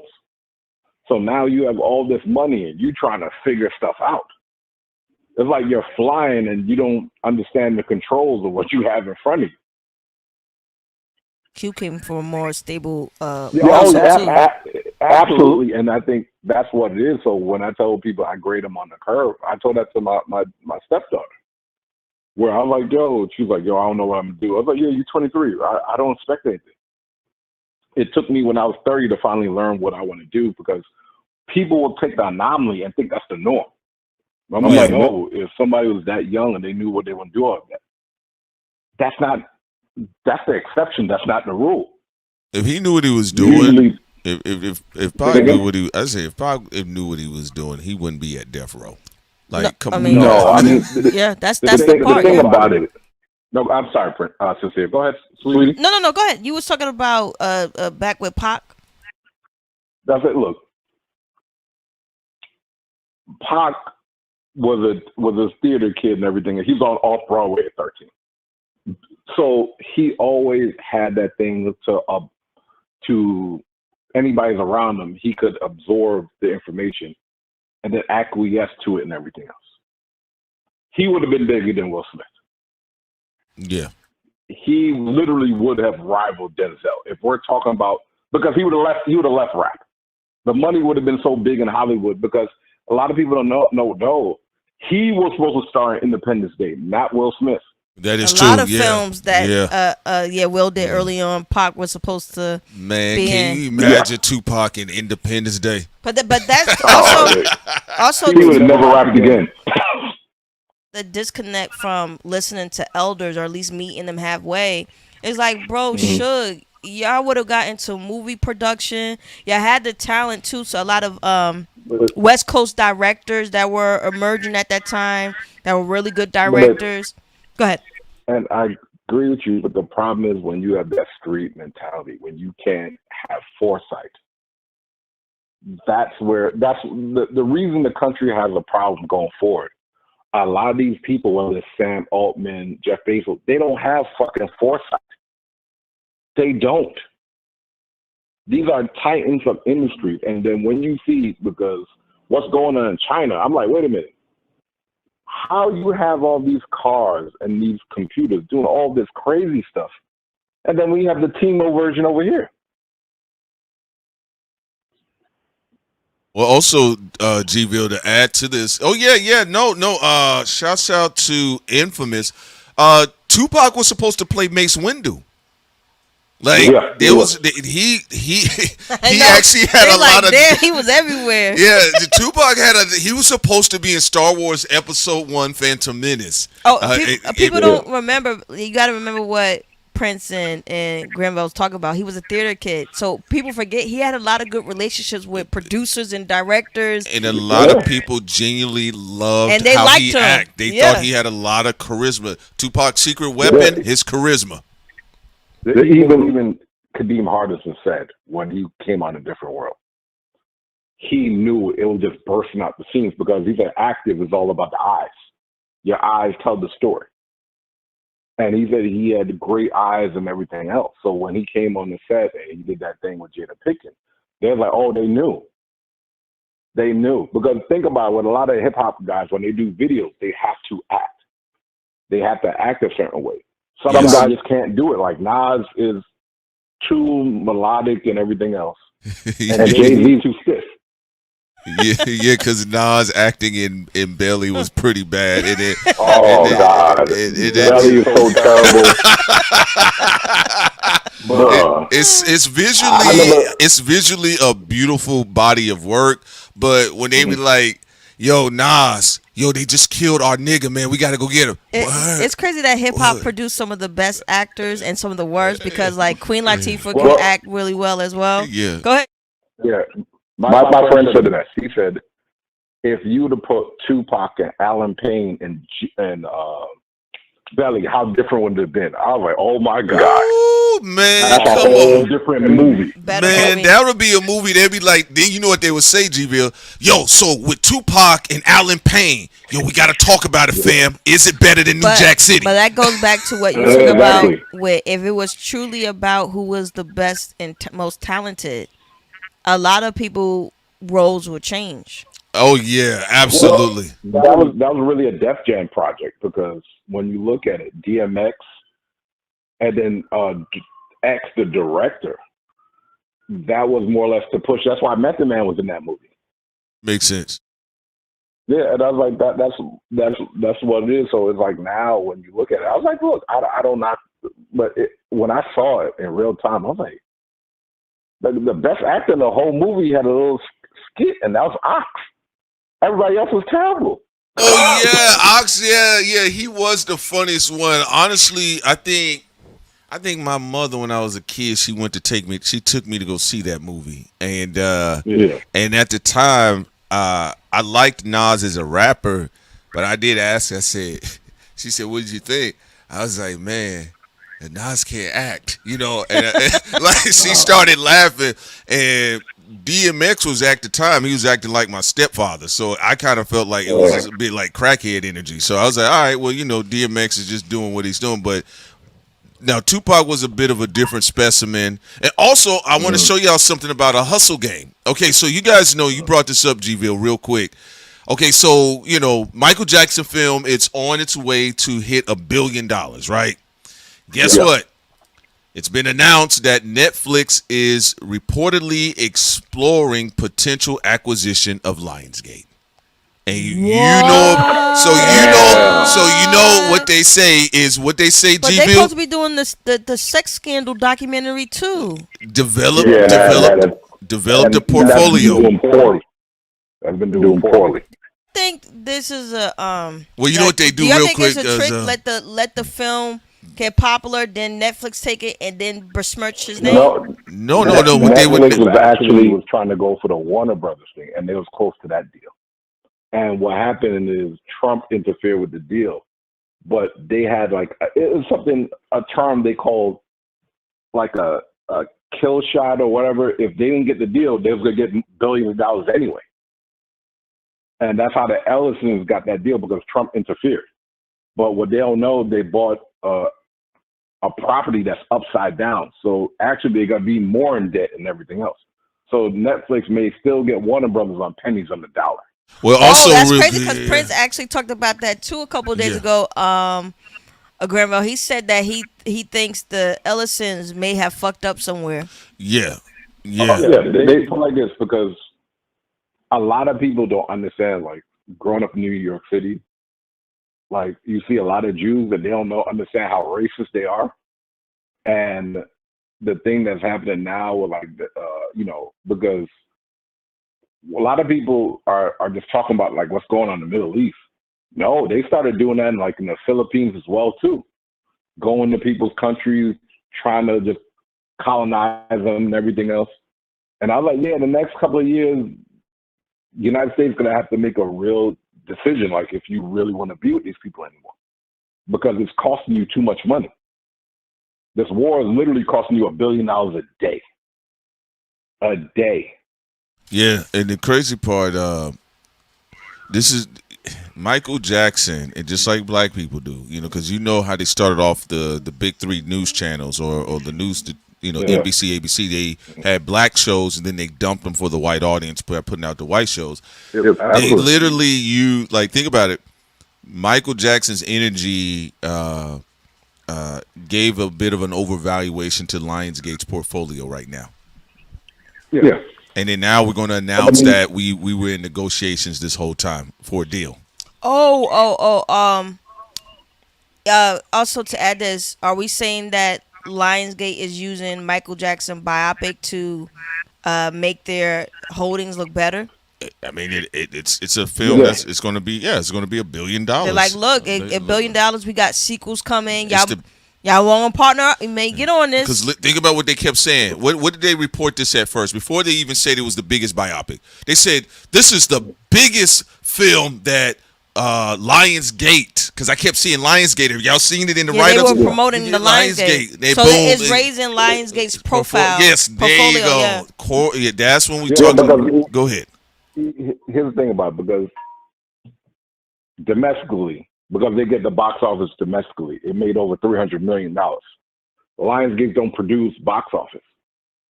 Overseas, that's when it doubled.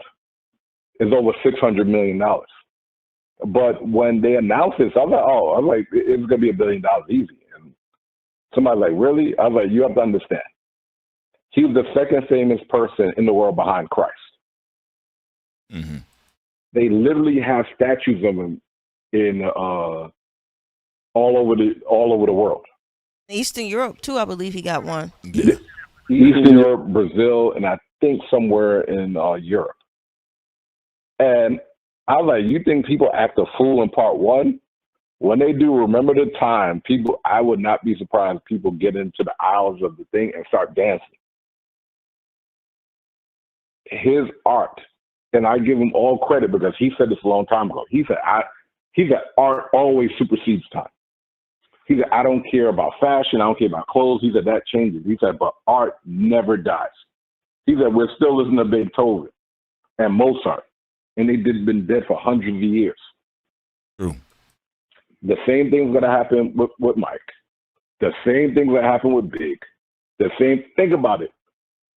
It's almost to the point that Big and Pac, they're no longer in death than life. Yeah. How crazy is that? Yeah, yeah. Because every time, Tupac might as well be a social media nigga. Like he's like he always here. Like, damn man, not today. Dialogue. Shout out to Art of Dialogue. Yeah. But yeah, Tupac has become one of the biggest personalities even in social media. Like even if it's indirectly about him. Yeah. It's just like he all over. One time he was all over Instagram. I'm like, bro, what is going on? Calm down. Akeem says y'all called it at Thought Crimes the acquisition of cultural real estate. Yes, that's it's like anytime, and GVO was bringing this up as well. And we talked about this. All you guys got to look at anytime you see a peak interest or something, there's a high profile leverage somewhere within culture. And you got to look at the company or the companies that are tied to that artist or project. There's a good chance that somebody is using it to raise their financial profile Now, or their business profile somewhere. This circles back to who now? Jay-Z. Because Jay-Z, and also what Grandma, you saying how celebrities, they use more of their face or their sense of self. So Jay-Z uses cultural clout. Yes, to elevate his profile. To elevate his profile so he can get investors and investments. But they all look. I don't expect an artist to really know the ins and outs of business. Like there's gonna be very few Master P's, Michael Jackson. You understand? Like a real astute businessmen that read the contracts in depth. That's real. So they get behind these people, and what they do, they'll cosplay as business people. That's what it is. And these white upper execs, they know that shit. That's why when you guys get in a room with them, they tend to be scared to death because you're like, oh no, this doesn't make sense, this, and this, because you could talk that language with them. But then they want to do the deal because you can't be fucked over. Man, you're not wrong about that. And I'll give you another example that I think is a Jedi in training. Kendrick Lamar. You got to look at how Kendrick was moving in the battle. The like that. The pop out. The pop out was a predecessor to what we saw at the Super Bowl. The only difference is Kendrick was supposed to have fireworks because he always. I told you he's an arsonist nigga. He always got shit catching on fire on stage. So I like the pyro effects that he had on stage with that album. If the nigga was a mutant, his name would be Pyro. Okay, so the thing about it is because I'm like, man, the Amazon concert, the pop out, and then when I saw the Super Bowl, I was like, oh shit, okay, I saw that. Okay, that was a culturally strategic situation that he was able to leverage and elevate his profile. You're right, Prince, but I would even say that's what the Frankenstein or fabricated or created Big Three in the blog era is about. Yes. Because in a way, I mean, it's a political run for J. Cole, Kendrick, and Drake, and their own unique cultural clout that they use to heighten their profiles. Yes, yeah, and it elevated each one of their profiles for different reasons, and it brought more attention to GNX, The Fall Off, and Iceman. Well, the other two albums that Drake has as well. Yeah, because I was listening to someone, because we've been reading Grimmo, like the super fan that Jimmy Iovine's trying to push for, Complex Network, UMG, Live Nation, all that. Yeah. And some people, now looking at it, was like thinking that Drake was going to be completely out on an account. Is a naive way to look at it because they wanted to make it look that way so people could be more invested in Drake, Kendrick, and Cole. If you think Drake is about to die, oh shit, yo, he about to get kicked off the island. Oh no, fourth quarter, he magically appears with the Iceman that's doing, so. Also, Ariel said Kendrick also had an MTV live performance where niggas were on fire. Yeah, I remember. Wow. He had that was funny. Yeah, but no, G-Ville, I think, this should tell you nothing's by accident. Look at Lionsgate possible being acquired by Netflix, and one of the things they kept advertising in the Michael Jackson biopic, the success of the numbers, is they kept saying for Lionsgate, one of the biggest films for Lionsgate. And to your point, they normally don't do those big box office numbers like that. No. It's one of those things where I find it funny because my cousin told me that Drake was going to fall off over a decade ago when he had the battle with Pusha T. And he's like, yeah, his career's over. He doesn't know it yet. I was like, what do you mean? He's like, don't get me wrong, he'll sell records, but as a hip-hop artist, he's done. He's done. He's like, dude's a pop artist. He said, bro, he's the most manufactured artist in history. He kept on calling him, yo, he's Milli Vanilli. And then when you start looking at it with the latest one, Iceman, and I was like, did he write this album? Because this album is horrible. And they're like, more than likely he did. I was like, that's why. If you look at his trajectory, every time somebody wrote for him, he gained bigger and bigger acclaim. That's why, Whack 100, I don't agree with Whack 100 or anything. He said, if you can't handle that little nigga from Compton, what you gonna do with that old dragon from Brooklyn? I was like, hey, look, let him find out the hard way. You think Jay-Z's gonna take out Drake? No, not take him out. He's just gonna rip him to shreds.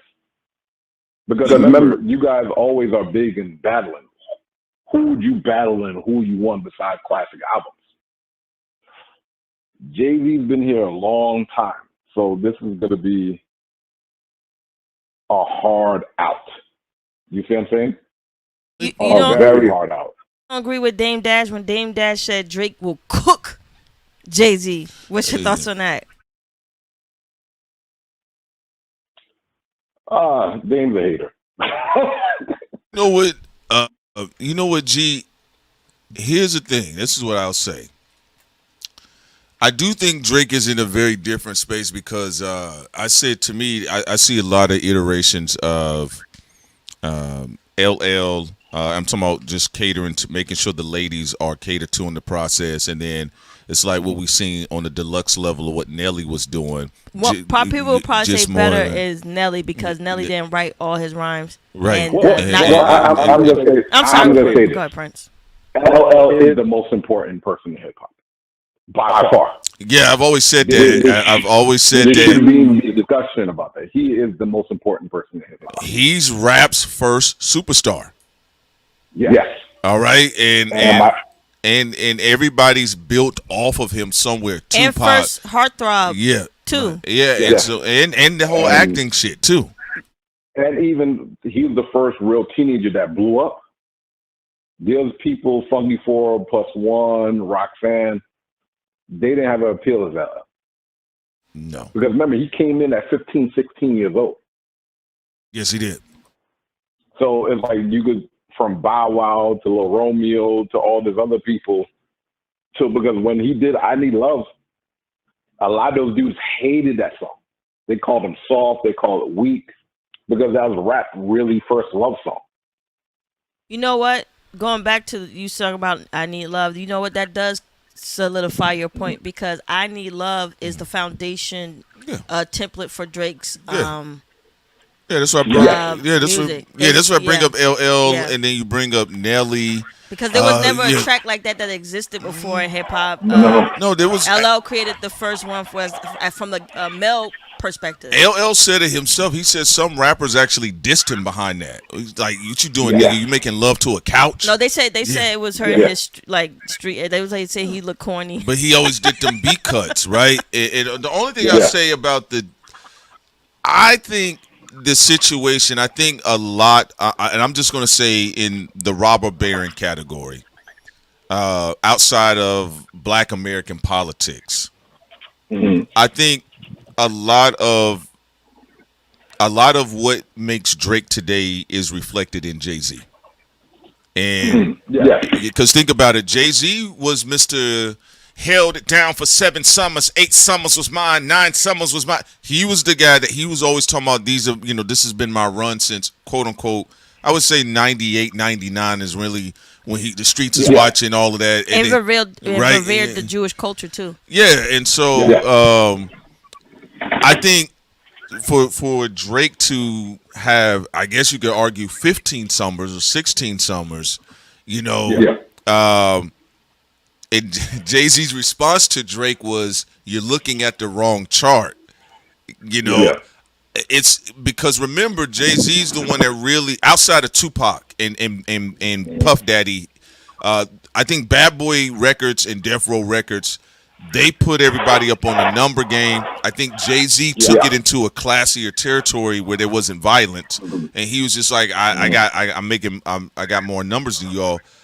Then Drake comes in, raised under that energy. Well, I'm going to take your numbers, Warren Buffett, and then I'm going to double it on my end, and I'm going to be my own robber baron. That's why he said in the Janice record, he says, how much did I make last week? 250. He's talking about 250 million I made last week. That's the shit Jay-Z used to say to niggas all the time. That's why I just think, I think that's why I say, this will not be to Prodigy. Yeah, Prodigy was trying to still be conscious. You know how he ended up talking about the occult circles and the trafficking and stuff like that. But Jay-Z did use the number things on top of Prodigy when he was going to get some. Go ahead, G.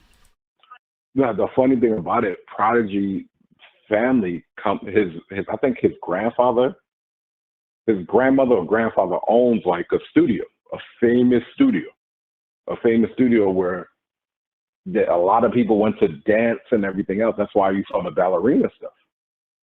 Yeah, because he comes from a legacy of black jazz musicians. Prodigy got a rich black history. He got his dad in my side. I kept looking like, damn. Yeah, so he's connected to a lot of shit. I was just saying, I think Drake and Jay-Z's fight is more of the cultural influence.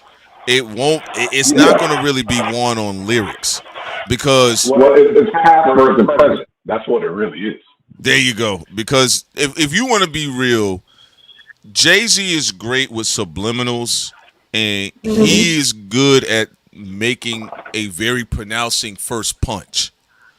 Jay-Z he's always kind of struggled with public call-outs and public counters. So when he had to respond back to Nas, he fell flat. When he had to kind of really get back in there with Dipset, he fell flat. And that's why when Drake called him out just officially, he just threw one bar out there, people laughed at Jay-Z with the picnic freestyle. Now, again, I'll see where he goes with it, but if I'm talking about just watching boxers, I've always noticed Jay-Z has struggled with delivering a counter punch or responding to a public call out. Drake has had the same problem too. Miguel don't count. You know who he should call, but he won't? He needs to call Buster. If Jay-Z contacts Buster, yo, how should I address this? Buster could give him, because if you notice, there's few boogeymans in hip hop that people want no problem with. Buster has been one of those guys like, yeah, we cool. You never hurt anybody outright diss Buster Rhymes. Never. Oh yeah, That's one, because for the mere fact, they will destroy you when they have to. You're right. And Sim brings up a great point. That is something that was also, because it has been mirrored in Drake. Drake has a problem with finishing off too. Yeah, the counter punches. The only one he got in is Meek, but one could say Meek has zero forethought. Yeah, he actually got lucky. He got lucky with Meek, man. Lucky, like Meek, because Meek, it was just a different situation. But I ain't going to be. Oh, I'm sorry. Oh, no, I'm just saying. No, you good, man. I be talking all day, man. But I just say I will be interested in see how does this Drake and Jay-Z past versus present battle plays out. Because remember, Drake had a hard time with Rick Ross, because Rick Ross is very charismatic and very funny with it when he called him BBL Drizzy. And that's what stuck, and that's how Metro did. Remember the BBL Drizzy. Up, and then it continued to snowball. Yeah. So it's one of those things where if you could be slick, because remember, Biz Marquis, the reason a lot of people didn't want to deal with him, they was like, yo, man, he will clown you and make fun of you, and people will laugh at you. So you don't want to deal with an MV like that, who's very funny on the mic. That is true. It's kind of like that's one of the reasons why I always felt Kevin Hart was afraid of Cat Williams, because the thing that does work for Drake. Now we'll have to see, because Jay-Z is kind of a bit past that age. But one thing that did work for Drake, when Drake retracts into himself and just makes something like a hit, or like he made the hit with the Janice joint, and he just said, because he's accidentally funny too. Yeah, you OGs, we know how you rocking already. The jig is up. That's stuck, and that's shit. But that's shit that Drake watched Jay-Z do to other people, because Jay-Z used to do that shit. He'll just drop a bar here like, "Is that your chick?" Is a diss record. Is that your chick? Yeah, he's talking about Nas. That was about Nas. And that's why Nas got pissed off at him, because he was like, yo, man, you keep on doing this. Yeah, and that's the shit that's what it does. Go ahead, G-Ville. Yeah, it's funny because what it is, Drake and T.I. are accidentally funny. They don't mean to be funny, but they just naturally are. There's like an awkwardness about them. Yes. And you're looking like, it's the thing that is so funny, but I told people, like, being around, seeing rap has expanded and everything else. It's gonna be interesting, but I think this is like too many years too late. They should have did this like a decade ago. I don't know how it's gonna land, but it made people are tired of it, because it's like two old boxes it's like Manny Pacquiao and Floyd Mayweather. You guys should have fought a long time ago. You got the internet involved. Actually, the interesting question too is, why are you even fighting at all? Yeah. Like what's the point of a Jay-Z versus Drake? I think there's some. I think unless the flow of money, because one of the Is it two? Is it two Jackie Robinsons? It could be. It's a situation because it's like we said, a lot of the like Elliott Wilson. He's leaned all the way into Jay-Z, of course, now because after Drake called him a rat. But a lot of the guys. It was Kendrick first called him a rat. No, it was Drake. Oh, Drake called him a rat too. Drake called Elliott Wilson a rat. How Elliott get a rat? Damn, everybody called Elliott a rat. Yeah, he sent him a rat emoji, and Elliott said, "What is this?" Oh, you're right. That was a while ago. No, you're right. So when Elliott went to Not Like Us, Kendrick said you a rat. Yeah. And then on social media, Drake called Elliott a rat. No, you're right. Yeah, both you of them called Elliott. They called Elliott Wilson a rat, but most of Elliott Wilson did like he liked both Drake and Jay-Z. So we'll see where it goes. G-Ville, man, we actually ended up doing overdrive with you. No problem. But I know it's been a long time. Yes. I think like about a year or more. I think about it. I think the last time it might have been a year. I think it's a year. I think it might have been a year. Yeah. I think you might have called in one other time concerning the election. I think if I recall correctly, something around that time. But look, man, it's good to hear from you, man. I do like when you call in because the people get a chance to hear your experience and the knowledge that especially as on the boots ground New Yorker yourself. Oh man, look, it's better out here, but I actually love it because looking at all these people celebrating, I was like, you swore it was World War III and we beat the aliens the way that people are hugging each other and all this other stuff. I was like, oh man, this is beautiful. It's beautiful. I can see that. Yeah, I'm not even a big fan. I was like, I threw my card in '93. I was like, I can't go through this heartbreak anymore, man. This is painful. Hey, man, but no, they did a fantastic job. I actually just think I think Wemby was doing a little bit too much, but I get it. You're 22, you having fun pushing people's neck into the ground. Because when he pushed homeboy's neck into the ground, I said, "Boy, you better win.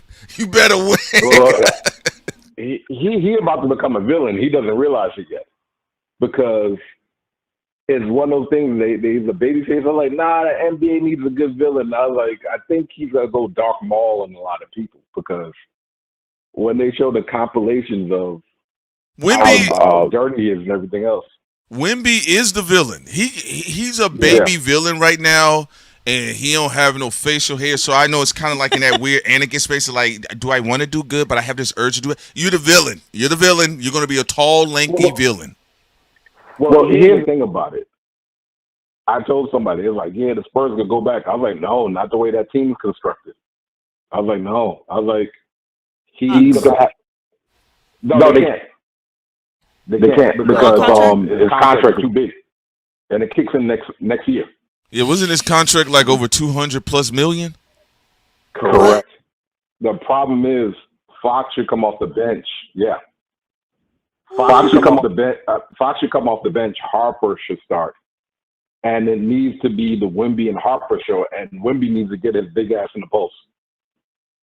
That is true. You think he'd be flopping? He'd be running everywhere too much on the court. Well, the thing about it is, I have, as a smaller person, have the advantage when you're 30 feet away from the basket. When you're closer to the basket, you could cause havoc. So it's just a geometry thing at the end of the day and physics. You're already 7'5", so you turn and you do like a simple thing, a hook shot. There's nothing I could do. So this summer, no, go ahead. You think he plays too much at the perimeter? Way too much. Because the thing about it is, he thinks he's a guard, but the problem is when you're a guard and you're dribbling and the ball's at his hip. He's 7'5", so somebody like me that's 6'3", I could just, because the ball's damn near at my head, I could just poke it out when he spins. Yeah, you can strip it. I'm glad you said that because I do look at Wemby. And I'm like, come on, big nigga, you do got to get in the post now. Like you trying to be Steph Curry, you know, like nigga, you trying to be a guard. It's like stop it, because they do strip the ball from him quite often. Oh well, also sometimes when the ball is passed too low, because he's so tall, he doesn't recover very quickly because he's too tall. It's anatomically impossible. He's tall. It's a fucking Men in Black alien. In the past, they don't want to pass too high because they don't want their pass to be intercepted. But if they go too low, it's hard for him to get the ball. He'd be the first nigga I go after. Wemby would be the first nigga I'm going after on the court. And the thing about it is with the San Antonio, they remind me of like the '95 Orlando Magic. They're very, very young. Oh, great! I forgot to tell y'all. G-Ville used to be in the NBA, so you know. No, I didn't. Yeah.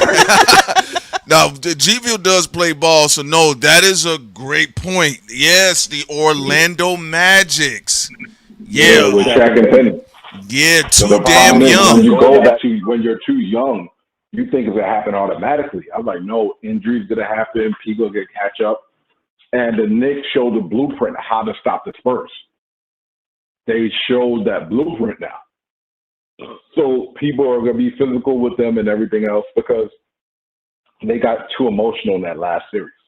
Do you think that was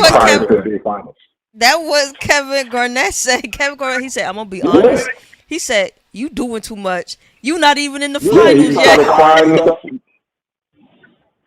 Do you think Wemby, outside of a lack of, because he's 22 and I thought his press conference was very immature. He's like, see y'all never. Like I said, what the fuck? It was a little bit booger flicking. And I was like, big ass up. I was like, you know what? You right. You are Gen Z. Yeah, right. But do you think Wemby? Do you think he plays a little bit too much on the court, like pulling niggas by their hair, pulling their socks down? A little goofy it's stuff. Just too much goofy shit. He's European. They play dirty.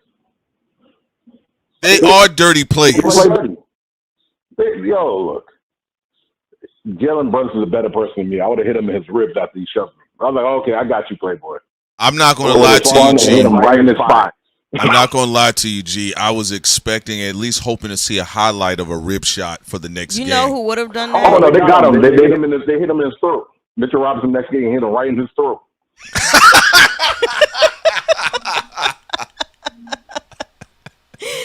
Because I know you're going to have to get a shot next because you pushed that man all the way up onto the floor and then you laughed about it. You get what I'm saying? I'm like, come on, man. It's one of those things. And people don't like to hear this. They don't like to understand that basketball is a physical sport and everything else and all this other stuff. However, I told this to somebody, I hope he doesn't grow anymore. If he grows like 7'6" or 7'7", I was like, yeah, he's going to start having a lot of injuries. Yeah, so I hope he stays 7'5". There's a good chance he could still be growing. He won't stop completely until 25.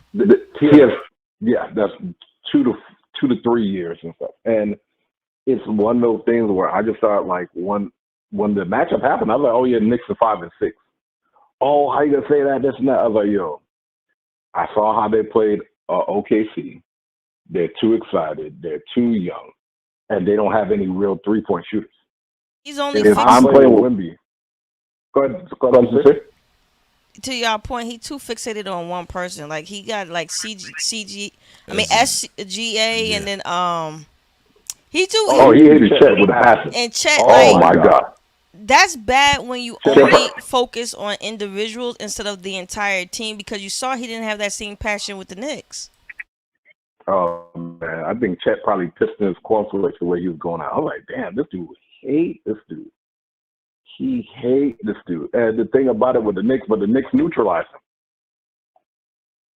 him. They neutralized him the whole entire time. So people are like, well, he should do the same thing. Not when they have a game plan to pretty much load up on you. Yeah, well. And that's what it is. No doubt about it. G-Ville, man, we appreciate you so much, bro. I'm glad. I'm hoping everything is working out well. You're doing fine with the family. Happy you called. Happy you called, man. We was on the phone with you for 3 hours, man. So We definitely did overdrive. Yeah. We try not to do that for you all. I know because people like, man, but some of y'all be like, that's good, man. I'm at work. So so we appreciate you guys so much. Yeah, no, because some people, we think like, oh, man, this might be too long. But some people are like, nah, I'm on the night shift. I listen to y'all on the night. So it is what it is, man. Anything else? G-Ville, man, we appreciate you calling in. Sin, you had any final thoughts? No, it was a great call, and I think we're going to leave it here. We're not going to have any more calls. People could call in tomorrow morning. G-Ville had the floor, man. All right, then, people. Peace out. Right. Take care, man. All right, man. Shouts out to G-Ville. That was a great conversation. Great call, man. Fantastic, call. man. He been rocking with us for a long time, for a minute too, by the way. So shouts out to G-Ville. Everybody else who wasn't able to call in, don't worry. Phone lines will be open tomorrow. But we had to talk to Granville. He was bringing up some excellent points. Yeah. Great conversation. Also, sorry, Dem. Thank you for the correction. Dem said that Drake did the rat emoji first towards Elliot, and then after that. When Elliot went to Not Like Us, he Kendrick. got called a rat by Kendrick too. Yeah, I think they said Kendrick and Dave Free. And Dave Free called him a rat. So I mean, Elliot is going to be on stage with Jay-Z, so we'll see where that goes from there. And I'm just happy to talk to Granville. We been talking to him for an extremely long time. Very knowledgeable man. Yeah, we're glad that everything is all right with him and his family. Folks, we're going to drop up out of here on this level. We love you guys so much. We will be back again. Again, tomorrow at 3 o'clock p.m., we will have our Baby Keem video. And today at 3 o'clock p.m. That is true. Go ahead, Sin. Today at 3 o'clock p.m., y'all can check out our Molly Santana video. And again, tomorrow at 3 o'clock p.m., Baby Keem. And also, Reed, thank you for reminding us. We'll push back that Crowdcast stream today. All right, guys. Remember, Prince, push it back so people don't be there and then we're not there. Man. All right, we love you guys. Bullshit. Love you guys so much. We hope you guys enjoy the rest of your day. If you just slide it into the chat, you'll be able to have a chance to replay this particular broadcast. And you can listen to it whether you're at work, at the gym, or at the job. Salute to you all. Take care, G-Ville. Shouts out to your player. All right, y'all. We love y'all. We are out. Peace. Peace, everyone.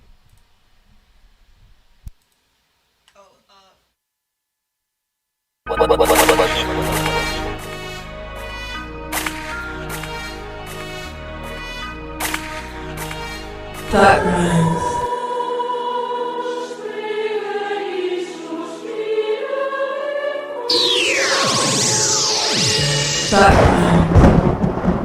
Break.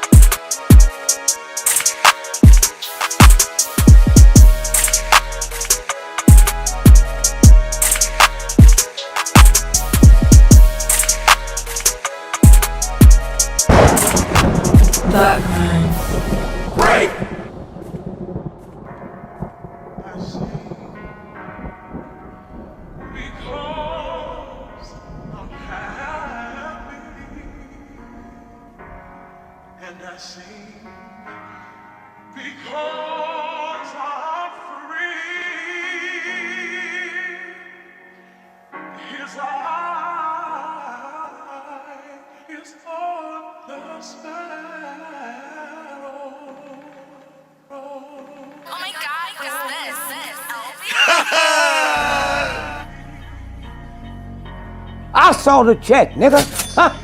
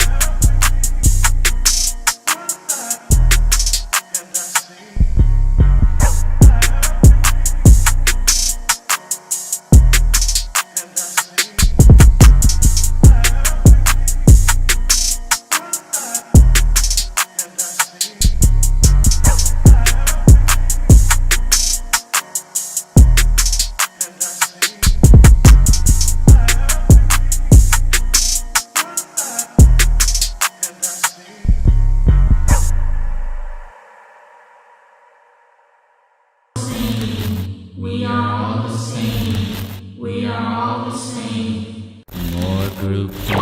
Coming to your airwaves. All right, now I'm here to kick the ballistics. Check out Thought Crimes. Are you following me? Coming to your airwaves. Coming to your airways. You ain't gonna get me with that one.